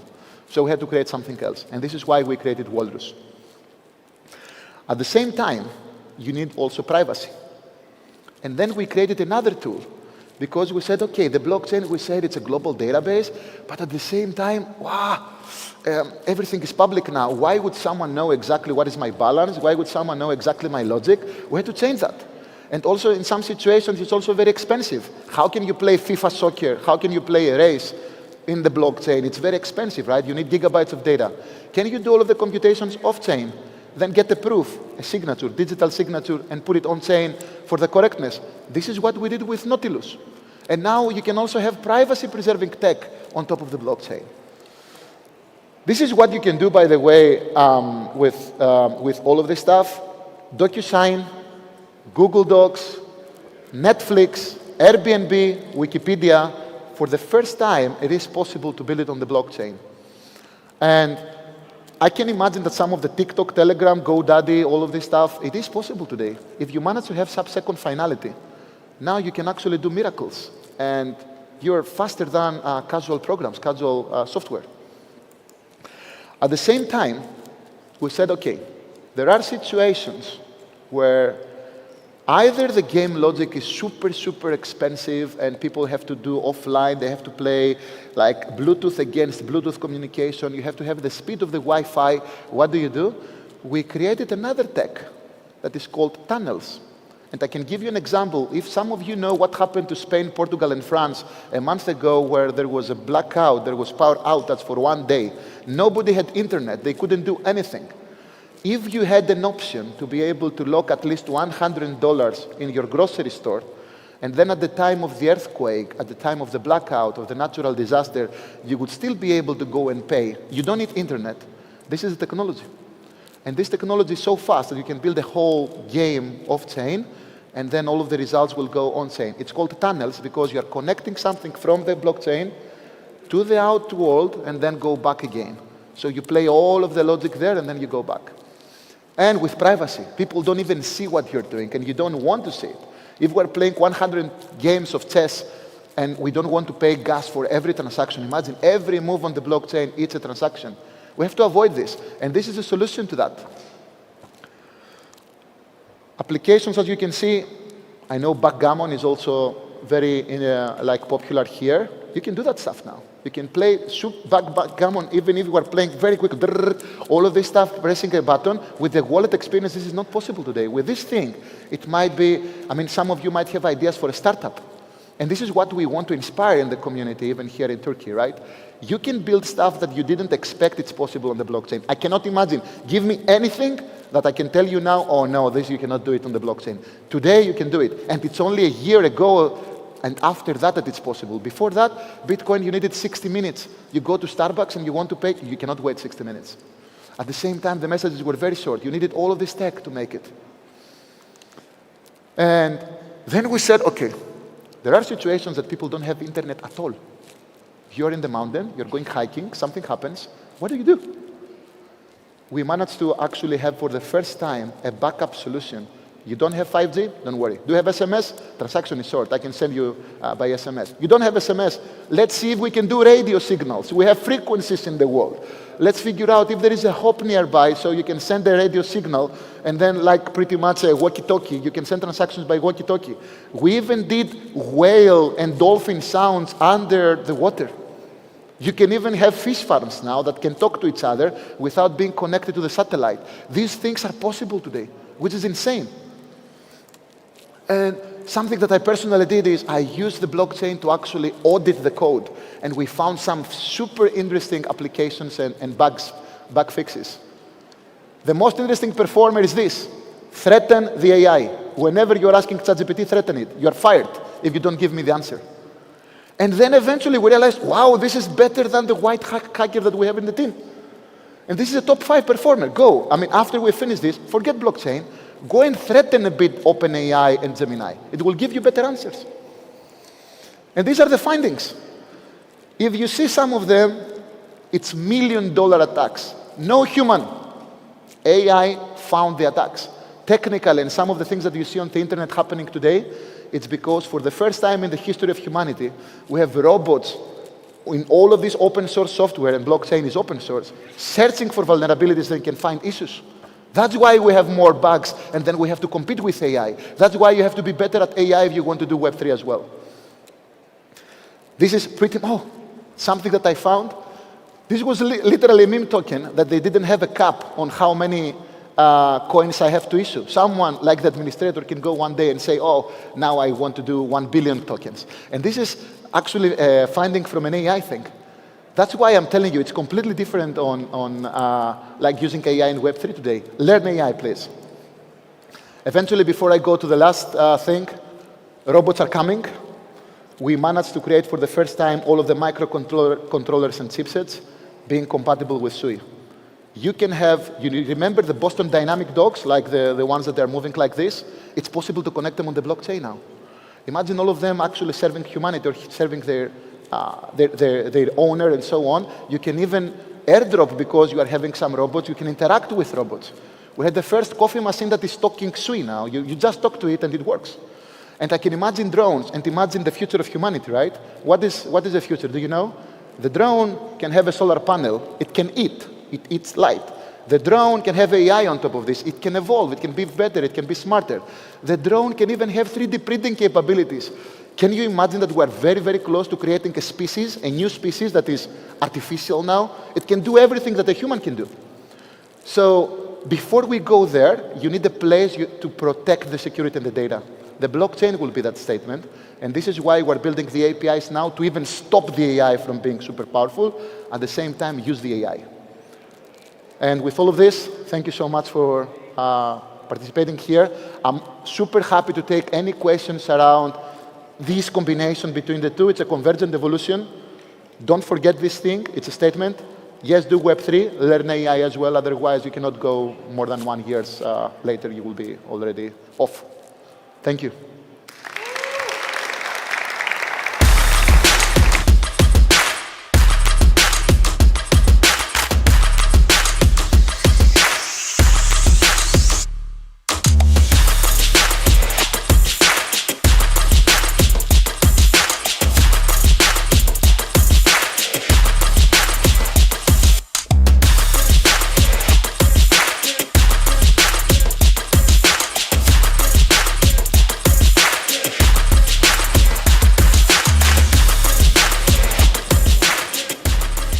Thank you so much, Kostas. And next up, please welcome Amir Merbash, Head of Marketing at Walrus.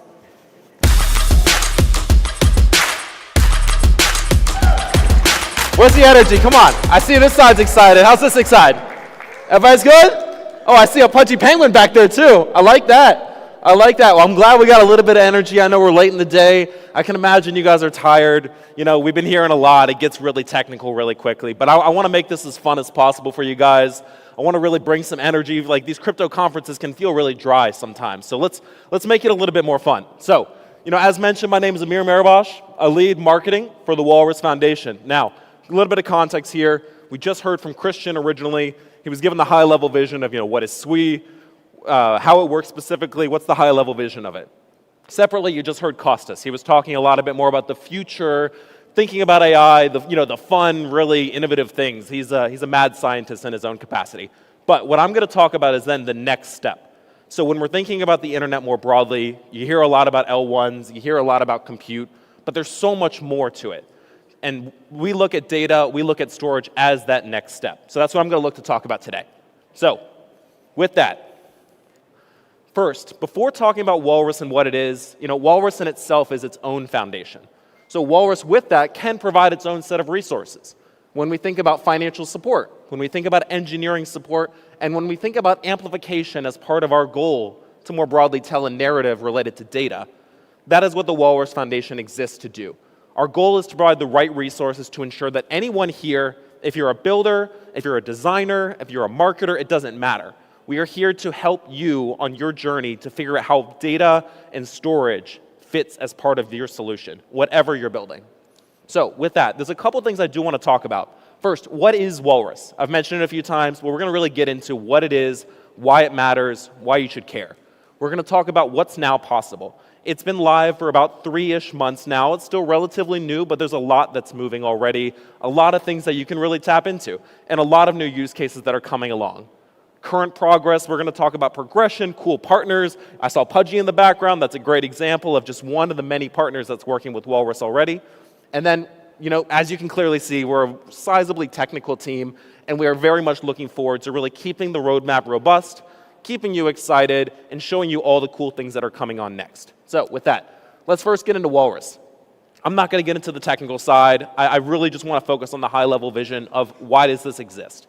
Currently, anyone here that's a builder is going to have to engage with data and is going to have to engage with storage. However, what the problem is currently is around the idea that it is currently incredibly expensive to use a decentralized storage solution right now.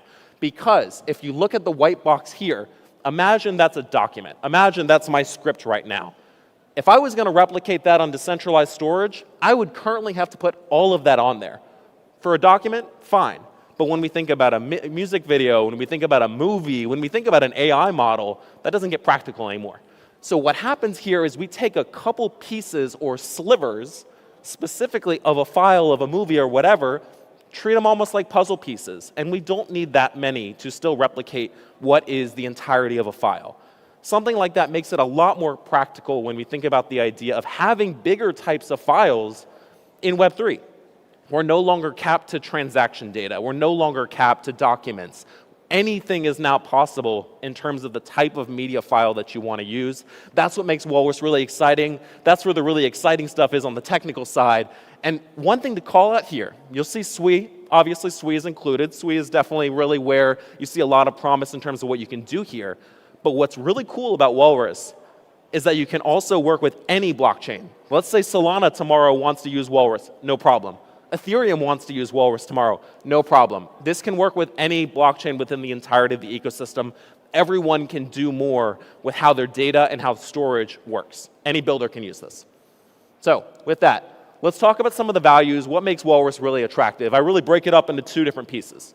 One, when we think about the storage solution itself, if we're all going to be like, okay, we don't want to use centralized servers anymore, we want to actually use a decentralized solution right now, that's really hard. There's only so much you can do because of the fact that it's incredibly expensive. Everything that was talked about before related to replication just leads to cost. It's way too expensive for you to store at scale.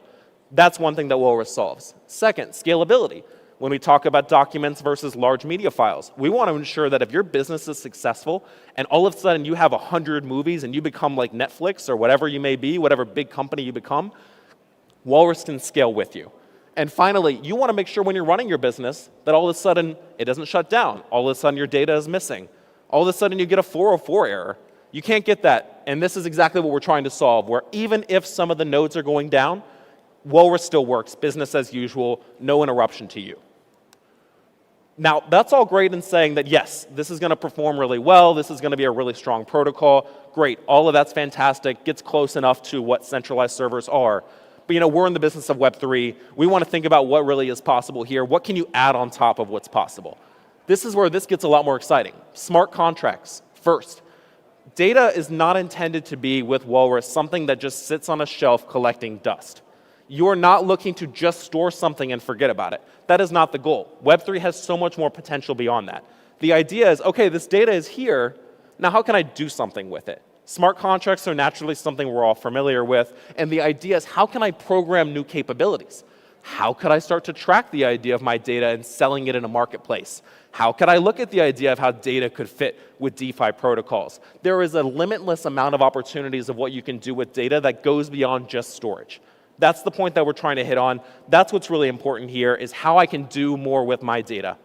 Separately, when we think about the app ecosystem, I've only mentioned we've been live for about 3 months. But even amidst that, we've built out a series of different applications that are incredibly important in thinking about what are the additional pieces that we can add here to the protocol, whether it's Walrus sites. Best way I can compare that is any website that exists right now, what if that was decentralized? What if we could make it so it didn't go down in the future? Walrus sites is very intended on solving that problem. Seal and Nautilus focus on taking the next step in terms of whether it's access rights. Look back to the whole vision of the NFT boom when everyone was talking about token gating and you could tokenize the ticket and all these things that everyone promised in 2021. That wasn't realized, but it is now possible. And then Nautilus, focusing on things like AI models, other things that are more data intensive and making sure that we can still trust it just as much as ensure that it operates. So I promised that I was going to make this a little bit more fun. Let's give an example of how this works. Anyone here a Taylor Swift fan? Just me? Okay, cool. There you go. When we think about different capabilities of things that are really possible here, there's a bunch that goes beyond just storage. So whether it's the idea of looking at storage in itself as an asset that can be tradable, if I have storage and I want to give you storage, I can now do that. It is something that is passable. We can interact. Storage capabilities are something that are not bound to just you. Separately, when we think about the data lifecycle management, sure, I can look at when the data was originally stored. I can look at how it progresses over all the way to the point of when it gets deleted, and I can interact with it throughout those processes. Separately, though, what's really attractive here and the thing that I'm most excited about, let's take this example right here. So when we think about storage today, the way that it works in blockchain is that you have just the ticket itself, and you can store that ticket on an existing storage solution within Web3. But there are so many pieces of data that tie to that ticket. Whether it's which section am I going to sit in, what seat am I going to sit in, what time can I enter the stadium. There's so much that goes into defining a ticket and making my ticket different than your ticket. And so when we think about the opportunities that lie here, this is where I get most excited about, because we can now program experiences based on those specific attributes. Now I can say that anyone that sits in a certain section, anyone that sits in a certain seat, anyone that shows up by a certain period of time can have certain things that are different than other people's. Let's take this as an example. So I bring up Taylor Swift. So our managing executive for the Walrus Foundation recently went to the Taylor Swift concert. And one thing that would be have been interesting is, let's say she's a super fan. Let's say she's really loves Taylor Swift and she buys front row seat. She's sitting right here. let's say that then Taylor Swift and her company on the side decide anyone that sits in the front row, anyone that pays for the super premium ticket can meet Taylor Swift right after the concert. That was something that was promised to us in 2021, but was not actually practical. But with a solid data protocol, we can now actually tie the data of who sits here to the action that comes of meeting Taylor Swift. That was not finally possible in a way that it wasn't before. That's what gets me really excited about how not only Walrus exists, but how it can work with something like a Sui or a Solana or any of these other ecosystems. So with that, we've seen a variety of different partnerships that are coming along. This is something that is applicable to all different ecosystems. I mentioned the idea of ticketing, IP, entertainment is definitely something that's interesting here, but there's plenty more as it relates to AI models, whether it's related to DPIN, whether it's related to even other ecosystems. We're already seeing full ecosystems now start to use Walrus. Use cases are limitless, and then the ability to support any ecosystem maintains as something that's really strong and a really attractive thing for Walrus. Now, I'm not going to get into all of this details, but the thing I do want to emphasize here is that Walrus, in being live for about 3 months, is not only growing really substantially, but I do want to emphasize the idea that this is quality data. This isn't just trash data that's going to sit there where it's pictures of people's cats. No, that's not the goal here. The goal is to make sure that there's a limitless amount of data that exists on Walrus that does not stress the network, but also ensure that it's being regularly used, tied back, adding value. We're looking for valuable data in all of this. So, looking forward, as mentioned, there's a couple things that are worth calling out. We have Seal, Nautilus, and then additional optimizations that are happening to the network. We're about 3 months in, but we are shipping quite substantially. There's a lot that's going to continue to come in. But the things that I do want to call out for this audience is that, look, if any of you guys are builders, if any of you guys are thinking of launching your own project, you are going to come into a need to engage with data in some capacity. It's a non-negotiable. And if you're thinking about the idea of really being committed to decentralization, if you're thinking about the idea of really going beyond just the basic applications or things that everyone's doing in crypto right now, you are going to need a really strong data protocol. And if you really want to move forward, why not with Walrus? We're here to commit the full stack. So thanks. This is me. This is everything with mine. If you want to join our community, everything's right here. But looking forward to you guys all joining the Walrus herd. Thanks.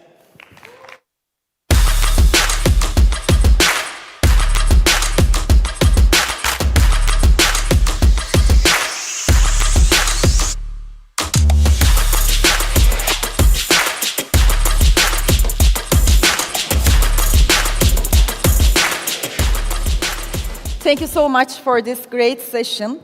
Up next, we will hear from Ivan, CMO of Stone, as he explores how stablecoins and seamless liquidity are key to scaling DeFi. Now, please welcome him on the stage.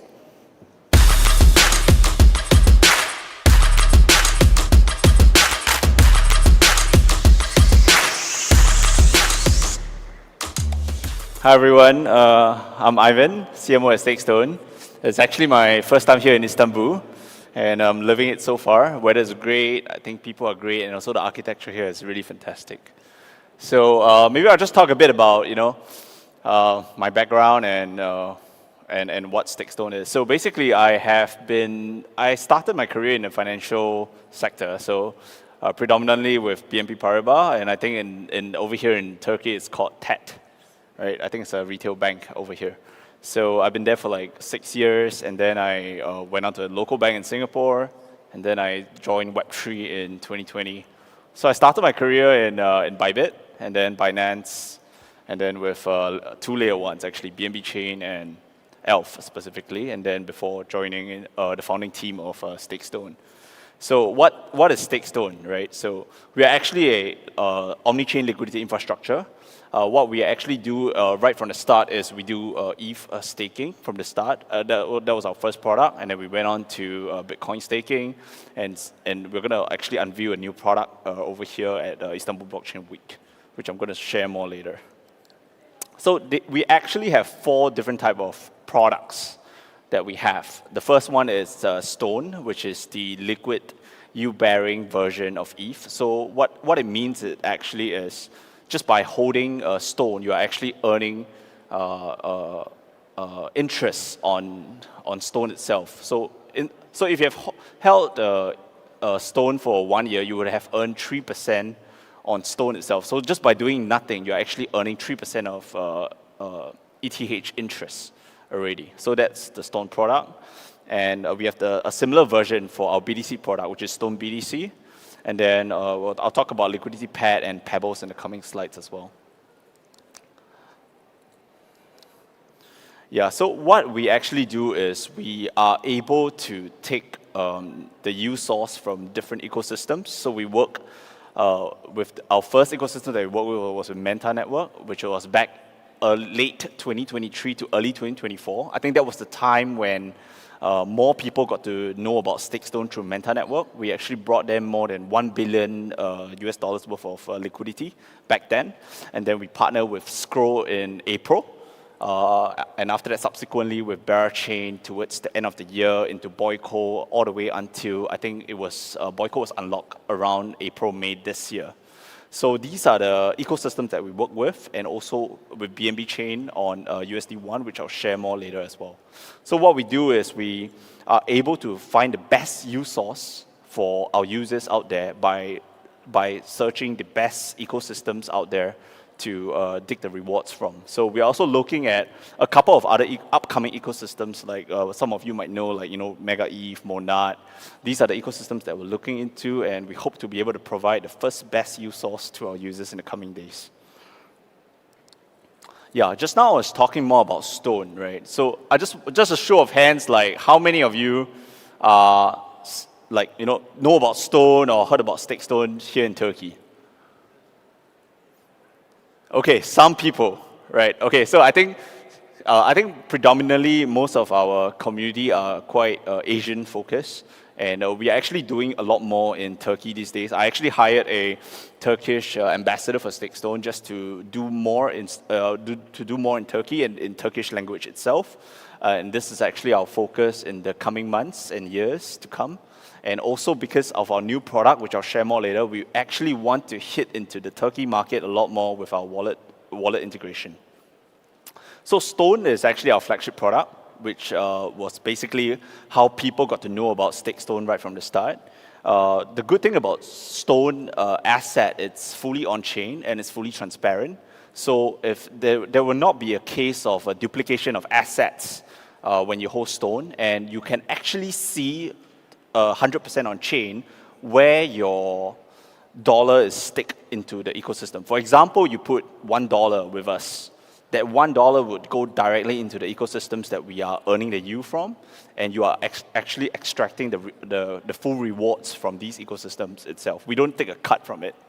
And I think for us, a lot of people ask, what is our business model in this whole thing, right? Like, how do StakeStone survive, or how do we, be able to sustain such model?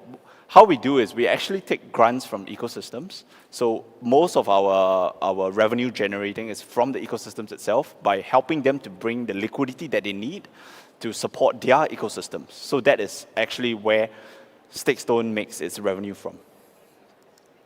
Yeah, earlier on I mentioned about our BTC staking asset product. So we are a bit different from the other BTC staking products out there in the past, where they give out a lot of points, and subsequently, they use their points to, give out the rewards. But to us, we felt that it was unsustainable for us, because points only last you till you list your token or till you TGE. And we wanted a sustainable business model that we are able to provide our users constant yield source, and also the longevity of our governance token as well. So that is why our Stone BDC is actually both on Ethereum and also on BNB Chain. So basically what it means is the yield source is actually still coming from the same EVM ecosystems, but it's actually BTC product on EVM ecosystem. The liquidity still comes from BTC itself. Yeah, earlier on I mentioned about our third product, which is Liquidity Pad. So what we did with Liquidity Pad, I think the most successful use case was with Berachain.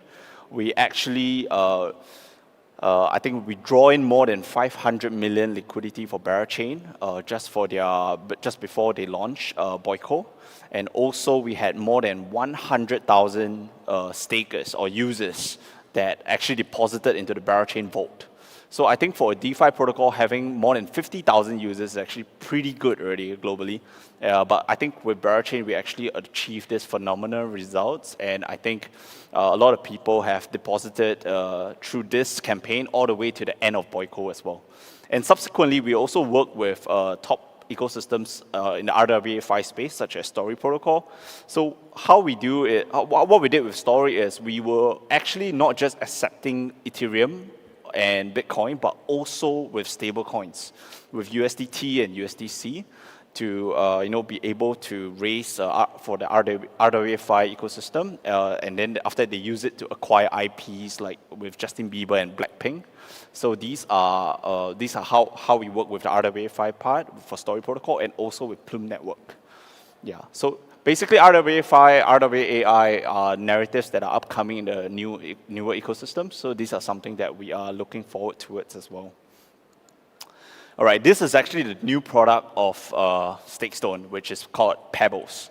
So it's going to be a borderless PayFi for solopreneurs. What do we mean by solopreneurs in this is that, for example, you are an influencer and you are actually maybe like live streaming on Abstract Chain, for example, and you are actually earning rewards out of it. And how do you turn these rewards back into payment solution, into fiat, into doing cross-border transactions? This is how we provide these ecosystems a way for like these solopreneurs that they are able to be able to do like invoicing, whether it's invoicing to their third parties, clients, or a service agreement that they need to receive money from. And also, I think because we are always in this whole you bearing asset savings kind of a business. So on the wallet itself, there's also going to be an on-chain savings vault, which accepts, of course, ETH, BTC, Stone BTC, and also stable coins as well. The next slide, I'll share more about what kind of stablecoin partners that we're working heavily with and closely with. And this is definitely something that it's upcoming for our latest offering. And this is going to be on an app itself, and it also would be able to take in our governance token, which is STO token, to be able to utilize the utility from it. And the rewards would actually be in STO tokens as well in the coming days. Yeah, so our latest partnership with World Liberty Fi is actually what we're going to do is we're going to build a whole ecosystem for USD1. How we are going to actually work around this is because we are a trusted partner of a lot of new and I would say emerging ecosystems out there. So what we are trying to do is to get USD1 as an accepted stable coin to be used in these ecosystems in their liquidity needs, and also to provide them to further integrate into the DeFi world of these ecosystems as well. And we actually think that USD1 is actually going to be a very institutional ready stable coin that is going to be not just because of the geopolitical factor around it, but also it's going to be a strong use case. As you can see that USD1 is already integrated with top SEX exchanges like Binance and a few other top exchanges already for USD1. So we do see that USD1 could potentially be a good pairing with similar to what you see with USDT and USDC out there already. And USD1 is going to be heavily integrated into our Pebbles product. So we will not just pair USDT or USDC on the Pebbles product, but also with USD1 as well. So this is something that we are actually heavily integrating on with USD1. We are also looking at other stablecoins as well. So definitely like institutional grade, for example, like AUSD, Agora USD, and also, of course, there are upcoming stablecoins with, for example, like with Open Eden or Falcon Finance, all these partners. These are partners that we're looking at as well. But of course, our most critical infrastructure that we want to integrate is with USD1 first. Yep. So actually, our latest round before we TG was invested by Polychain, And then Binance Labs and OKX Ventures actually came in on the same round back in January 2024, which is pretty rare for both largest SEC exchange to come in at the same time. So these are the other partners that other investor partners that we work with closely. And that's probably the end of my speech. Thank you, everyone.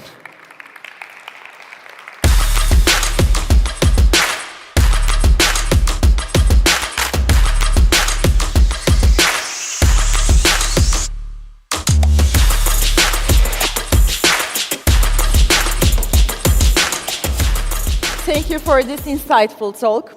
Up now, we are excited to welcome our next speaker with rich backgrounds, including key roles at Binance, Gate.io, and Stacks. Get ready for an insightful session with Ömür Çataltepe as he shares his vision and experiences in the evolving crypto landscape.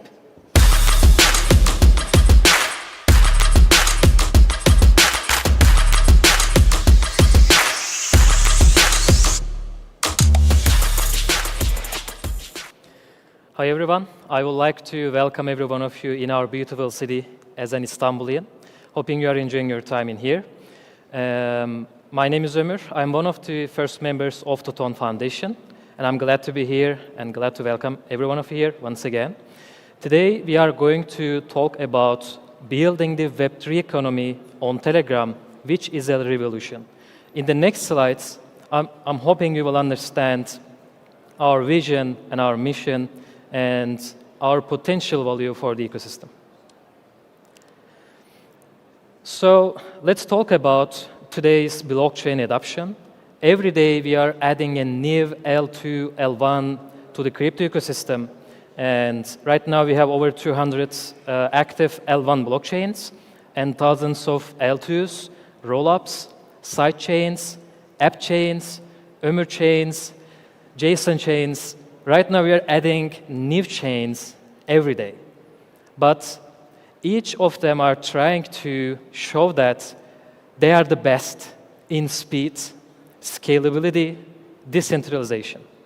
But in the next slides, we are going to have a deep dive into the complexity of the other applications and how we are simplifying the onboarding process for the end users and, of course, for the developers. So everyone is talking about the technology, but everyone is missing the distribution part.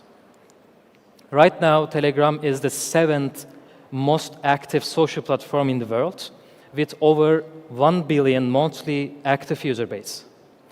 And Toncoin, as the exclusive partner of Telegram, we are building the Web3 economy on Telegram by leveraging the Telegram mini app technology and this massive user base.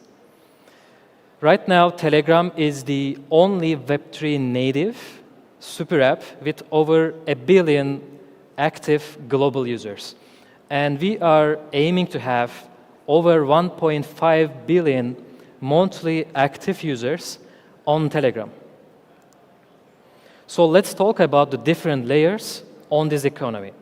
TON is the ownership and blockchain layer, and wallet on Telegram is the layer that connects Telegram users to the TON blockchain. So basically, wallet on Telegram is the main gateway, the bridge that onboards people to our blockchain. And Telegram is the partner who is leading the distribution part and driving the adoption and traffic to our blockchain. Let's talk about the Telegram mini apps briefly. So right now, over 40% of the Telegram user base, they have already interacted with the mini apps. And let's talk about the geographical distribution of the Telegram mini app users. Right now, the #1 region is CIS region, and then Europe is following the second position, and then Latin America and also United States is also super active on Telegram. So any app you can imagine is possible to build on Telegram, from interactive games to complex or easy trading applications. As you can see, Storm Trades is building the perpetual DEX on Telegram. So their point is simplifying the process for the people to have the most easy access to the leverage trading on Telegram. And also, we shouldn't miss the utility part, because the applications which are going to make your life easier, they are also being built on Telegram. Let's talk about the wallet on Telegram, how you can activate your wallet. Basically, it has been listed in the settings menu of every Telegram user except the ones based in US. So in settings menu, you can find the wallet, or you can also find it in attachment menu, or you can basically search in your native local language or global language as a wallet. Right now, we have over 130 million users onboarded to Telegram wallet. By scanning this QR code, you can tap in the Telegram economy by onboarding Telegram wallet. So let's talk about the main protocol which connects users to the DeFi applications or the other Telegram mini apps. This is Ton Connect. It is an alternative solution to Wallet Connect. It's our in-house solution, and basically you can connect your wallet to the applications on Telegram or any other web platform. And you can authorize the applications by using Ton Connect, and also you can sign the transactions. So this is the protocol that allows you to interact with the Ton blockchain. Let's talk about the utilities of Ton blockchain, Toncoin itself, because Toncoin and the Ton blockchain are kind of different narratives. So Toncoin has a very deflationist utility, which is the Telegram advertisements. Telegram right now has a revenue pipeline, which allows them to make revenue from advertisements. And by publishing your advertisements on Telegram, you are spending your Toncoins, and Telegram is receiving the half of the revenue in Toncoin, and that makes the ad publishers buy Toncoin from spot market and spend it in Telegram advertisements. And the other part is Telegram is selling these Toncoins to the institutions under 4-year lockup periods. So that also means people are buying Ton from spot market, giving it to Telegram, and Telegram is selling it back to the institutions under long lockup periods. And Telegram Stars is also a very important narrative. Since 2024, digital goods on Telegram can only be bought with stars, which developers can easily convert it to Toncoin. So I will also share another update. The Telegram applications can allow users to make gasless transactions. So basically, if you are interacting with any Ton app on Telegram, you will need Toncoin to pay your gas fees.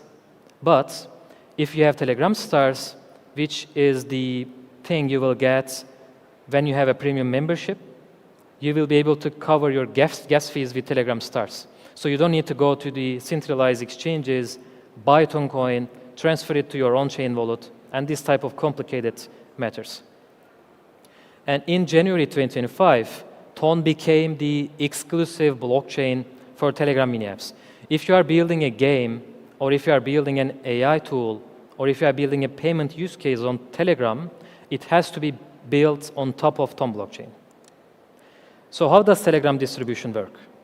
So firstly, when you open the search section, you will be seeing the apps tab, and then you will be able to see the trending applications and also the Telegram App Center, which is the main catalog where you can explore the trending applications and also the utility applications, which are going to make your life much easier. So by scanning this QR code, you can have an access to Telegram App Center, and you can explore the gaming applications, the utilities, and all the other Web3 applications. And why Telegram and Ton and Telegram mini apps are a game changer. As you can see from the slide, it is super easy to start, simple to create, one tap to launch. So I would love to elaborate on this part. You don't have to download or install anything to your device. Basically, you are clicking the launch button, and then the app is instantly being opened in your mobile. So no data being stored, no application being downloaded. So it provides the easiest user onboarding experience for the developers and for the end users. And lowest customer acquisition cost is also very important because Telegram is the core place for the crypto enthusiasts and the crypto users, investors, and builders. So this is a channel where you can onboard almost every type of people for your application. And as we mentioned, we have the simplest onboarding experience for Web3. So this slide is for developers. So we have Ton virtual machine where you can deploy your smart contracts. But this is not EVM. In this case, you need to learn and practice our own smart contract programming language, which are Fancy and Tact. Talk is also coming on board. They are basically working on the documentations, but Fancy is very low-level language, which requires a lot of efforts to learn and deploy contracts. Tact has a syntax which is familiar to TypeScript. So for developers, this is life-saving. And also, Ton has an asynchronous blockchain infrastructure, and we have infinite sharding mechanism for the mass adoption. Let's assume this is the chain, Ton blockchain, and we have shards, which are the vertical ones, vertical chains, and every transaction is being signed in the Ton blockchain, but we are splitting the transactions to the vertical blocks. And if there is any congestion on the Ton blockchain, the transactions will locally approve themselves. So that allows us to have a record of transaction per second, which is 104,000. And for the Web2 part, this is the most funny part because you are not struggling with Android Studio or the other complex developer products. So all the web apps, Telegram mini apps, are basically front-end applications.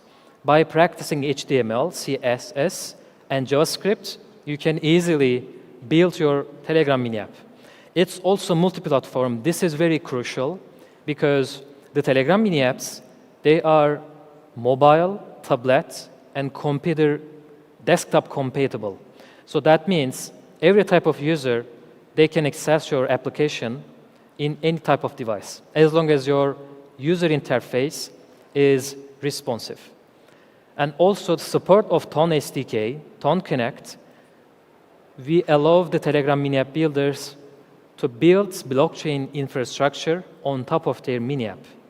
And the other good news is we also have Unity SDK, which allows the game developers to build games on Telegram. And I'm just thinking Telegram is like an open land where everyone can build their prime real estate, and everyone is free to build as long as following the compliance and the rules. But what I can say is we are welcoming every type of application on Telegram mini apps. So we have a developer-ready infrastructure. On the stablecoins, we have USDT. Of course, there will be more stablecoins will be coming on board. And we have bridges, such as Layer 0, Rhino Finance, and many others. XLR, Wormhole, Hyperlane, they are also coming on board with the support of their native token transfers. And on the Oracle part, we have Pit and Redstone, who are primarily providing the real prices to on-chain. I would love to elaborate on the oracles because this is very crucial. Basically, blockchain is offline. It's not able to bring the gold price, the silver price, to the network. There should be a node which will be bringing the real data to the Ton blockchain. Oracles are solving these issues. And on the API side, we have the top-tier infrastructure providers, Chainstack, QuickNode, and Anchor, and the other in-house solutions. We also have the top-tier analytic platforms where you can make simple or complex analysis to see what's going on in Ton blockchain and what are the growth metrics and what are the most interesting narratives on Ton blockchain. We have Dune, Nansen, Into the Block, and Arkham as one of our top analytic partners.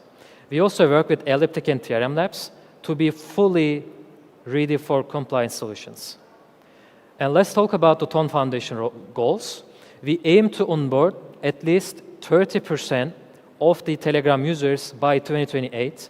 So we were aiming 1.5 billion active users. And Ton is aiming to onboard 500 million of them to Ton blockchain. And we have Ton Builders portal, which makes the builder's life easier. And I also will share a QR code where you can basically see all the relevant and essential tutorials to get onboarded to the Ton blockchain, Ton ecosystem. We are providing marketing support, business development support, and all type of support you need. And we are listing your mini apps in the Telegram App Center, which has a separate committee who is evaluating your app. And also we have Ton Nest, which is kind of accelerated program in our ecosystem. And we also have the local hubs, which are your local entry points. And also providing the marketing support with the App Center, with our major channels like Toncoin in Telegram that has over 9 million subscribers, our Twitter account as well, and our local channels are also supporting the projects. And the other part is the smart contract technical support. When you face an issue in the development process, our developer relations department will be here to provide assistance for your engineers. Please feel free to scan this QR code to register on our builders portal and become a part of our ecosystem. And I also would like to say that our local hubs are organizing monthly offline and online events, so anyone can easily participate in the local events in the country they have living in. So what are the top 5 narratives on Ton where you can build applications? GameFi is in the first place, so you can build the games on Telegram. Like there are some builders who are building anime games or MMORPG games, even FPC games. It's totally up to your games, your personal focus areas. And also the in-app economy on Telegram that allows people to send gifts to someone you love in Telegram. And also you can buy Telegram stickers, you can buy Telegram usernames by using fragments. And also we want to simplify the DeFi.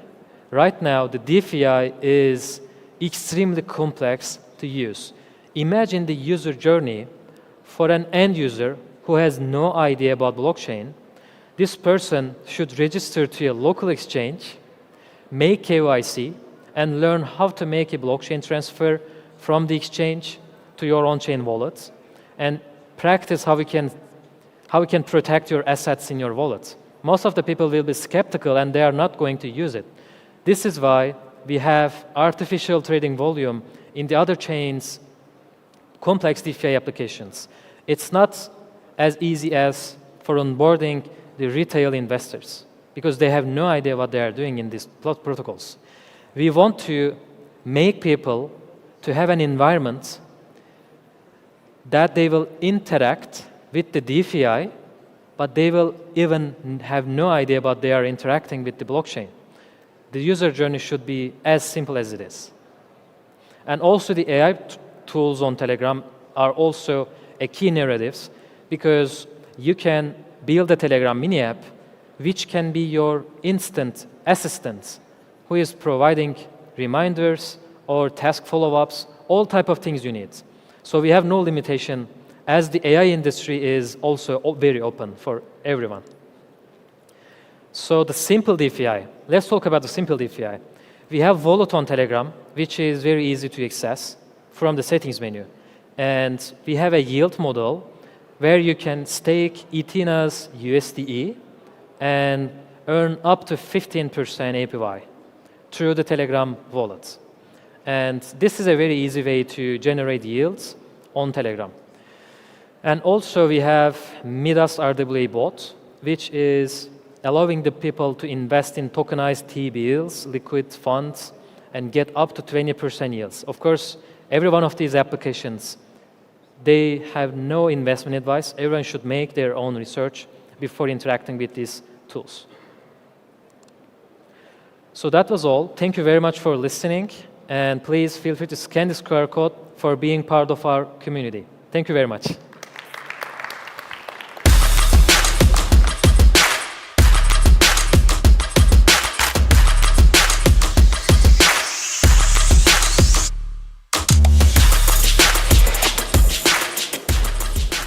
Thank you, Ömür, for sharing your valuable insights with us.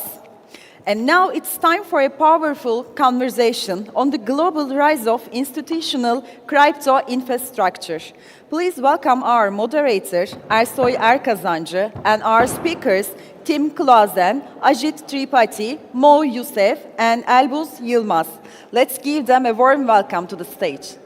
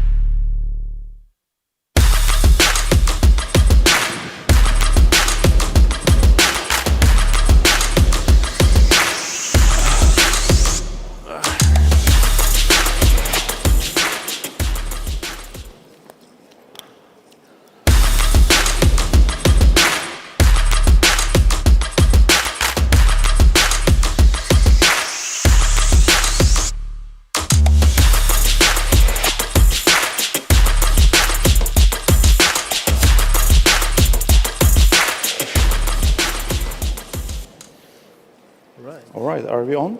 I think we are on. We just start, right? Let's just start. Hi, everybody. I'm Elbrus with Altron. Good to be here today. And I have my friends Mo and Tim. Maybe a quick intro from you guys. Yeah, happy to start. Hey, everybody. I'm Tim. I work at Blockdaemon as a managing director for our German entity. I'm part of the EMEA sales team. Blockdaemon is the institutional Web3 gateway. We are the leading global infrastructure provider, running over 250,000 nodes. And we have an institutional product stack consisting of dedicated nodes, API suites, staking solution, non-custodial staking for over 50 protocols, and we have MPC wallets and vaults offering all to institutions. Hi everyone, my name is Mo Youssef. I'm the CEO and co-founder of Fuse, based in Dubai. Fuse is a fully regulated crypto-as-a-service platform. We enable banks, fintechs, our remittance companies, payments companies, a number of different regulated businesses and institutions to launch different products in the world, our crypto world. We have offices here. We have offices in Turkey. We operate across Middle East, Africa, and Turkey. All right, and maybe a little bit more color from my end. I'm Elbrus, originally from Turkey. I live in Austria, Vienna. We have an advisory firm called Altron. We advise companies about their market expansion needs into emerging markets as well as developed infrastructure markets. And here we go. The moderator, Ersoy, just joined us. Hi, Ersoy. It's okay. No problem. No problem. And previously, I was at Bitpanda as an MD for Turkey and MENA. And after that, I tried to understand how blockchain and payments work, and I joined a company called PaySafe. launched our stablecoin infrastructure there, and then now I'm just advising companies how to launch services and products with stablecoins and blockchain in general. So that's about me. I think Ersoy will join us momentarily, but maybe to get going, the topic of the panel is how emerging markets actually appreciate institutional crypto adoption. And since we are in Turkey, one of the most vibrant markets in crypto globally, what are your observations about the market and how things have changed in recent months after the regulations have been announced? Maybe let's start off with that question, and I'll pass it on to Ersoy. Yeah, maybe I can start, right? So, we started Fuse back in 2022, and the idea was we saw in other markets, there's a lot of big companies who were looking at crypto, right? So you had JP Morgan and Citibank and Visa and a bunch of others who were dabbling in it. And so we said, we want to be that single API platform that can enable businesses to do stuff in this space. Fast forward now 3 years, and the world is completely different, right? You see so many companies are launching crypto trading, crypto payments, stablecoin payments, and it's becoming a very hot topic. You see big companies like Shopify, Stripe, Walmart, all these companies are looking at the space. And very similarly, what we've seen in Turkey is that the institutional demand has really changed.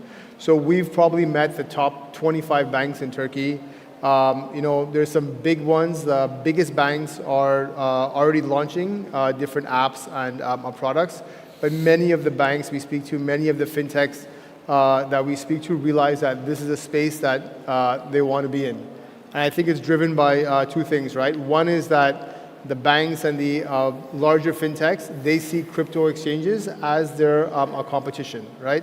And you see that line between fintech, banking, and crypto starting to merge. Many of these crypto exchanges now are launching cards and payment systems and so forth, and the banks want to protect their customers. And I think the second reason is that there's definite customer demand. The reason why we decided to set up in Turkey so quickly was because it's the third or fourth biggest crypto market, and the consumer adoption, customer demand here is so high that we want to make sure that traditional players, TradFi players, have the option to also participate in this economy. Yeah. And maybe, Tim, from your perspective, because you do the interesting. infra part, right? So, well, I mean, starting from a global perspective, so we work with close to 500 institutions around the globe. We have entities and offices in Americas, in New York, specifically in London, in Abu Dhabi, in Singapore. So we have local teams in all key markets working with all major TradFis, custodians, exchanges on a global basis. So right now I think we're in an environment, especially pumped through sort of what's happening in the United States right now, where we're super excited, really positive as well for our product stack. We provide MPC wallet technology, which is based on self-custody on-prem hosting. And what we saw in the news that banks now have the permission to do that themselves and provide that to their customers. We also, it's my first time in Istanbul.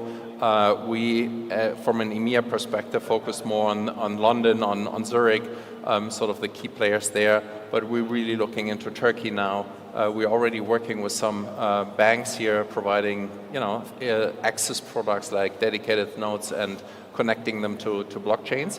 But really excited area. We, as we discussed, also active in Dubai and Abu Dhabi. It's a great market to be in. Cool. Ersoy, any comments? Thank you, everyone. We can continue. By the way, I apologize from the audience and from the organizers. I was mingling around and there was a delay. But I think in future we can digital twins or AI can do this moderation job, and you're doing very well. And it's relevant that like maybe it's international of moderation is on ahead. Quickly introduce myself. My name is Ersoy Erkazancı, ex-asset management, then TV presenter for Bloomberg. Before Istanbul, Dubai, now living in London. So the topic is very interesting, institutionalization of crypto adaptation. So whenever I say I'm from Turkey, especially to foreigners, they say, okay, we are very interested in Turkey because crypto adaptation in Turkey is very high and there's crypto native, but mainly in retail. I want to discuss more about what's happening in Turkey on the institutional side. How do you see the landscape? Are you working with institutions in Turkey, or you can compare Turkey with other countries? Like I know that you are in Vienna, in Europe, or maybe you can compare with Middle East. Yeah, I think like just to piggyback on what Mo and Tim said, when you look at these waves of new technology or new, let's say, consumer trends show up, there's always a hesitation moment, and this happens with any institution because they don't want to have a reputational damage. They don't want to end up on the newspapers with saying that, oh, we got hacked, banks, fintechs, etc. So they await for a regulatory framework so they can actually launch a product and a service and say, okay, we abide by the regulations and we can actually provide a secure, confident service to our customers. So when you look at crypto's history, it's still quite new. It's about 15, 16 years now since Bitcoin was launched. And I think most institutions wanted to see how the market behaves against crypto and assets, in crypto and digital assets. And now we're at the cusp of a situation where the market has proven itself because there's a consumer pool now. Consumers have indicated that this is an asset class we want to expose ourselves to. We are trying to do it through exchanges, brokerages, or DeFi, or DEXs, and we are looking for better or more robust tools and something that would give us more convenient access to them. And I think, as we have seen in Europe and Middle East and Turkey now, more banks and neobanks and fintechs are venturing into the space with some training wheels, as I call it. They don't have their own products. They are leaning on partners. They are trying to understand the asset class. They don't have divisions inside. They don't have the talent who understands it. So they are treating it almost like FX, I think, which is a mistake, by the way.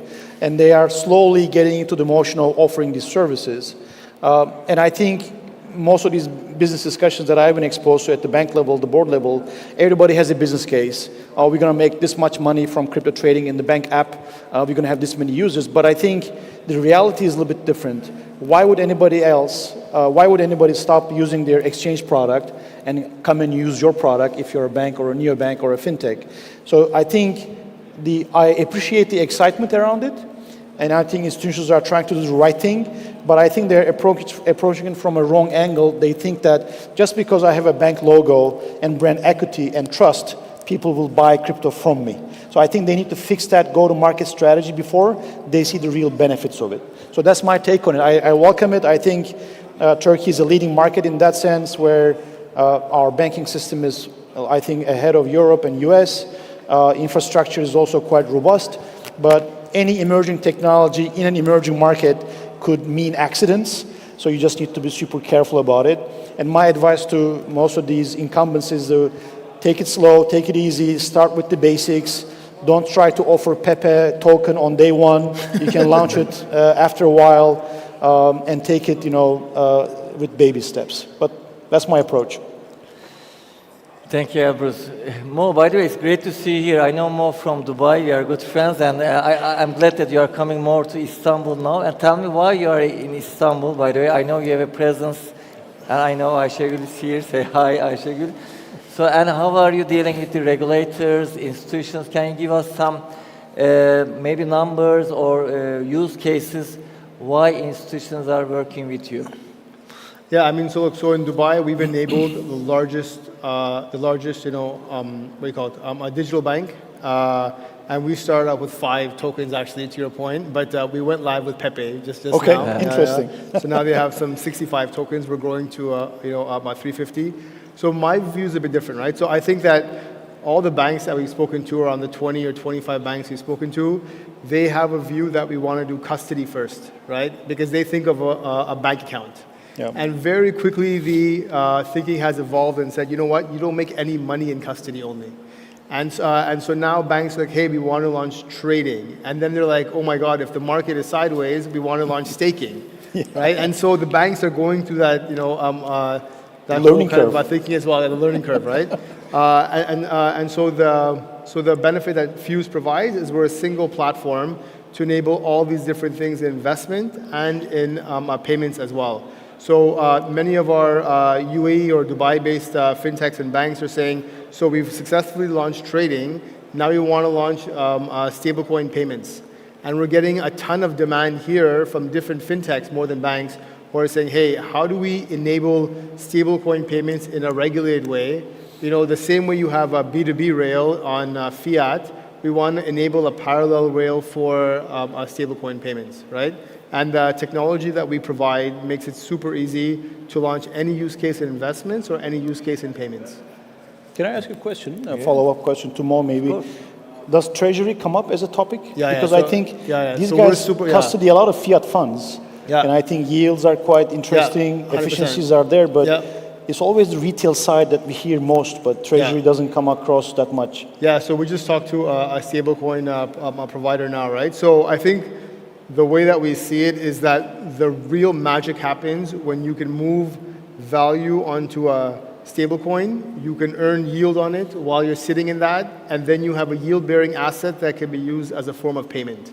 And no one has properly cracked that yet, but it's coming very soon. So even if I'm holding a stablecoin for 2 minutes, I'm able to earn something on it, right? And so many of the bigger corporates that we've talked to are saying, okay, so I have to pay out, you know, like we're speaking to one company who has to pay out 20,000 suppliers globally. And they said, how do we enable stablecoin settlement for all of our suppliers? I have a treasury that sits on chain. I'm able to earn yield on that. And even during flight, I'm able to earn yield up until it's no longer mine, right? So these are the kinds of things that we're talking about, which surely changes the game. Even for us in Dubai, you know, the way that it works is if we have any extra float, I have to print out a bank form. I have to sign the bank form, and I said, I will deposit this into my bank for 1 month, or 2 months, or 3 months. Banks are you know, they're just banks, right? So I think all this stuff around enabling them to really leverage the benefits about being instant, being fast, settlement is quick, all those things, I think this is where it's really going towards. And a lot of the larger corporates that we're talking to are figuring out how they can also benefit from that. In Turkey, it's a bit different because some of your overnight rates are so high that we still have to crack how we can match that, but I think it's coming. And just to that, I mean, I'm German, I live in Germany, and to that sense, Turkey is not behind sort of, for example, German banks. You know, everybody is still, they all have their teams, they all have their blockchain teams, they really know what they're talking about. But as it's early stage, it's not, for example, you could go to Deutsche Bank and buy Ethereum and stake it on sort of the online banking solution from Deutsche Bank. So it's something which is it's more happening for the neobanks and obviously for the exchanges. But unfortunately, sort of the TradFis, when it comes to their product offering, they're not there yet. It's just a question of time. But then, as you mentioned, regulation obviously is super important. Is something we support and also teach them or help them understanding the products and the environment. Because it's in all our interest that customer funds are safe, that institutions are safe. Because we don't need more FTXs in the years to come, right? Tim, before the panel, we were talking about the change in US, and I joined Token 2049 Singapore and Dubai. Previously, I was seeing more maybe Asians or people from Russia, Ukraine, Turkey. This year, I saw lots of Americans. So how did Trump's administration change affected the crypto industry in terms of regulation? What is the more trending topic? I see one of my friends who came from LA. He's also curious about the change in US. Yeah, I mean, it's not only about the administration, but really about the SEC as well. Obviously, Gary Gensler was,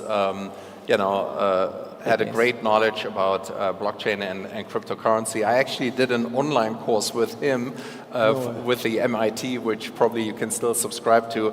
And at that time already, when I saw all these videos, he was already quite pessimistic. But obviously the change at the top of the SEC was groundbreaking. From our perspective as sort of our sales team in the US, was short of being quite depressed about the state of staking products and offerings.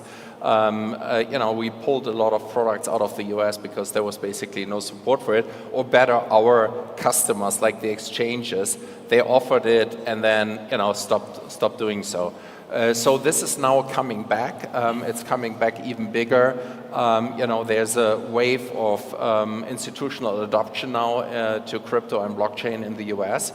We are super excited about this. We're the only larger American staking provider. And we have also Goldman Sachs and JP Morgan and Citi not only as customers but also as investors. So we're excited about our situation, our position in the U.S. market, as it's also with what the Fed allows the banks also to hold and custody themselves. So huge changes which are really well suited for our product stack. Yeah, previously, sorry. I was going to comment on one thing. I think with Gary Gensler, everybody thought he was shorting Ethereum, so that's why he was doing all that stuff, but you never know. When you look at US, there's a contrast between Gensler and post-Gensler, which I find quite interesting because it's quite laissez-faire right now. Everything goes, everyone's going public, it's great, but consumer protectionism, which kind of didn't prohibit from FTX accident happening, is still not addressed clearly. When you look at Turkish regulations or VARA or what's going on in Singapore these days, you see a different approach from regulators. Sometimes it is very, let's say, prohibitory. It's almost choking the industry, which is what happened in the US before Trump's administration. And then here now in Turkey, you have a little bit of a mix. You don't know if it's prohibitory or progressive. And then you look at MiCA, which is much more robust, yes, difficult to obtain and maintain, but it's a little bit more clear. And I think the challenge is that we don't have a global standard on this, and I think crypto has no boundaries. And yes, the waves or changes in China, US, Turkey might affect the global sentiment, but I think the regulators haven't done a good job of addressing basic investor consumer protectionism globally. That's still not done yet, in my opinion. And secondly, they haven't really agreed on what are the playing rules across countries. You have this in the banking industry. For example, if you look at SWIFT, how it works in the US, how it works in Turkey, how it works in Singapore are 98, 99% the same, right? So I think when you have a travel rule coming in or other things, I think regulators haven't really connected to discuss, hey, we are doing these best practices in Europe or Singapore or VARA or Turkey or US, and what are the common challenges that we are trying to resolve. And I think when you look at how these changes impact us, consumers and investors and institutions will look for guidance. And when you don't have that guidance and clarity, it's just going to delay progress and innovation. And for example, we believe at Outrun that blockchain is built for payments, nothing else. And I think we haven't really seen the full impact of this on payments. I know you have payments background, but payments companies are also understanding what is a T+0 settlement means for a small merchant, cash flow wise, etc. So I think we still have quite a mosaic globally. I agree, and it shouldn't be sort of always, the industry asking for or looking after the regulators and waiting for them on what to do and what not to do. I think we, as the industry, we should, provide clarity and security. For example, we should have all staking providers should stick to the same rules, and we should come up with these rules, right? As I give you an example, sort of slashing insurance is one thing. So we provide slashing coverage since day one, right? We were the first to do that. We worked with a big American insurance company. What is slashing? Slashing is basically when you lose your funds in case there's a node malfunction. So we, being the node provider, if we don't do our job properly, which never happened to us many years ago, and I think the last slashing incident was like $80, but it can happen. Then we need to make sure that everybody in the industry, all staking providers, stick to those rules. So everybody should have, because that just helps sort of getting mass adoption, providing clarity and security for customers and institutions. And then same thing like audited financials and stuff.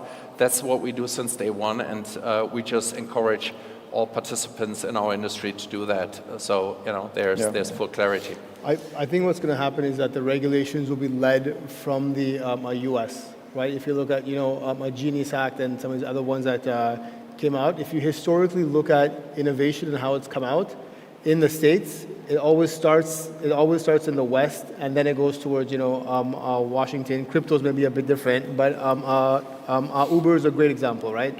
Uber started off no regulation, and then they let the industry develop or mature, whether intentional or not.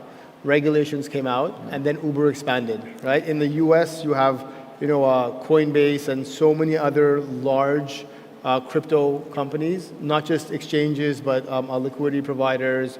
You have funds, hedge funds, staking providers, all these companies. So I think there's enough data to understand the market and the dynamics, and how do I create a framework that's both protecting the consumer, but also lets it grow. And I think what's going to happen is they're going to refine this, and then you'll see all the other regulators globally adapt or make changes to match that one. And I think eventually you'll get to like something that's quite similar. Yeah, I think globally, regulators lag, and then they follow the industry. Yeah. But I think in UAE it might be the opposite.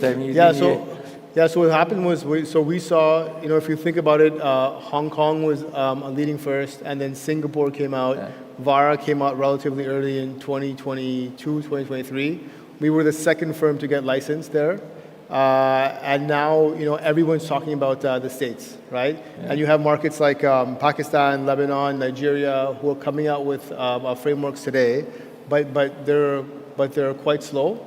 Or I think they're taking their time intentionally. So we'll see what happens in the States first. But the way that UAE or Dubai is really trying to position is, we want to be the international crypto hub outside of the US, right? That's not a quote, by the way, but you see a lot of work to attract crypto, these different firms, crypto firms. I think Hong Kong had a lot of excitement. Singapore, I think, as someone said, just came up with these new rules that are quite restrictive. Yeah. So UAE is still trying to position. Now in Turkey, I think the domestic market is so big that you don't need to be a global hub, right? You have enough of a domestic market. So I think as the regulations here refine and they get stronger and they figure out how to better involve all the players, I think it's going to be really strong here as well. Since we are in Turkey, my hometown, what's your recommendation to maybe Turkey, to regulators, or how can we increase the adaptation of institutional investors? What kind of products should be done? Any recommendations, starting with you? And also maybe some futuristic views. I want to hear what kind of products we will see in future. First time I heard Slash, for example. Can you give us a futuristic view of the... I mean, if you're asking for a wish list, I'll give you a wish list. And I think if you start off with yesterday's comments from Mehmet Şimşek, the president of Central Bank in Turkey, I understand the logic and the approach. He's trying to implement fiscal discipline and controls and stuff, but I think most of his comments are, to a certain extent, prohibitory for the industry to develop. So I would expect regulators to your point, Tim, work with industry players more closely and have a much more transparent legislative process, so we can at least see what they're working on and we can provide input and discuss, etc. Obviously, certain players will try to manipulate the conversations and say, we want this, we want that. Incumbents will try to block international competitors from entering the market, putting local talent rules, substance rules, etc. But I think regulators need to look at for the best interest of the country and say, if we have a progressive, open, transparent regulatory process, it will benefit us in the long term. And I think in Turkey, we have seen that this regulation that we are trying to navigate right now. When I say navigate, by the way, certain things are still not clear. Yeah. It's very open for interpretation, and you have to go to Ankara and talk to them and understand what they actually mean or want. And you see that it has taken them a few accidents to come to this level. You had a Todex accident, you had a Luna accident, other things, some local, some global. And I think, unlike SEC, which regulates by enforcement, because SEC's only KPI is the amount of fines and penalties they issue per year. They're very proud about it, and they regulate that way. I think Turkey can actually adopt a little bit more of an approach that's common in Europe right now, MiCA, which is a very robust framework. It's been studied by many countries, many different needs. I'm not saying copy-paste and start using it, but I think there's a gap between what we have in terms of regulation in Turkey and VARA and MiCA. And I think since we haven't really established it and cemented it, it is right now the time to listen to the industry players in the market, both local and international, and see what could actually benefit the economy and long-term viability of the business or the industry, versus just like, oh, we need to increase our tax income, or we want to, push out some international competition, etc. I think that's missing in Turkey right now, that transparency. Thank you. Mo, what do you think? Yeah, I think if we put retail aside, I think from a business perspective, if you want to grow foreign direct investment, number one is tokenization, right? So we speak to a lot of companies who are saying, hey, I want to explore how do I tokenize my buildings, or how do I tokenize gold and do all these other things. So I think creating a framework and enabling tokenization and letting external or foreign investors invest, that's number one. I think number two, like we talked about, stablecoin payments is a big thing, right? There's a lot of discussion around currency, controls and those kinds of things. I think if you let your domestic economy and your businesses and your small and medium-sized businesses flourish and give them ways to transfer money or do business in a more efficient way, you'll automatically benefit the local economy. So I think enabling stablecoin payments would just be a huge, huge benefit. Which is missing today in the regulation. It's missing, yeah. There's no comment about it. Yeah. Team? Yeah, I mean, we see just a general uptake, obviously, in staking and wallet infrastructure, right? I mean, you asked for sort of the future. We see the future of finance really closely connected to wallet infrastructure, and that means, and that's probably the idea of the whole Web3 many years ago was about decentralization, right? And I think in the last years, our market was still very much centralized. There are still some big players, some big exchanges. The idea was, just like Web 1 in a way, to, have a mobile phone, have your wallet on there, and, not needing being a customer of a big exchange. So, it's all about sort of providing wallets for millions and millions of users, and then connecting those wallets to certain services such as staking or other yield generating products. Yeah. So we see that closely connected. What's going to happen with wallets? How are they structured? How decentralized are they? On that, and then giving customers opportunities to buy, trade, and whatever, but not so much under sort of the wings of a big exchange.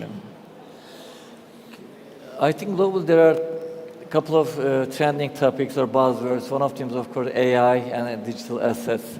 So will it continue like this, or for you, what will be the next buzzwords?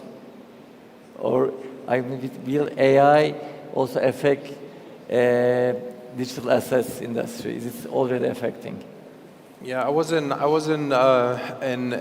Dubai at Token 2049, and I just want to quote CJ, the Binance CEO, who had a really interesting comment in terms of crypto will be sort of the currency of AI. Okay. Right? I thought that was interesting, sort of the connection of, it's not AI is going to come in and crypto or blockchain will disappear. Which role will crypto play in an AI-dominated world? So I think that's sort of where the fit is. You want to comment, add anything? Good. Well, being a venture capitalist for many years, I always look for patterns that are easy to explain, and it's an anecdote that I started using. I think stable coins are the new SaaS. Everything is about stable coins, and that is the SaaS business model of today. And going forward with the combination of AI, you're going to see payment efficiencies being unlocked. You're going to see different things for consumers being unlocked. So I would say the next buzzword, or the next 12 to 18 months, 24 months, we're going to see increasing VC investment in AI. But I think the intersection of AI with stable coins will be interesting. especially considering our industry. But absolutely, I agree. I mean, we saw it obviously with the Circle IPO, Yeah. which is now, crazy valuation, but Yeah. well deserved, obviously. But then also we see Tether escaping Mika, right? Yeah. So I think there's still some way to go. And then also we're talking to stablecoin issuers as well. They're already up and running as a company, but their regulators didn't really give them the sign-off, right? So they're basically selling hot air right now. Yeah. So it's early days, early but days, yeah. Obviously we all know sort of the potential of stablecoins in borderless payments, and just the amount of money which can be saved is just unbelievable. Yeah. So super exciting area. Yeah. Okay. So let's make one last short tour, then I'll open up for questions. So what's the key takeaway message from this panel? We talk about lots of things, Turkey, adaptation of institutions. You can either say one word, one sentence. Erso, I want to tell this because I'm on stage now, it's my time. I think from my perspective, I think we're very lucky to be here. I think creating a regulation in a market that's so big and that's already quite developed is very difficult.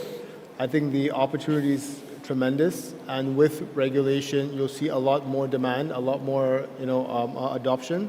I think this is just the beginning, in Turkey specifically. Yeah. I mean, my takeaway or highlight would be, if you're a bank, don't try to become an exchange. If you're an exchange, don't try to become a bank, and just keep them separate and make sure that you understand the difference. Yeah. Yeah, the future of finance will come to any country. Obviously, Turkey, with a huge population, will be absolutely key for us as a company. It's our first time here. Also super excited about the conference, to be honest. I was only at the Nordic blockchain conference last week in Stockholm, which was probably 10% of the size of what I see here. So I'm blown away by the attendance here and the quality of the speakers and the panels. It's an exciting market, and for us, super important to get into it. Yeah. Well, I lived in Dubai 9 years, and I talk about Dubai a lot. I said nice things and come to Dubai, or like promoted Dubai a lot, but also I was a bit jealous because they took a role from Istanbul or Turkey. So I want to see more institutional, international investors here. Turkey has the potential, big population, talented people, especially banking sector and fintech is very strong. I think it's number one globally because I have seen different countries. So hope to see more institutional or international investors like you here. Now, we have 5 minutes. I would like to have some questions, so don't be shy. I see a hand. Also, can you introduce yourself, and do we have a microphone, or maybe we can hear microphone? Var mı? Just wait a sec so that everybody can hear you. Can we ask them questions? Yeah, you can ask the question also. I mean, but first introduce yourself and your question to whom or to all of them. Sure, thank you. This is Ralph. First of all, thank you. We cannot hear. Can you? Oh, how's it now? Yeah, thank you, first of all, to the panelists. It was an amazing, and thank you. To echo what you were saying, I live in the United States, and what I've seen is, in the industries that emerges from the United States, mostly what happens is the industry derives from the United States, and then it kind of dissolves into other industries. Much like the topic here, the emerging markets, I think, have a pretty good advantage because the regulatory aspect in the United States is very rigid. So coming up from there might be, in this specific industry, hard because much like the big companies, when there's an incumbent and then there's a new startup, they're more able to move quickly. The small companies are able to move quickly, and then this industry is also a new one. So I was wondering how you anticipate emerging markets like Turkey taking a stance and maybe leading the way in this industry, basically. Want to comment? Good. You're Turkish, you want to start? Well, yeah, sorry, Turkish, just to be clear on the question, so that how do we help in markets where there's no strong regulation, and how we lead? Hello. let me clarify. So I believe that emerging markets have more freedom to develop new technologies compared to the US, which has more regulations, much like a startup compared to a big company. They have more room to take risks and take new advantages of a new industry. So I was wondering how emerging markets like Turkey might have an advantage in this field of neobanks or adopting institutional crypto infrastructure. I mean, I can take a stab at it, and let's see. I mean, if I understand you correctly, so when you look at emerging markets, we tend to think that innovation happens here easier and faster. It requires certain components: capital, talent, stability, no war zone, whatever, etc. Right? So when you look at mobile phone penetration as a technological curve that impacted emerging markets. In Turkey, most people didn't have landline phones, and then suddenly everybody had 2 cell phones. So a new technology is adopted faster in emerging markets if it's replacing an incumbent technology. When you look at crypto, which is, let's say digital assets and crypto, it needs to have certain regulators in place, just like driving a car. You need to have the seat belt, you need to have the airbags, etc. And yes, you might have a skateboard and you can do certain tricks, but it could be also a dangerous accident, right? So I think when it comes to money and monetary policy and monetary investment, etc., you need to have certain legislation in place for any new technology to flourish. I think Turkey didn't have a regulatory framework for the last 15 years. And the market has grown not because of lack of regulation, but because of the macroeconomic needs of the market, in my opinion. High inflation, unemployment, the need for a quick buck every week. People were taking bank loans to buy crypto here, right, back in the day. So I think the risk appetite varies, but is it educated and progressive risk appetite, or is it just opportunistic risk appetite? That's, I think, the distinction. Any good technology can come from anywhere on the planet, just like any entrepreneur can come. But I think in certain industry categories, you need to have certain protection mechanisms in place for anything to flourish, a sandbox environment, so to speak. And I think, yes, Turkey is, we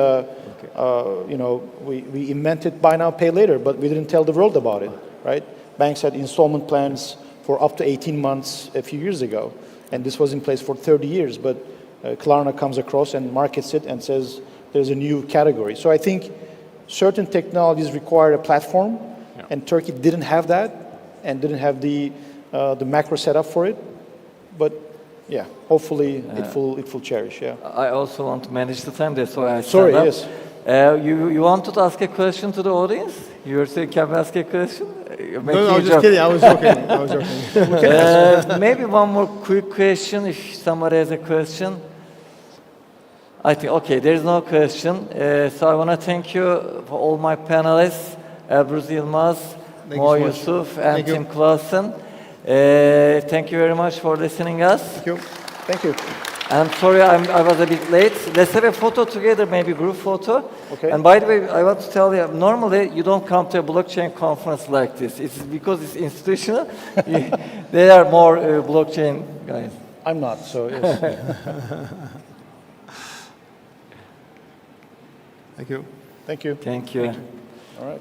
Yes.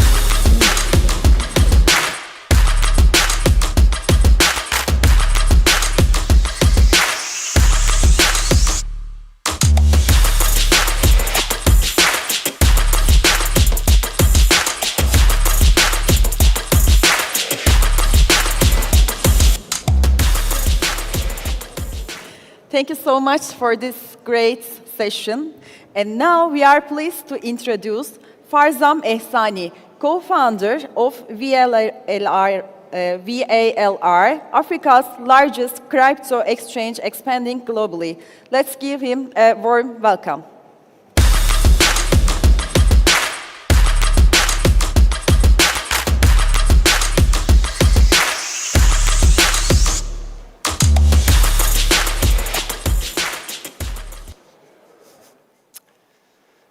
Check, check.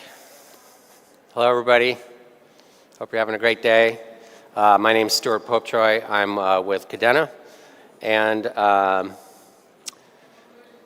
It's great to be here. It's great to be here in Istanbul Blockchain Week, so thanks for coming.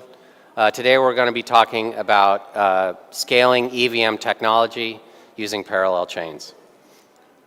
So first, a little about Kadena. Kadena is a proof-of-work layer 1 that is uniquely scalable using a parallel chain technology, which I'll be telling you all about. And wait for the break, and you'll see how that applies to EVM technology. A little bit about me. I've been in technology since the 90s. Started off in web tech, got into fintech after that in New York, originally from the Bay Area, and then ended up at JP Morgan and ended up founding the JP Morgan Blockchain Center of Excellence before founding Kadena in 2016. So let's talk about scaling. In software engineering, scaling means something very specific. In crypto, it has a tendency to mean a bunch of different things. In software engineering, scaling means that you have a resource that is unlimited, more or less. And when load increases, you can add more of that resource. So when we're talking about EVM technology and scaling, we've seen some fairly unusual approaches for what has actually worked and gotten into production. And that namely is layer 2s, layer 3s, and roll-ups. And the progress has been quite good. It's certainly expanded the amount of transactions that can interoperate. They don't happen on the blockchain, but they can interoperate with the Ethereum blockchain. We might have lost something in choosing this particular way to scale, and that's what I'm going to talk about. And the main thing is simplicity. But in other words, we've gained complexity as we've gone to layer 2 rollups. So the problems with layer 2 rollups is the first one is complexity and fragmentation. There's a bunch of different layer 2 protocols, Optimism and Arbitrum being some of the leading ones. The problem with this is that it means that developers have to make a risky choice because once you pick one layer 2, it doesn't necessarily talk to another layer 2, and you're pretty much stuck with whatever you pick. And then, of course, there's the app chain approach. But at that point, you're dealing with running your own validators and basically running an entire blockchain yourself. And for many dApps, that's not ideal. But many people will make that choice just in order to have control. And most importantly, deal with have the amount of bandwidth they need to run the transactions for their application. But perhaps a worse problem is the fact that layer 2 technology is centralized. And that's because sequencer technology, which is what powers layer 2s, is basically unscalable inherently. And it's important to remember that blockchain itself, crypto, is founded on Bitcoin, on Ethereum, on V1 Ethereum, and these were all based on algorithms and techniques that were proven before they were brought into play. Sequencer technology, like a decentralized sequencer, this is absolutely new future tech. Nobody knows how to do it. So waiting around for that will take forever. And as a result, sequencers basically operate as a single unit. And so what's wrong with that? Well, one, it's a single point of failure. But there are worse security risks that come from a centralized solution. And that is that there's censorship. And they could decide not to include your transaction in a block. So decentralization isn't just an abstract value. It actually adds up to real things. It can add up to fraud, and it can add up to censorship.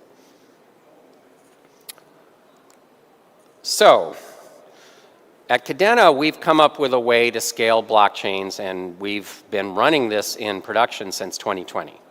And our technology for this is called ChainWeb, and I'm going to tell you a little bit about that. So remember I said scaling means that you have a resource that is unlimited. In Kadena, that resource is a chain. Just like a Bitcoin, an Ethereum V1, but it's a proof-of-work chain. And when we launched with 10 chains, and after a year, we expanded to 20 chains. Now, these chains are parallel. That means there's no hub and spoke, there's no master chain, And most importantly, it means we can add chains anytime we need to support more adoption and more growth. It's actually the only architecture of its kind in crypto. It's the only parallel chain architecture that's actually running. And the way it works is the chains actually act as oracles of each other's activity and secure each other. It has the unique property that when we expand to have more chains, we actually end up with more security. It gets more secure the more chains you put into the network. And finally, it leverages proof of work. This is something that you fundamentally can't do with proof of stake. Proof of stake is a discrete set of validators. If you break apart that set, you lose security, whereas proof of work is a continuous value that can be sliced as small as you want to slice it. And as a result, we can have a single consensus that can support 10 chains, 20 chains, 50 chains, 100 chains, 1,000 chains, 10,000 chains. So what does this mean for developers and applications on Chainweb? Well, first, it's proven. We launched our network in 2020. And while it certainly hasn't been a walk in the park, because running blockchains in public never is, we haven't had a single interruption of block production since we launched in 2020. So this technology is here today, and it's proven. As a result of having multiple chains, it most importantly means that congestion and gas prices are manageable. Now, what I'd like to say is it's cheap. And of course it is cheap. Our average gas price is in the fractions of a cent. However, it doesn't mean that we're completely free of congestion at any moment in time. The point is that there's something you can do about it. And what you can do about it is you can scale your dApp to multiple chains, or you can move to a chain that's got less utilization. And this is something that allows you to actually manage congestion and gas prices. Finally, it operates as a single blockchain. You do not have to run it. You want to deploy your dApp onto Cadena, you simply deploy your app, you pick a chain, it's completely permissionless and decentralized, you deploy wherever you want to go. So briefly, I just want to talk about the application layer that we have on it today, which is called Pact. And the reason why it's relevant to this conversation about EVM is because in order to roll out Cadena, it wasn't enough to just have a consensus protocol. We also needed application layer protocols for secure and efficient cross-chain communication. So we had to design and deliver a parallel bridging protocol that so when you have a token in ERC20 on Cadena, it actually, when you move it across chains, it actually burns on one chain and mints on the other. As a result, a token can exist on our chain as a single token and move around without creating or destroying any coins. And this is great for when you want to scale your application to multiple chains, because it means stable coins, assets, whatever you want can be moved across chains effortlessly, and it's supported at the application layer. And it allows you to deal with congestion and gas spikes. So as I said, we launched in 2020. After our journey of 5-6 years, we're ready for the next step. And that next step is Chainweb EVM. So having this unique parallel chain technology, we want to bring it to the world of EVM developers so that they can realize the benefits. So we are going live into testnet June 30th, just right around the corner, and with over 50 ecosystem partners. I can't advertise them today, but we'll be announcing them on the 30th. So it's important to understand that, so the testnet is launching 5 EVM chains. And so it's important to understand that each one of these chains is a vanilla EVM chain. It will be upgraded to Pectra. It'll have everything you expect from an EVM chain, which means you can deploy your app to it with all your favorite tools like Hardhat or whatever. And, but again, we can keep adding chains. We're starting with 5 for testnet, but if the demand is there, we can go to 10, 20, 50, 100, whatever we need. So, how does this impact you, especially if you're a builder or a dev? Well, one, the big difference is there's no more fighting to get into a block, because it's important to remember that layer 2s, one, can have congestion settling back to Ethereum and face gas price surges there. Two, the layer 2s are still not a parallel technology themselves. So their gas prices go up as well. So by deploying on Cadena, you will enjoy what pack developers have been able to leverage for the last 5 years, which is a low congestion, low gas fee environment. Again, it means you don't have to run your own app chain. We run the network, our miners run the network, we don't run the network. And you just pick the chain or chains that you want to deploy to, and you're done. Finally, I think one of the most attractive things is that this is a mature and proven scaling technology. So we have the tooling, we have the experience, we have the techniques, and we're here to help.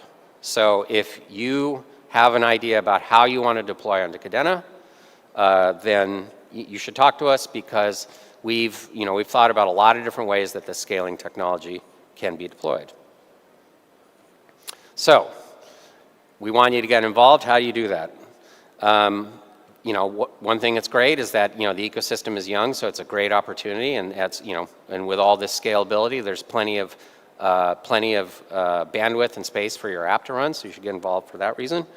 And as I said, it's fully compliant EVM, so you can deploy. You can easily deploy your dApps. You can join our EVM early access program, and then of course we're at a booth here at the conference. I'll give you the booth number at the end, and come over and talk to us. We'd love to hear about what you're working on. But also, there's our $50 million grant program, which is one of the biggest grant programs out there. And it has to do with our unique token economics, that we still have money coming into the foundation. Cadena actually is one of the most least insider-friendly token economics in blockchain. And so that's why we're able to continue funding builders to come on chain. So all right, that's the grants program, right? So that's it. We're at booth 26. Excuse me. We have DevRel people at the booth. Come apply for a grant, learn about our developer communities and our technology, download the dev kit. Excuse me. All right, thank you very much.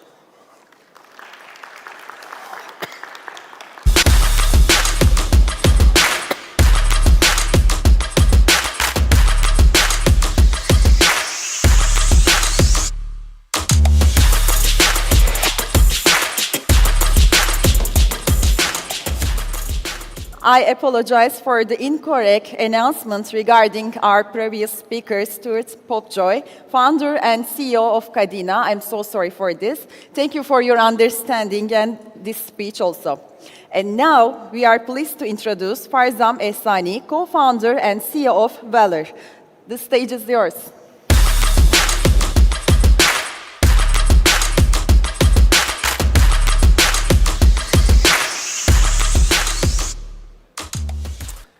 Good afternoon. Can you hear me? Is it clear? Wonderful. So it's a pleasure to be with all of you this afternoon. We are in a very special place. 160 years ago, there was a special teacher, a prophet that came through this land at the time called Constantinople, Istanbul. And he talked a lot about what's happening in the world today. He talked about the troubles that we're facing, and he talked about what will happen as these troubles progress, and also things that will happen to our entire system overall. His words were, "The world is in travail, and its agitation waxeth day by day." So the world is in quite a bit of trouble right now. I am born in the United States. I am ethnically from Iran. I've lived in Israel. And so the things that are happening in the world today over the last week or two with weaponization across countries, lives being lost, I don't think that this is the end of it. I think we're going to see a continuation of the troubles that we've had until we have a real breaking of our system. This Prophet Baha'u'llah continued to say that soon will the present day order be rolled up and a new one spread out in its stead. And if you think about our current system right now, if you think about where we've come from, we're in a real transitory phase. I'm in my early 40s, and last night as I was thinking in bed before going to sleep about how the world has progressed, I thought back to my primary school days, my elementary school days, and realized that in my elementary school days, the World Wide Web did not exist. Okay, in half a human lifetime, from my primary school days till today, we've moved from a world where there was no www to a world that you cannot live your life any single day without interacting with the World Wide Web. So the pace of change is tremendous. We have a lot of coins in this world, and I'm not talking about our crypto coins, I'm talking about our fiat currency coins. And when we think about this idea that our present day system will be rolled up and a new one spread out in its stead, we're not talking about tweaks to the system. We're talking about tectonic shifts in the way that humans will operate, in the way that humans will govern themselves, in the way that humans will interact, and in the way that humans will identify. Who are they? Do they belong to a particular family? Do they belong to a particular tribe? Do they belong to a particular country? Or do they belong to the human race? That identity is very important, and I'll come to that in a moment. But when we think about all these different coins, the dollar, the rand, the renminbi, and over about 180 different coins around the world, we realize that in many ways, this system is not too dissimilar from our current crypto system, where there are tons and tons of different coins. We're obviously used to this system. But as we go forward, what I propose to you is that we're not going to see as many cryptocurrencies out there. Many of these crypto assets will go to zero. But what we'll also see is a lot of the traditional coins, the fiat currencies, are also going to go to zero. And I'll make a big claim, which is that my belief is that within my lifetime, I told you that in the last 40 years, we've gone from a world where there was no World Wide Web to one in which it's pervasive. And I think that there's a good chance that in the rest of my lifetime, we'll go from a world where the dollar exists to a world where the dollar does not exist. All right, we're talking about tectonic change at the moment. This quote that's up here is by the Baha'i International Community. It was written in 1999, 1 decade before Bitcoin.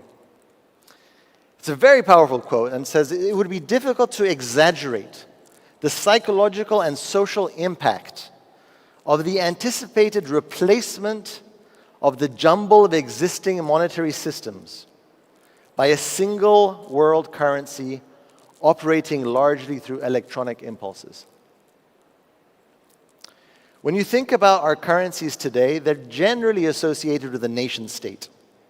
There are a few places like Europe where it's the euro, a few places in Africa where there are regional monetary unions. But for the most part, we have the identity of people that's associated with the nation state and a monetary system that goes along with that identity of a nation state. And I propose to you that right now the world is breaking through that nation state paradigm. Right? If we look at our history, we've come from families to tribes to city-states to nation-states, which only came about in the 1600s, to today, where I don't know anybody's nationality. When I talk to all of you in the breaks, I don't ask what your passport is, but we converse and we're unified.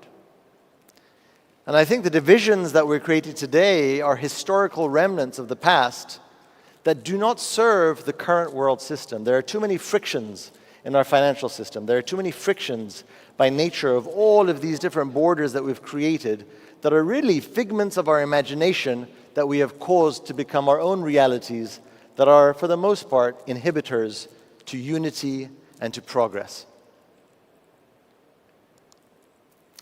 If we look back at the history of monetary units and the reserve currencies of the world, you'll see that we've had many. But the maximum that these things really live is a couple of 100 years maybe. But for the most part, it's a few decades. And if you look at the US dollar in its current form since 1971, is only a few decades old.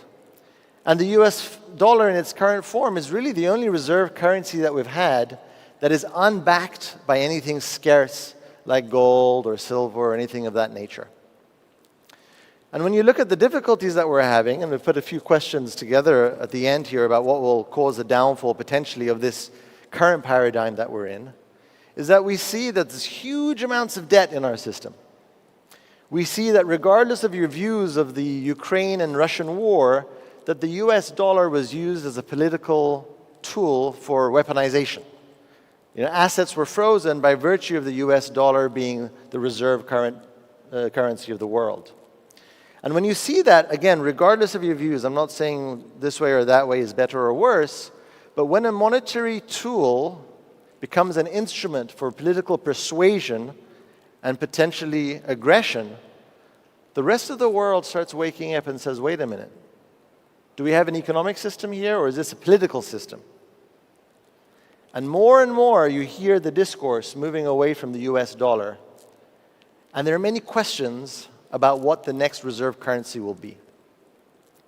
And I put it to you that my belief and my understanding and my reading of our entire reality right now is that the next reserve currency of the world will not be associated with a country. The next reserve currency of the world will not be associated with a country. Why? Because one, I think our identities are becoming more global, despite the forms of nationalism that we've seen recently and populism that we've seen. I think these are road bumps on the way. But also because of the emergence of this wonderful crypto asset class that we're all here in the room to explore. It's the first time that we have the technology to bring about a monetary system that travels the speed of an email, but that doesn't depend on a nation state or an institution, as we know. It's incredibly powerful. And it promises to serve humanity as a whole, and not just a subset of humanity at the expense of the rest of humanity. And a big point about this is that if you study monetary history, you'll see that it's trust, not tanks, determine monetary value and power. Trusts, not tanks, determine monetary value and power. You should talk to people and ask them about why they think the US dollar has a value, or why the South African rand has value, or why the renminbi has value, or the yen, etc. And you often get, the response that it's backed by the government. And when you ask a little bit further into what that actually means, they say, no, it's got the full backing of the US government. But what does that actually mean in the context of the United States dollar growing 40% since 2020? Right? So 40% of all US dollars that have ever been created were created in the last few years. Definitely the US government and the US economy hasn't grown that much. So there's a disconnect between those things. And when you think about trust, and you think about monetary systems, you realize that even in places, Valor is, and I'll tell you a little bit about Valor in a moment, is from South Africa. We're headquartered in South Africa, neighbors with Zimbabwe. And Zimbabwe, as you'll know, had a huge inflationary crisis. Even though they had the Zimbabwean dollar that was enforced on the people by the authorities, when the people said, we do not want this currency anymore, and if you want to pay me in it, you're going to have to pay me a lot of it to give up my hard work, sweat, and tears, there was hyperinflation, and the government itself wouldn't accept their own currency as payment for taxes. So it's trust in the system, trust in the scarcity of assets, trust in the integrity of a monetary system that causes it to be successful, not just guns and tanks. And that brings me to who Valor is. Valor, for those of you that don't know us, are a global crypto exchange headquartered in Johannesburg, South Africa. We're the largest exchange in Africa by volume. We have customers from all over the world. We've been around for 7.5 years now. We offer spot margin, perpetual futures, OTC, simple buy sell, shared accounts, top-notch security, and much more. It's not really the products and the features that I wanted to talk to you about today, but it's about this idea of trust. You know, we interview a lot of people that are coming into Valor. And as a result, we also interview people from other exchanges. And it's sometimes shocking to me to hear that some of the things of the past that resulted to the downfall of some of the larger cryptocurrency exchanges out there, some of those practices may still be going on in some crypto exchanges. And the reason I say that is that it's critical that all of us in this industry act with the utmost integrity. We offer the utmost trust that we can to our customers, the utmost security. That behind closed doors, where your customers cannot see what you're doing the right thing. You're acting with integrity. You're doing what needs to be done to safeguard the interests of the customer and not just lining your pocket, hoping that nobody will open the door to see what you're doing. And that's what we've been doing at Valor for 7.5 years. We're not shouting from the rooftops to say, look at us. But we're building strongly, we're building securely, and we're offering our now 1.5 million customers around the world and 1,300 institutional clients a solid offering. We've just signed 2 of the largest banks in South Africa to offer them a crypto asset service so that they can offer their clients crypto asset services based on our infrastructure, our liquidity, our pricing, etc. And we look forward to offering this to many more people around the world, but it has to be based on trust. I know in the crypto industry, we love to say, don't trust, verify. But practically in our day-to-day lives, we have to trust. We're a society that depends upon trust. You all trust that the engineers over here built this structure with hopefully the integrity that's needed to keep it up. You all trusted that the cooks in the kitchen prepared your food today in a way that won't poison you or make you ill. You trusted your flights that came here to ensure that they were maintained properly, etc., etc. So trust is not going away in our society. And what we really need to make sure for all the crypto people listening is that we build this industry with the integrity that it deserves so that we can reach the height of what its promise can be for humanity. Otherwise, the beauty of this technology, the beauty of what can be because of this new asset class, will be undermined by our actions, and humanity will be delayed in reaping the benefits therefrom. So, I want to kind of finish off with this idea. This is again from 1936. Right, where, again, this visionary called Shoghi Effendi said that a uniform and universal system of currency will simplify and facilitate intercourse and understanding among the nations and races of mankind. Again, 1936, before World War II. A uniform and universal system of currency will simplify and facilitate intercourse and understanding among the nations and races of mankind. When you take a step back, this is obvious. Who likes to pay 2% whenever you arrive at an international airport and you need to change some money, for example, or 2% when you swipe your card, your currency in your bank account is in one currency, but you have to pay in a different currency.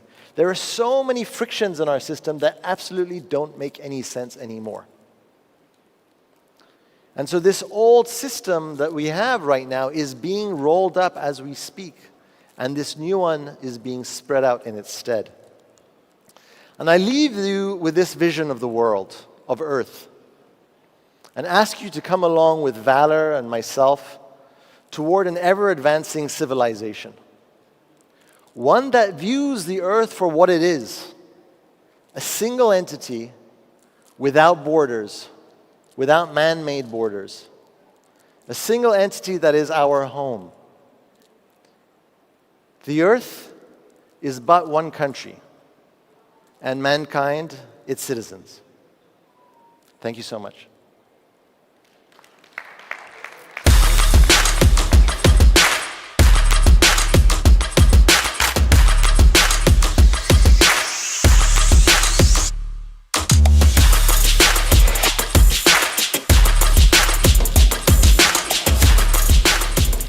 Thank you, Farzan, for sharing your vision with us. And up next, please welcome Charlie Hu, co-founder of BitLayer Labs. Charlie brings the wealth of insight into Web3 innovation and infrastructure.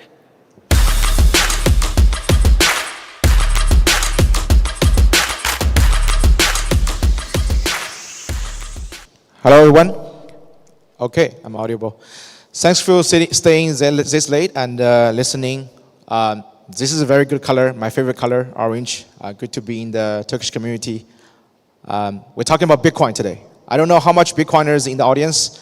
Not too much Bitcoin talks today, right? So hopefully, in whatever sense, I can talk about something happening in the Bitcoin space can get you orange pilled back to the mother chain. So today, my talk is about BVM. The things we've been working on as the key innovation for the Bitcoin space, one of the key frontier of the Bitcoin innovation.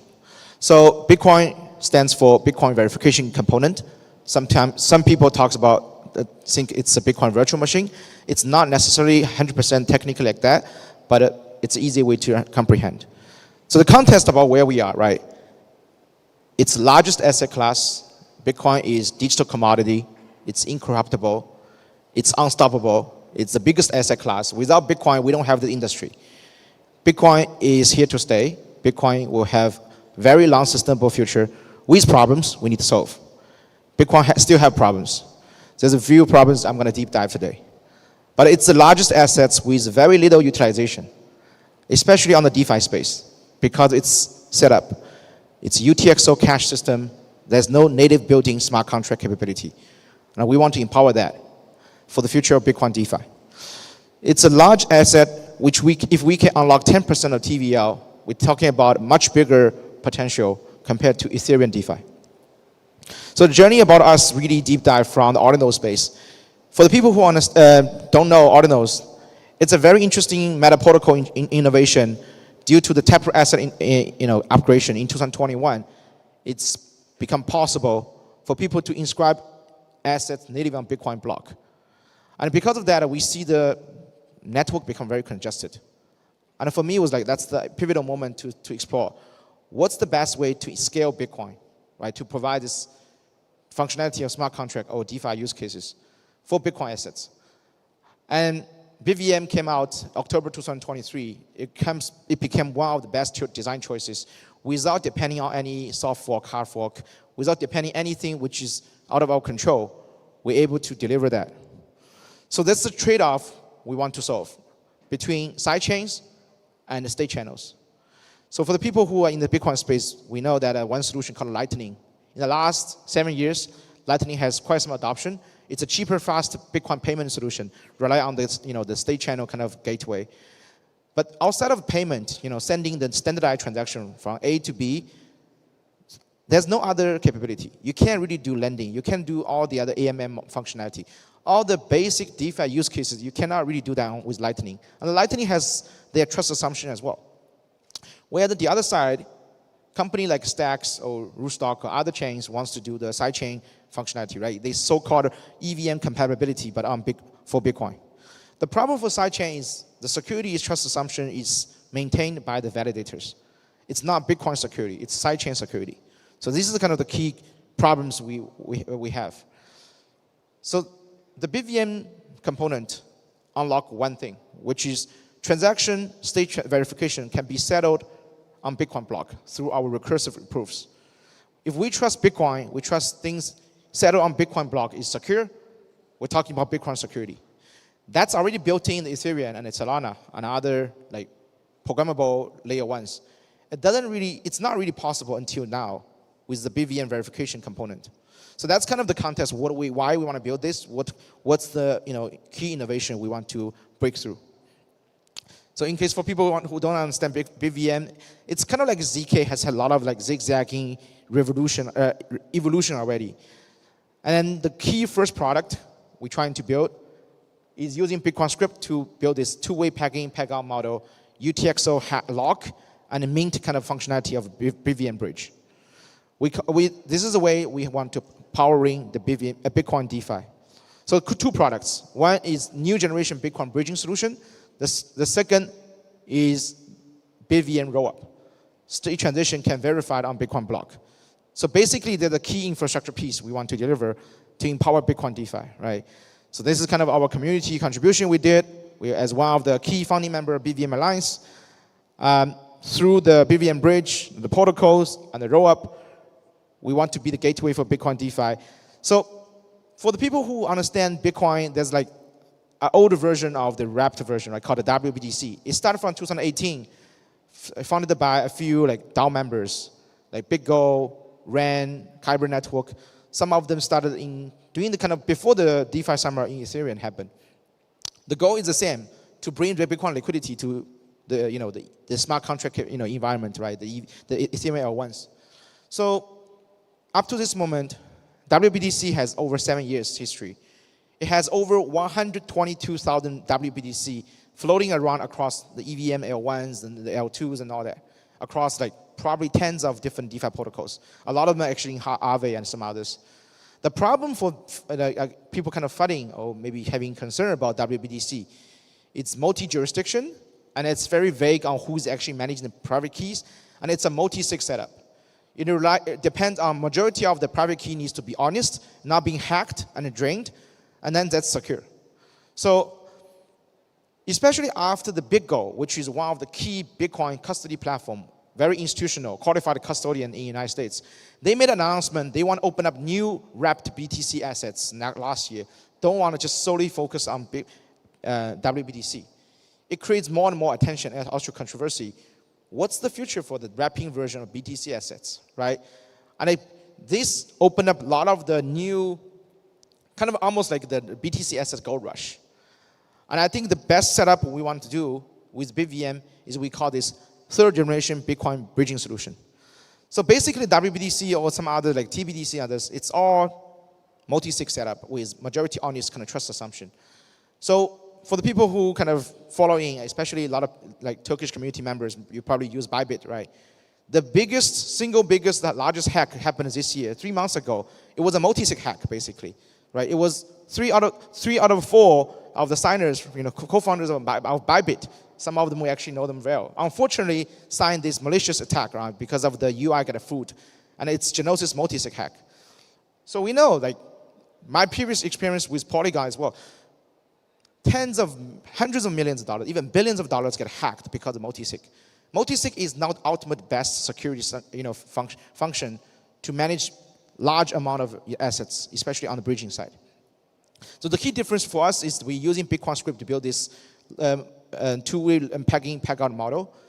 One out of N of the security operator and maintainer can issue challenge games when they see there's some potential malicious transactions. So that's kind of the key difference between us and the multi-sig setup kind of bridging solution. It's a high security, high programmability, and we bring this BTC assets to all the yield markets. So we're currently working with quite a lot of different ecosystems, and that's kind of the key strategy we've been focusing on this year. Whereas last year, everybody have this gold rush to building L2s, we want to make sure we be the best BVM project, and the Bitcoin engine shouldn't be just the focus on the L2 side. So we currently work with over 8 different ecosystems. Some of them are very strong, has a lot of adoption on really good use cases on DeFi, especially with Sui. We are very excited to work with them in the last 2 months. A lot of adoption have already happening. Next big announcement we're going to make is Solana. And I see DeFi use cases across different ecosystems, and Bitcoin liquidity has been heavily on demand. across many different use cases. And we are also very focused on the Bitcoin community. Like the key community of Bitcoin community is the miners. Miners are the key pillars in the Bitcoin community. Without them, we don't even have this proof of work network. So we are the first Bitcoin project actually get supported by the top mining pools. We had this announcement, and we get a lot of attention from other mining pools like Marathon, Foundry, this goes on. We're trying to provide a new revenue source to the miners. This is a very important question. Without the security budget from other sources, such as our bridging fees and so on, how the miners, after even 12 years later, how can they become sustainable? How can they keep contributing the hash rate? This is a very important question. Like, if miners don't get incentivized to maintain the security budget for the Bitcoin network, and then we come back to this fundamental philosophical question, the 51 attacks problem. Who is maintaining security? So this is a very important kind of controversial topics. Some people disagree with what we are doing, but in order to, without sacrificing security and have a very high level user experiences, we need to work with the mining pools, contributing the fees to them. And they actually handle the non-standard transactions. This is something which is very unique and new in the industry. We're the first team actually working on that. Endpool is the second largest Bitcoin mining pool in the history, still the second largest, and they never work with any Bitcoin companies. I wouldn't overbore you about the technical details. You can see that with a real product, which is launching in a couple of weeks. The engine for Bitcoin DeFi, the best slide is this one. It's kind of like we use the hack happened with the Viper compiler hack, right, in the curve. The entire Bitcoin ecosystem sort of currently is on the left. My left, here. It's a bunch of sidechain with a multi-sig. Whatever people wants to come up with, all kinds of jargons, that's the reality. Or whatever meta protocols they came up. So there's a trust assumptions, it's multi-sig, it's not Bitcoin security. Our vision for BVM, a bit layer, we want to achieve is actual Bitcoin security layer rollup. It's Bitcoin security, not sidechain security. State transition can verify on Bitcoin block. It's multiple VM compatible. Start from EVM, obviously. It's data availability on Bitcoin or Bitcoin aligned DA layer. Otherwise, it's not really even rollup. So that's kind of the key overview about our architect. Trust minimized bridge is important. Real-time VVM and other VM is important. I think outside of the technical side, I think what I want to share with the people in the audience, especially the builders, is the Bitcoin DeFi is such an interesting frontier, and we had a lot of interesting experience building out the ecosystem. Also, there's a lot of interesting nuances when we talk to community members. The campaign we did with OKX wallet, with Binance wallet, which brought us almost like 2 million users. We give them a lot of interesting taste about what does Bitcoin DeFi actually mean by actually trying it. So it's been an interesting journey last 18 months.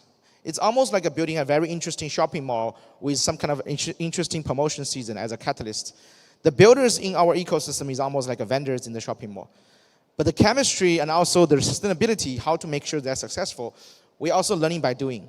It's a very interesting frontier, require a lot of things, which is trial and error. We stand on the giant shoulder of Ethereum DeFi, and we see very interesting, unique things based on Bitcoin assets, from the Bitcoin community culture, but with this new type of use cases. We did try a lot of events. We had a pretty large ecosystem. Some projects, unfortunately, didn't do well. Some of them actually made it very successful. They have used a large traction in terms of TVL. We have our real-time tracking, on-chain liquidity, and a TVL transaction kind of leaderboards, which you can easily find what kind of project is doing well in our ecosystem. We have a lot of integration with Web3 wallet, which we want to bring the Web3 native wallet users to try the Bitcoin DeFi stuff. Not just buying Bitcoin through the ETF, not just trusting some public listed companies. They said Bitcoin is trustless, but you're trusting them to hold your Bitcoin. Not your keys, not your coins. We're promoting Bitcoin DeFi with self-custody first principle. Here's briefly about our traction. So when people say there's nothing going on in Bitcoin, especially on DeFi side, there's a lot of things that already happen. It's just not big enough for people to actually feel this is kind of the next big thing. So we're still early. For the people kind of funding, there's nothing should happen on Bitcoin. Bitcoin shouldn't be the digital gold, doing nothing perpetually. We respectfully disagree. because there's actually people who wants to explore a lot of use cases. It's been there in the last 2 years, and it's going to continue. And the more and more demand we're seeing from different angles. It's an interesting team. We've been pretty humble in building, not necessarily too much. A lot of them actually being very vocal. I'm just being one of the person who have to travel and trying to make sure we're working with the right partners. So very looking forward to work with anybody, any builders in the Turkish community today. And once again, shout out to the EAK team. Amazing conference. We have a great honor and also get support from a lot of the institutions from last year. And this year, it's coming back to the community. With whatever VCs, whatever institution we get a backing, it sounds all fancy with logos. Without community, it doesn't mean anything, right? So we're looking forward to work with the Turkish community. I heard a lot of DeFi use cases actually come from here. A lot of on-chain trading activity come from here. This is like probably the top 3 perpetual trading community in the world. That's what I've been hearing. So in case people wants to know more about us and also wants to learn about Bitcoin DeFi and also BVM's Frontier, this is our Twitter and our links. Follow us on Twitter. We have an interesting announcement going to make and some interesting community around other things upcoming. July will be a very interesting month to engage community. I know we definitely want to prioritize the Turkish community here. With that further ado, thank you very much.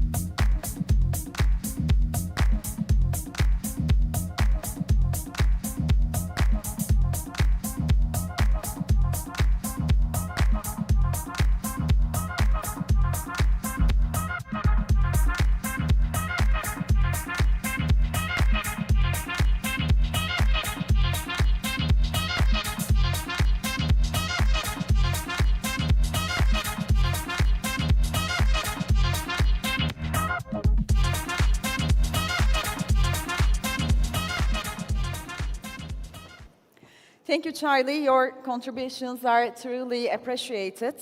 And up next, our final panel of the day. This panel will be moderated by Özge Erdemir and brings together 4 remarkable leaders shaping the future of blockchain infrastructure. Our panelists are Victor G, Daniel Madern, Paul Kim, Temuchin Louis. Get ready for an engaging discussion on what is next for the decentralized future.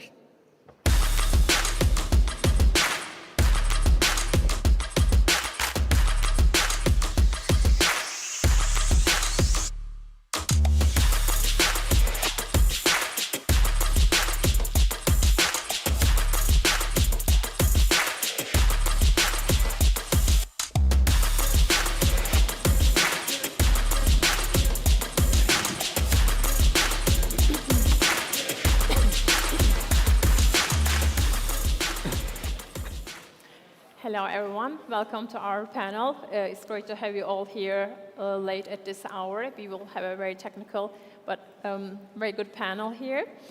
We have great guests. Let me start by introducing myself. I'm Özge Erdemir. I've been in crypto since 2020. I've been doing business development, KOL marketing, institutional deals. So our topic today is the new Web3 stack, privacy, interoperability, and real-world infrastructure. As this speculative era of Web3 phase, infrastructure is taking center stage, and today we explore what's broken, what's being built, and who is poised to win as Web3 finally grows up. Web3 build is representing privacy, interoperability, and real-world infrastructure. Let me lead the stage to our panelists. Let's introduce ourselves and the projects they are working on. I'm sure people are familiar with the projects, but let's deep dive. Yeah. So I'm Daniel Madden. I'm the CTO at Meta Earth. We are a layer 1 blockchain focused on sustainability and real-world use cases. Thank you. Hi, my name is Temujin Louis. I'm CEO of OneChain. OneChain is a very long-running blockchain interoperability protocol.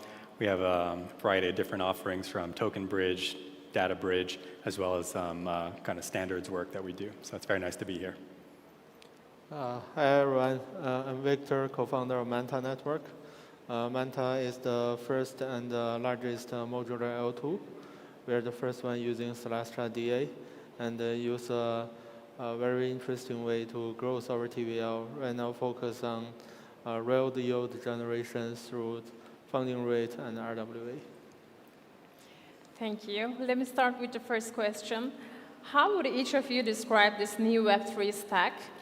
And how is it fundamentally different from the architecture of early Web3? Yeah. Me? Yeah, let's start.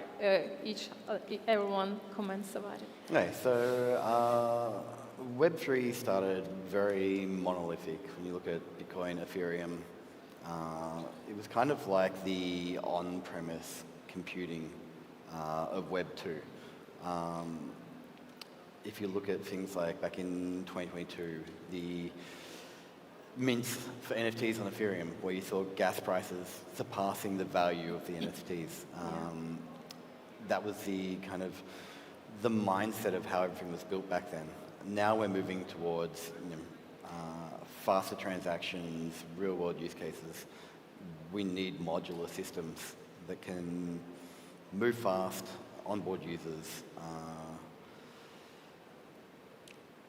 Sorry. Yeah, it's gone. So modular architecture is really what's needed in the Web3 space now. There's a growing need for apps to have their own block space, their own execution, and I think the big movement in Web3 is towards modular architecture, and it's a really good one. Okay, thank you.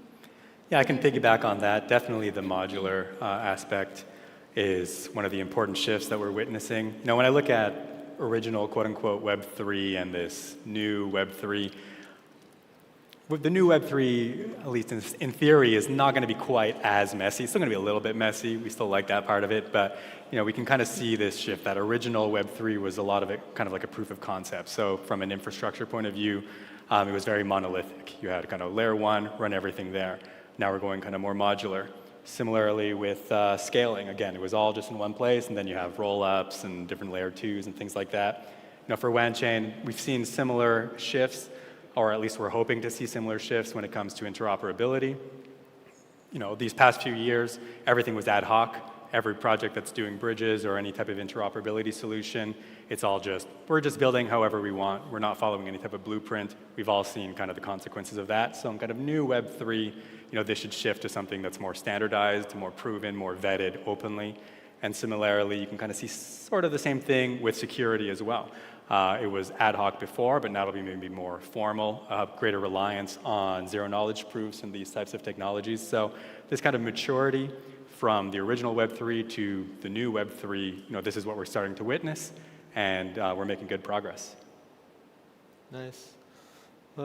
Yeah, I mean, I think right now we are in the stage of, not everyone care about the infrastructure in the Web3 space. But I would say for quite a long time, the reason we build this infrastructure is we try to make the gas fee really cheap. That's the only reason we build for user, and then we choose modular stack. We use Celestra DA, and the gas fee really cheaper than the pre-4844 Ethereum, other layer 2. But right now, everyone's gas fee almost the same. What we focus is, we try to use the token, do the restaking, work with Babylon, work with Symbiotic, get different kind of token as the security, economy security level of token for the fast finality, for the stake, for the restaking to enable this kind of safe withdrawal. Because right now I have to say, the layer 2 is just a multi-sig. kind of. I mean, like the multi-sig can stop the chain. It can make the, it cannot make the money gone, but it can basically stop everything. But how to make the withdrawal faster without fraud proof, we bet on the economy of security. Like you said, the interest has shifted a little bit, I guess, from infrastructure. And do you think the investor landscape is evolving in parallel to the improvements we are seeing in the industry? I feel like the infrastructure is evolving into the direction very, very focused on research. And this direction is get away from user. So users don't care about the infrastructure now. They care about meme coin. And meme coin is fine. And we like meme coin too. Every coin is a meme coin. A lot of people don't think in that way, but it's the truth. Because eventually, even stock, like you buy the stock, but it doesn't really relate it to the revenue. Even the company have a lot of revenue, it's still the pump and dump depends on the emotion, the sentiment. So right now, the sentiment take over everything. You see Kaito, you see everything, that become the infrastructure, not the technology. So we will see how that goes. This going to another extreme direction. I see the extreme, and then I think it will shift back again to some infrastructure. But I don't think it's the research level. It's going to be a focus on user. Mm-hmm. Yeah, I sort of agree with that. I think there's a few exceptions, but they're almost all limited to new layer ones, which are still able to attract that type of investment. But kind of the supporting core infrastructure, totally agree. People who are working in infrastructure right now have kind of leaned into the research and development side of things. Part of it, is probably honest. Part of it is probably just after a few years of dealing with end users. It's kind of a safe haven. We don't have to worry about the coin. We don't have to worry about people complaining all the time. We're just going to lock in and do research and development. So there's probably an element of that as well. And similarly, I think a lot of the projects that are kind of doing this really good work, there's always exceptions. Some are well-funded, but a lot of them, they made a lot of money in the early stages. They're from the 2017 era and to a lesser extent the 2020 era. And so those who were responsible with their treasury, okay, now they have this buffer. They can sit through a 5-year bear market and not have to worry about how they're going to pay salaries, so they can just go and focus on what they want. This doesn't necessarily align with the needs of investors. So that's kind of my perspective on it. We'll see it swing back.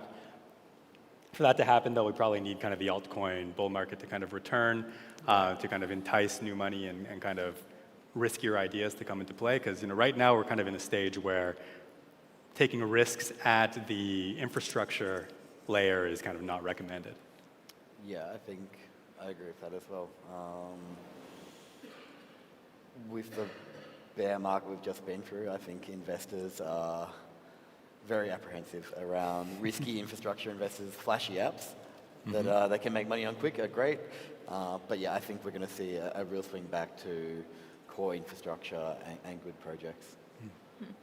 Yeah, like you said, the sentiment has shifted a little bit and people are more focused on meme coin trading, but maybe this is going to change in the future again. Yeah, and people are probably getting a little bit burned out. I'm sure we haven't seen the end of meme coins, but it was in February or March, there was like another big meme coin push, but that has like almost totally died out right now. People just all lost their money really quickly, so now everyone's taking a break again. You can only lose all of your money so many times before you need to stop. Yeah. So which of these pillars do you think privacy, interoperability, and real-world integration has been most neglected in Web3 so far, and why? Which one you want to start? I think real-world integration is what's really been missing in Web3. I think privacy, we're in a pretty good spot. I mean, blockchain is very private by its nature. The compliance side and real-world integration, I think it's very easy to make a project that doesn't rely on the real world. It's just wallets and money. As soon as you want real-world interactivity, you want KYC users, that's when a project gets difficult. And at Meta Earth, we've got a decentralized identity system to help bring real-world users on-chain and then interact with projects. I think that's the kind of systems we need going forward. So, kind of when you're looking at more traditional either infrastructure or organizations or governance, you need that real-world connection. I mean, I would love to sit up here and say that it's interoperability, but I think we all know that's not true. I will say privacy, although you made some very strong arguments, started convincing me a little bit. But just from my perch, I have been hearing about kind of RWAs kind of being the next wave that's going to kind of drive this next cycle. So I think maybe if you asked 2 years ago, okay, our real world assets and this kind of side of things, but I think maybe the attention is kind of pointed there now. With privacy, it certainly has been there at various moments, but a lot of the time it's kind of been negative. And so that's why I'll say privacy. We've all heard of Tornado Cash and all this kind of heat that goes on there. I'm sure that has had, dissuaded a lot of projects and people that would otherwise be kind of promoting a privacy play, because no one wants to kind of get pulled into that world, or very few people want to get pulled into that world. Very few people are willing to take that sacrifice for privacy as a concept. And with that being said, in terms of where we have to go from here, obviously I'm very biased, but I do think that interoperability is a prerequisite for kind of the mainstream adoption of blockchain. If privacy, becomes something that the focus does shift towards in a kind of a more mainstream way, I think it's just going to introduce like a whole new slew of technical kind of issues that will have to be resolved, because interoperability between private and non-private systems quite complicated. So, but I think it is going to happen at some point, because I often like to say when we talk about adoption and mainstream adoption, it's really just kind of code words for enterprises and government. That's kind of what the mainstream is. And you mentioned that blockchains are kind of private systems. I would also say though that the kind of default state is not private. Maybe it's anonymous, but certainly not private. The data's out there in the open. And if any of you have ever worked in a real company, and I'm sure all of you have, companies are not keen to just take all of their data and throw it out in the open and let everyone see it with no kind of filters. So to imagine a world where there's companies and therefore, and also governments who are doing stuff on chain, you'll at least need some sort of optional privacy function. Not everything's going to be private, but you need to have that toggle. So I do think that's coming, and we haven't really, as an industry, done all of the work really needed for that kind of piece of the adoption puzzle. Yeah. I think we have the same understanding here. We actually in the early days working on privacy, for the first 2.5 years when we start Manta. But basically we build the whole stack. But I got family. I think we shut down the product before we launch everything. They never go to the user eventually to the product level, but we pivot into modular stack, into cheap layer 2 everything. But people still think we are a privacy chain, because branding is branding. But I do still believe this is kind of the demand, but not everyone's demand right now. Before I was thinking it's really big, definitely everyone need that. But right now I feel, even myself, I don't care, for the lot of on-chain transaction, because, it is what it is. A lot of people still cannot trace.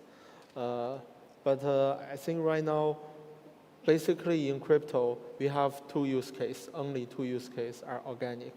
One is for payment, one is for speculation. Payment is, every day, in Southeast Asia, where I live, I see people don't know crypto and then use USDT, do a lot of payment. They buy a lot of things, really interesting stuff, all in USDT and huge volume. And it's got really good adoption.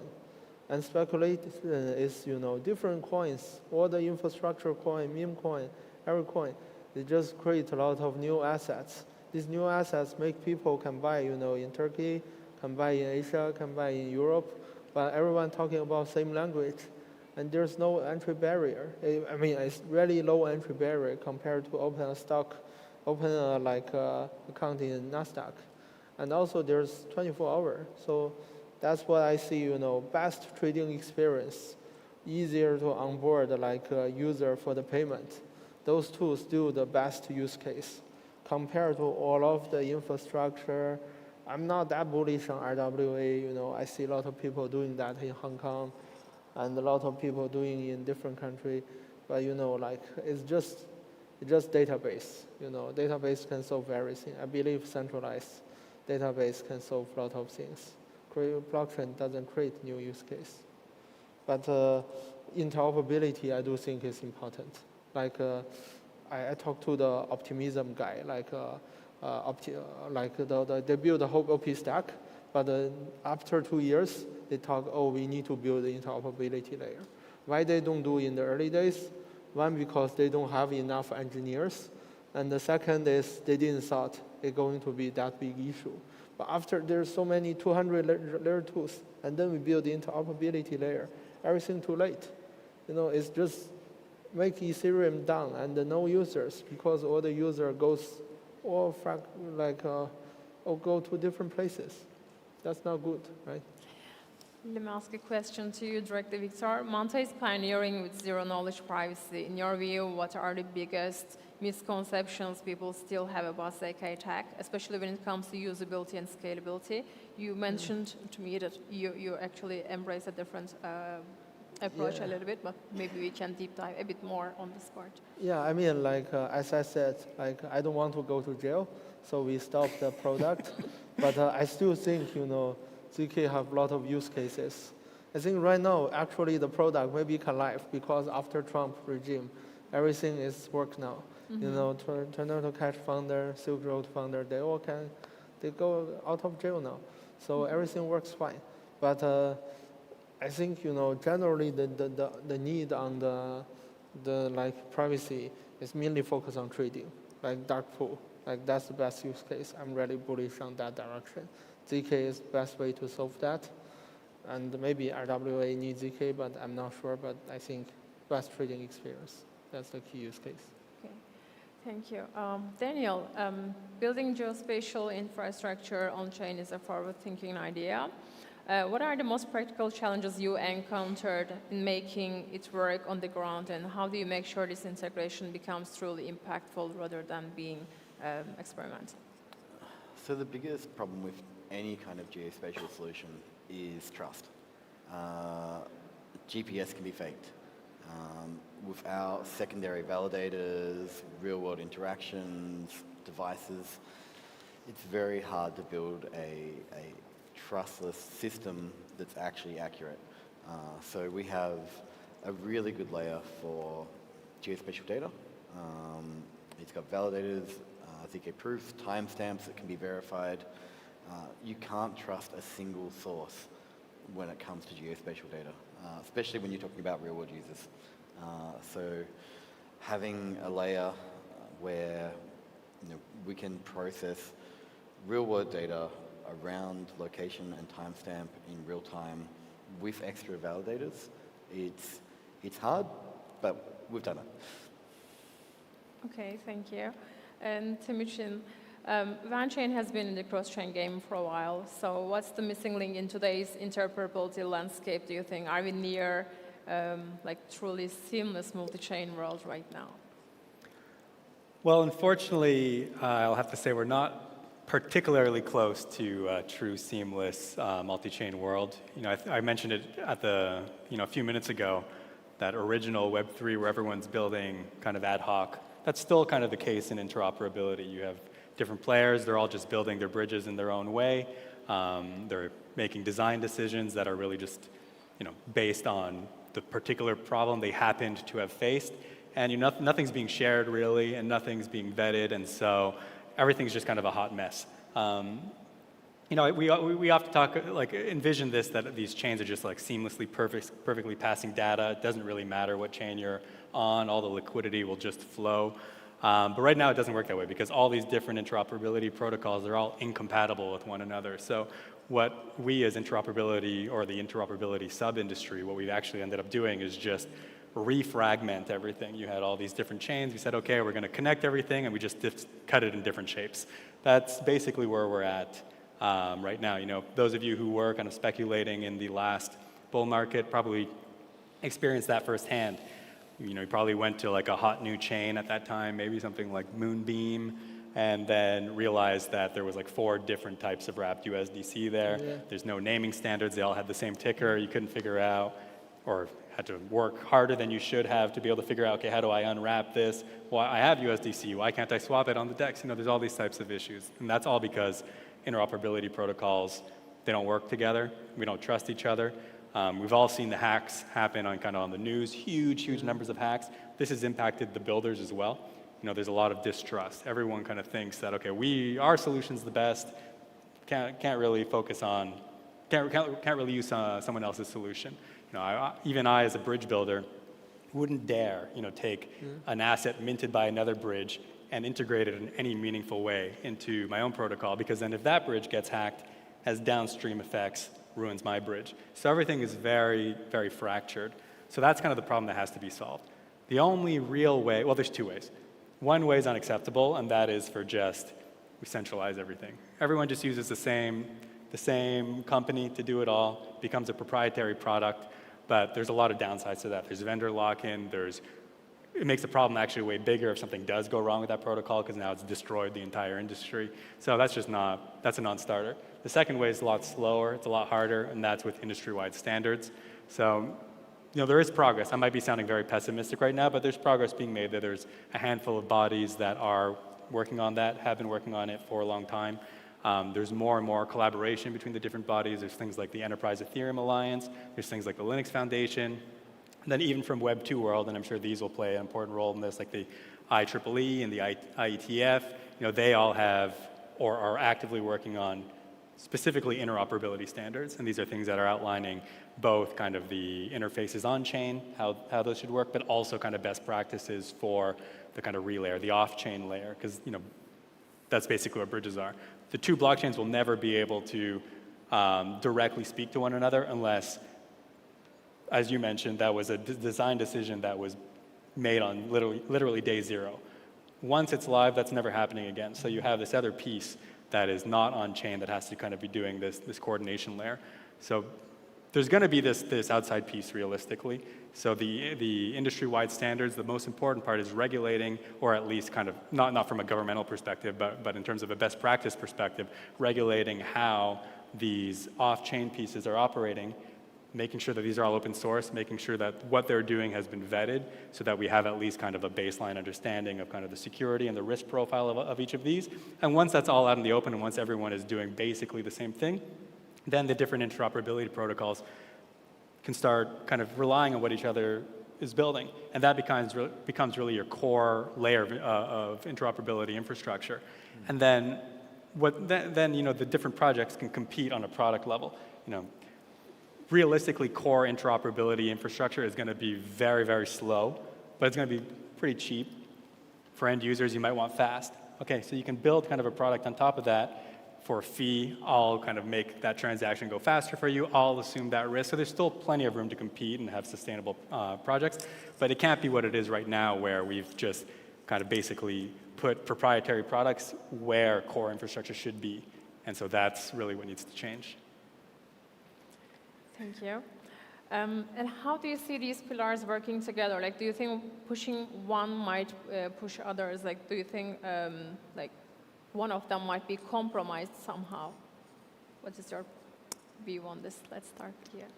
I think security is always going to be a big issue in crypto because of the amount of money involved. So if we look at like the bridge hacks of the last even just 2 years, they're huge and they're only getting bigger. I think it's a problem that's never going to get away from crypto without good standards, like you say. If we know companies are doing the right thing when they're developing products, we can put more trust in those products. And that's going to take time. We need real-world standards that people can measure blockchain companies against to mitigate risk. I think maybe it's temporary. I hope it's not temporary, but I do kind of sense return to acceptance for privacy in some of these protocols because of how taboo it has sort of been for the last years. Like I mentioned, I think the tooling development around this and the support infrastructure for privacy type solutions is lacking. So I think this is really going to kind of drive these other pieces that we're talking about, interoperability as well. We're going to have to now pay more attention on how to make an interoperable system that involves a privacy element. If there's privacy involved, we're going to have to rethink what we mean by compliance, especially if we're talking about mainstream adoption and bringing on enterprises and government. So I think our kind of growing acceptance or the return to accepting privacy, this is going to be a driver for a lot of the different verticals in the industry. Yeah, I think, it's merely like decision rather than the compromise in the space. For the interoperable, actually, it's really interesting, I think, to show that. As you said, like Moonbeam have all of these, decide to make the chain as a free market, but it's actually overlook the competition of so many chains. If there's only one chain, only Moonbeam, it's okay to have different kind of stablecoin to let a free market decide which chain, well stablecoin can dominate. But it overlook, there's so many chains, and then this chain is not working well, and then users just not use it. So they go to other chains. So eventually, there's so many stablecoin and no one use it. That's a really bad decision on the strategy level. And Bridge also, like a Bridge, Hyperline don't even have front end for a really long time. They only build a stack. It's super open source, well easy to use, but there's just no front end. So users don't have an understanding of Hyperline. But Wormhole is really different. It's super centralized. No one going to integrate it except themselves. And basically, they just a database of all of their partners, so-called, but it's all Web2 guys. I don't think none of those understand crypto. So that's still called Bridge. But that's their decision. They make really good branding. So they look like worth more money than the Hyperline. I think the chain level is the same. For us, we would like to make the decision on the more user-facing. And even we can compromise to promote the technology. We choose to promote more how's the user-facing product, what is the demand of the chain, rather than just talk about, oh, we have a fancy technology. Actually, we have some, but other chains also have fancy technology. Everyone has fancy technology, but no one cares right now. So no need to talk too much. Right. Do you want to add anything else to this, or? Here. Okay. Okay, Daniel, you mentioned trustlessness is very important. Let me ask this from a different perspective, actually. So MetaEarth is building a modular blockchain with built-in identity and UBI and cross-chain capabilities. So these are both components. And how do you ensure MetaEarth's infrastructure stays truly decentralized and stable while also being compliant with real-world regulations? So MetaEarth has a lot of different node operators, different organizations that are running the nodes that validate all our transactions.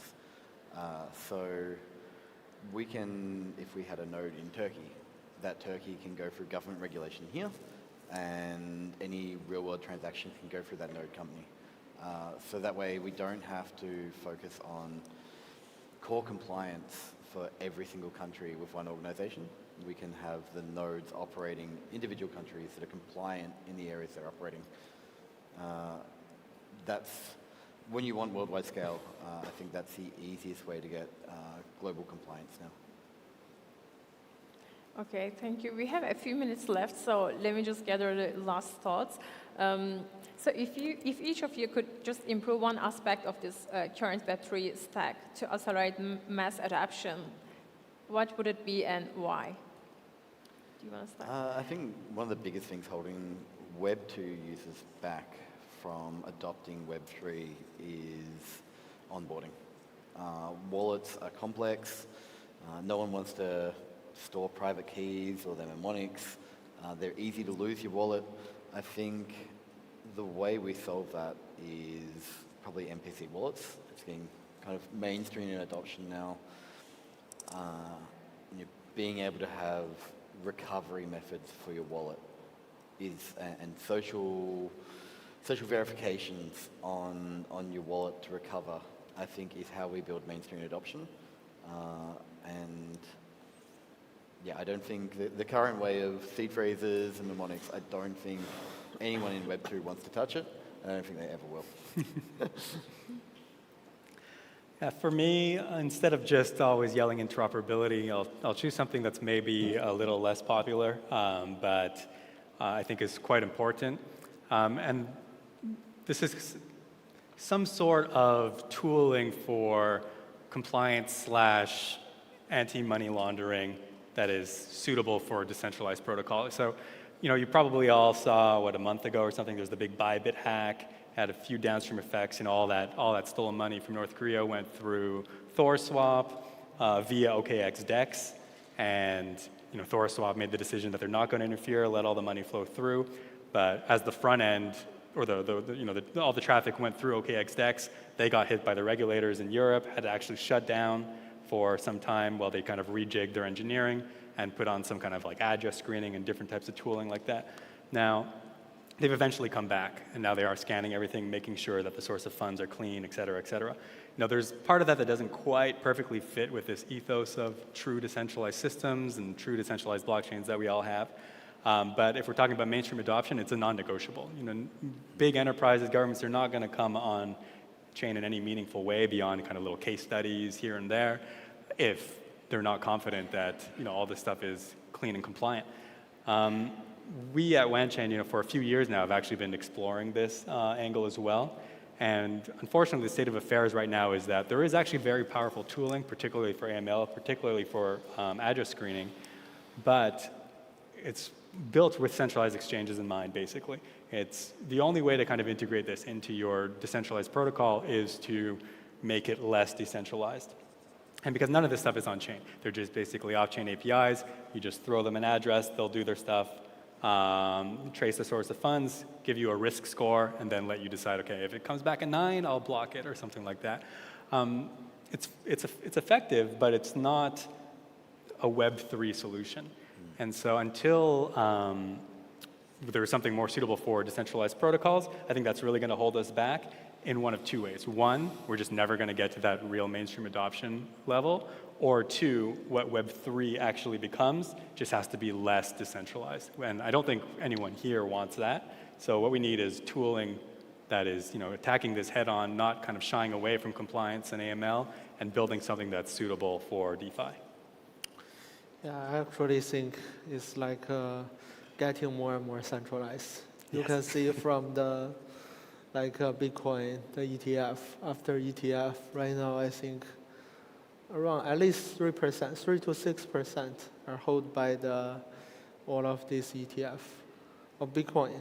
The most decentralized crypto are held by largest holder right now is the U.S. Wall Street bankers. So this just become ridiculous right now. So I think it's going to be more and more because they have the easiest way to buy crypto. If there's exception is if we can build something, better user experience, and a really easy way to buy crypto in a decentralized way, then probably we can go back decentralized. Otherwise, it will be more centralized. I feel it's really hard because they have really good experience, and my grandma can trade in it. I'm not sure my grandma can do hyperliquid or any on-chain product. It still take time. Okay, thank you for your views, guys. So today we spoke about the new Web3 stack and what's broken, what's being built, and what can be improved. Let's give a round of applause for our guests, guys. Thank you.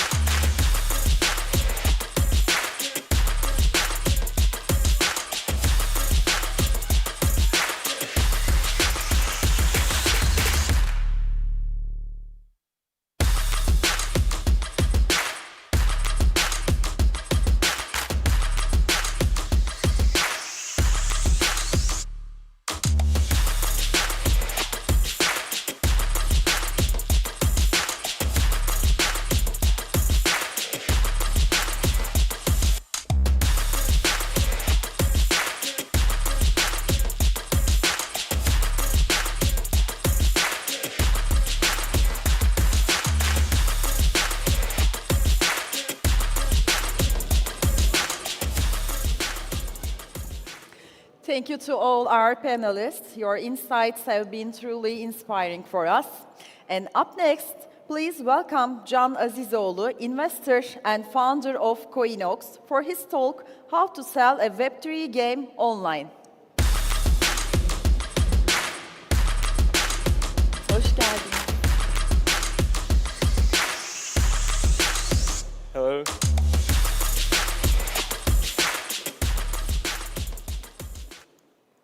All right. Welcome, everyone. Today, I'm going to present you actually a new product, which we have already partnered with Lamborghini, Motoverse, and Animoca, officially signed all documents and everything. And it's a way, at the end, we'll make general games, mobile or console games, or PC games, sell the product, in-app purchases and whatever, fast, online, and in the right way. So I want to start with the problems. As you know, Web3 gaming has failed totally. Godzilla is, can you say that Godzilla is successful over here? Can you say that? I don't think so. Can you say like other Web3 gaming projects are generally successful right now? Who's playing? I have a mobile game company that even my lowest monthly per user is like 20,000, 30,000 people online, and every day my games, they are not also on advertisement, so zero advertisement cost. It's played like with 1,000 people. You can check out our Google Play and Apple Store statics by yourself. It's Ox Games. So why people don't play Web3 games, actually? Because there's a lot of problems. Because they are mostly based on token economics, selling the tokens itself, and like have a war against an inflation. And there's lots of bot users actually create fake volumes, and everyone knows that, right? Everyone here knows that. Fake Telegram users on your Telegram game, and like fake on-chain like volume with bots and everything else. So it's not gonna work like this forever, which is failed. So there's lots of problems about Web3 gaming, slow performance, on-chain actions, like some gas fees. Today, Ethereum fee is very cheap, and I'm an ETH maxi, so, but like 2 months ago, it was a lot.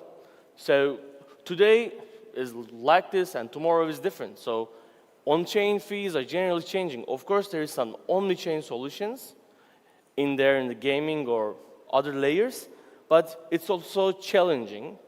Like there is lots of limited content because pushing the smart contracts, you can change it very easily, etc., etc. So it's mostly about motivating the player to earn something, not actually enjoying to the game. I am a PlayStation gamer. I am playing PlayStation hours. My girlfriend like ask me, okay, come over. It's like 4 o'clock, and I don't care. And it's not even giving me anything because I'm enjoying the story. So this is the most important part, the story. So here, the new platform that we have launched like today, actually, it's Game Cup. Game Cup makes your mobile games, console games, and PC games optimized on Web3 based.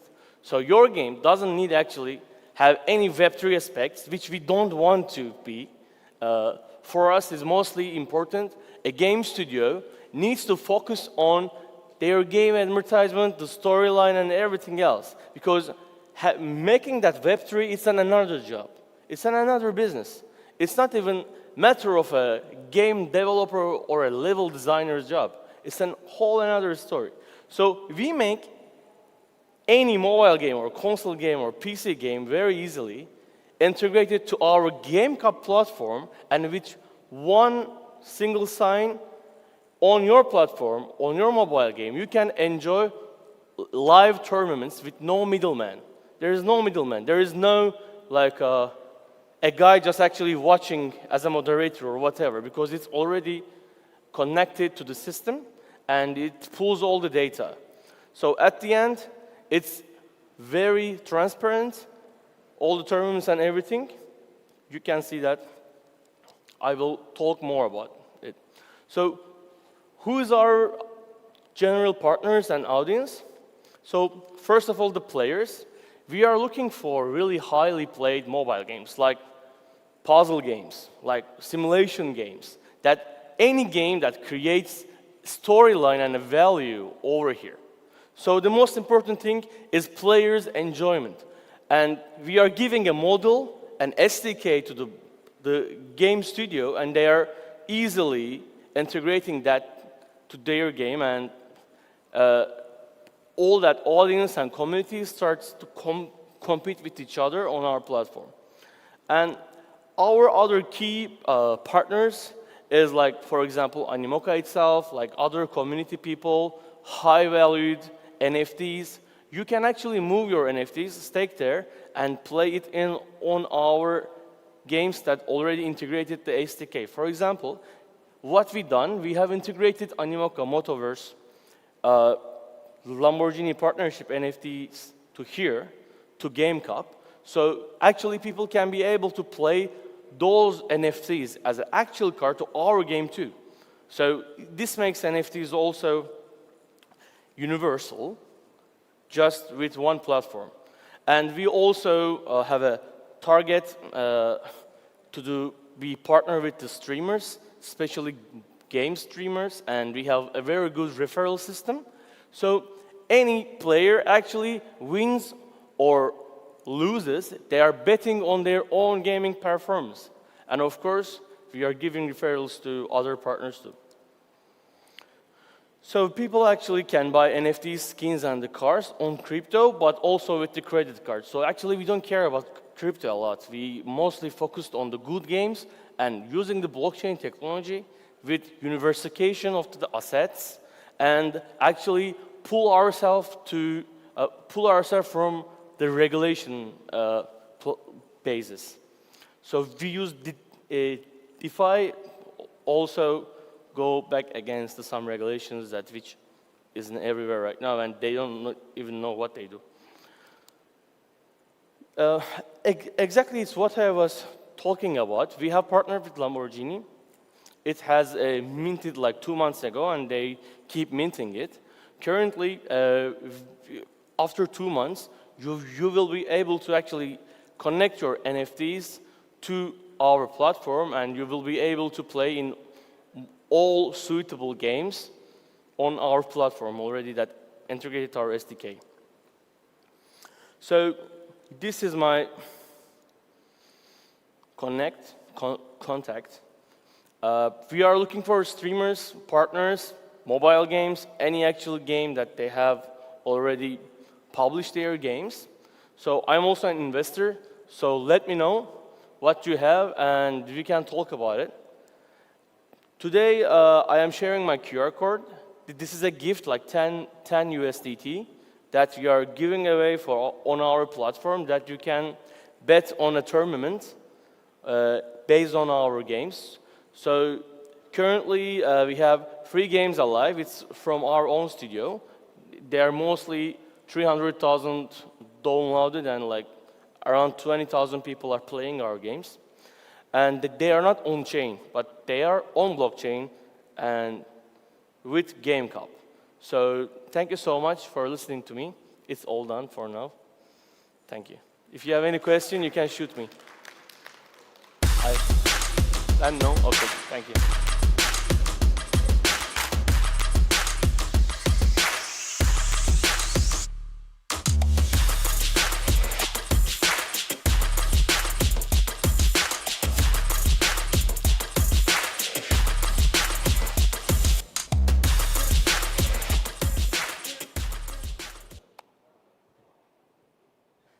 Hello, Istanbul.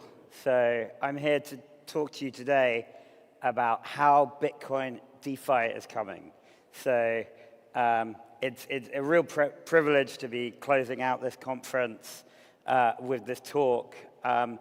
And it's a thesis that I've had for about 5 years. And for a long while, no one ever really believed that sort of Bitcoin DeFi was really going to be a thing. But at Trio, we've been working really hard at making this a reality. So what you can see here is effectively Bitcoin is this massive crypto asset, right? Like it makes up like 65% roughly of all cryptocurrencies by market cap. And yet, at the same time, it really is not touching anything of DeFi. So pretty amazingly, more than 60% of BTC is passively held. This is just money, like more than $1 trillion that people are just not touching. Yet, despite this, Ethereum, which was actually set up by the former editor of Bitcoin magazine, Vitalik Buterin, still massively dominates in terms of TVL. And you have 120 billion total value locked on Ethereum. BTC is almost sort of 5% of that roughly. So like it's, and we at Trio like to think we played quite a major part. You can see that if I'm a trader, I'm very bullish this chart, right? Like it's going up and to the right, but there's barely a month that went by where there was more than 4 million volume. Now we're getting to like, still silly, tiny on-chain token numbers of like 12 million. Like the Solana and Ethereum people at this conference are still going like 12 million. Is that even a crypto market, let alone on Bitcoin? But we think there's some very good reasons why this will change, right? So I think like probably everyone at this conference is a believer of the value of on-chain. I think like Bitcoin is still probably the most elegant, the most easily understood blockchain. And it really is, just imagine Bitcoin, which you buy and hold, being able to earn yield, you being able to provide liquidity, you being able to swap assets, you being able to borrow and lend against your BTC. I kind of feel, and we come from a group actually that really helped kick off a lot of on-chain activities. So like Trio was set up by the team of OrdinalBot. So basically we helped kick off Ordinals. And at that time, when our group was being set up, which is now Trio, it was like literally all of our like peers, virtually any of them, none of them had touched on-chain Bitcoin.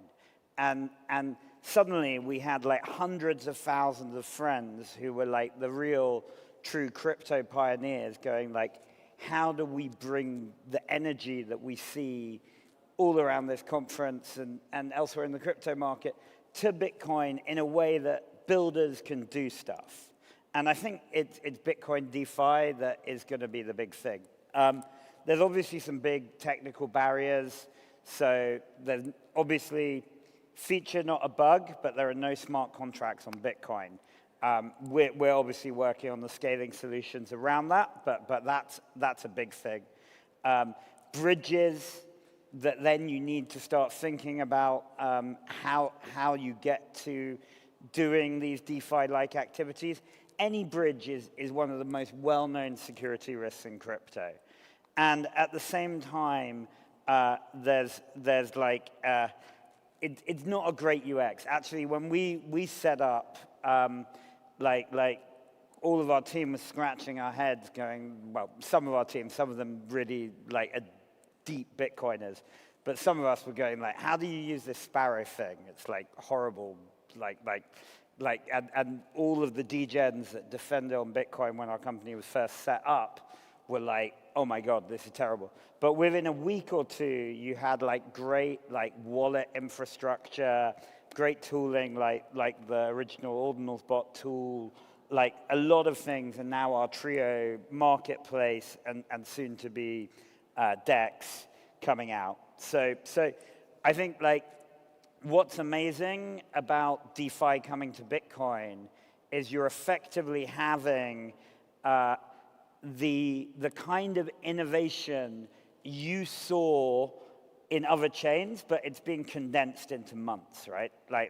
So incredible.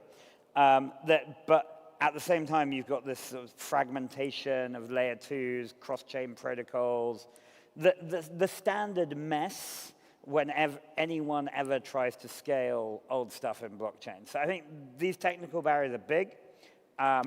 We like to think with Trio DEX, we're building like effectively what will be the future Uniswap of Bitcoin. You'll have trustless, you'll have a trustless DEX with using Bitcoin compatible layer twos to effectively just swap on Bitcoin using different logic layers where you can transact your Bitcoin into different tokens on chain. At the same time, that will allow for like seamless like BTC to token swaps. You'll have liquidity pools, yield farming, decentralized trading, all the crazy stuff that you see on other chains. The great thing about this is there's no need for wrapping or custodians. You can do this in a fully sovereign manner where the Bitcoin never leaves your custody. At the same time, TrioDEX works by effectively like using these layer twos and sidechains. So yes, they will be pegging in and out of multi-sigs and all these kind of things, but like effectively you'll have the right to always claw that Bitcoin back. At the same time, it's a trustless manner and it's secured by native consensus. I think like the key for this to really work is having like a good automated market making model like Uniswap that people understand, right? Like I think if we get that at scale on Bitcoin, you're going to unlock a tremendous amount of liquidity. And we're designing this with simplicity. We're thinking long and hard about security, doing lots of audits, all those kind of things, and looking at composability. So our edge is like effectively we're going to be very close to Bitcoin. Like we've got a team of very storied Bitcoin engineers, and effectively like I think like ever since even Ordinals came out, a lot of us like I seldom touch an Ethereum wallet, right? Like I think like if we like it's very weird how once the idea of doing stuff natively on chain on Bitcoin, people just sort of dropped things like Ethereum or Solana or whatever it is, right? To spend the time going, look, how do we build Bitcoin into a real sort of area that's actually doing things. It's not just a store of value. And we're obviously going to make that secure and scalable, looking at like harnessing Bitcoin security. We're obviously building a massive ecosystem. We're a major player in like the Bitcoin native ecosystem. I think CoinDesk has called us one of the most influential builder companies on Bitcoin. So we're really going to be plugging in to a universe of Bitcoin builders and protocols. And like any good blockchain, we're going to make sure it's permissionless, and so anyone can provide liquidity that wants to. It's been pretty amazing watching in the last 2 years, like how this Bitcoin DeFi ecosystem has emerged. I mean, we're very close to most of the people who are looking at how you scale Bitcoin, like ICP and Arch are good examples, but we're seeing groups that are very sophisticated from Ethereum, like Starkware, come into it. Our partners at Mara, so we work very closely with the Bitcoin miner Mara. They're building a layer 2 called Anduro. And we heard earlier at this conference from Charlie at BitLayer. So I think there's a lot of people that are sensing the potential for Bitcoin to scale, and things are beginning to move very quickly. And we like to think, like we were the first utility token with Trio on Bitcoin. We like to think we're one of the people who's going to bring a lot of utility, a lot of liquidity to Bitcoin. At the same time, we can act as launch partners for people. We can work on token integrations. We're a full service infrastructure company. Like the Ordinals bot team has actually been behind like the Audi token, which went to $1 billion market cap.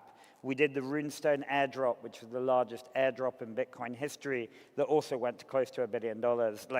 We get really deep into all sorts of different things and are pushing forward how this Bitcoin ecosystem operates. So where are we at with the Trio DEX? We think we should be in testnet in Q3. We'll be on mainnet by Q4. All the things that you will expect, cross-chain bridges, stable coins, BTC lending pools, we think by early 2026 we'll be playing a major part in helping build these things. So it's been a real privilege to be here in Istanbul. I've loved this city. I've loved the energy of this conference. Feel free to reach out.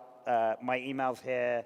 And you can see the details of Trio, both on Twitter or X and on our website. So it's been a true privilege to come to the conference, and excited to discuss with you over the next few days what we're doing in Bitcoin DeFi.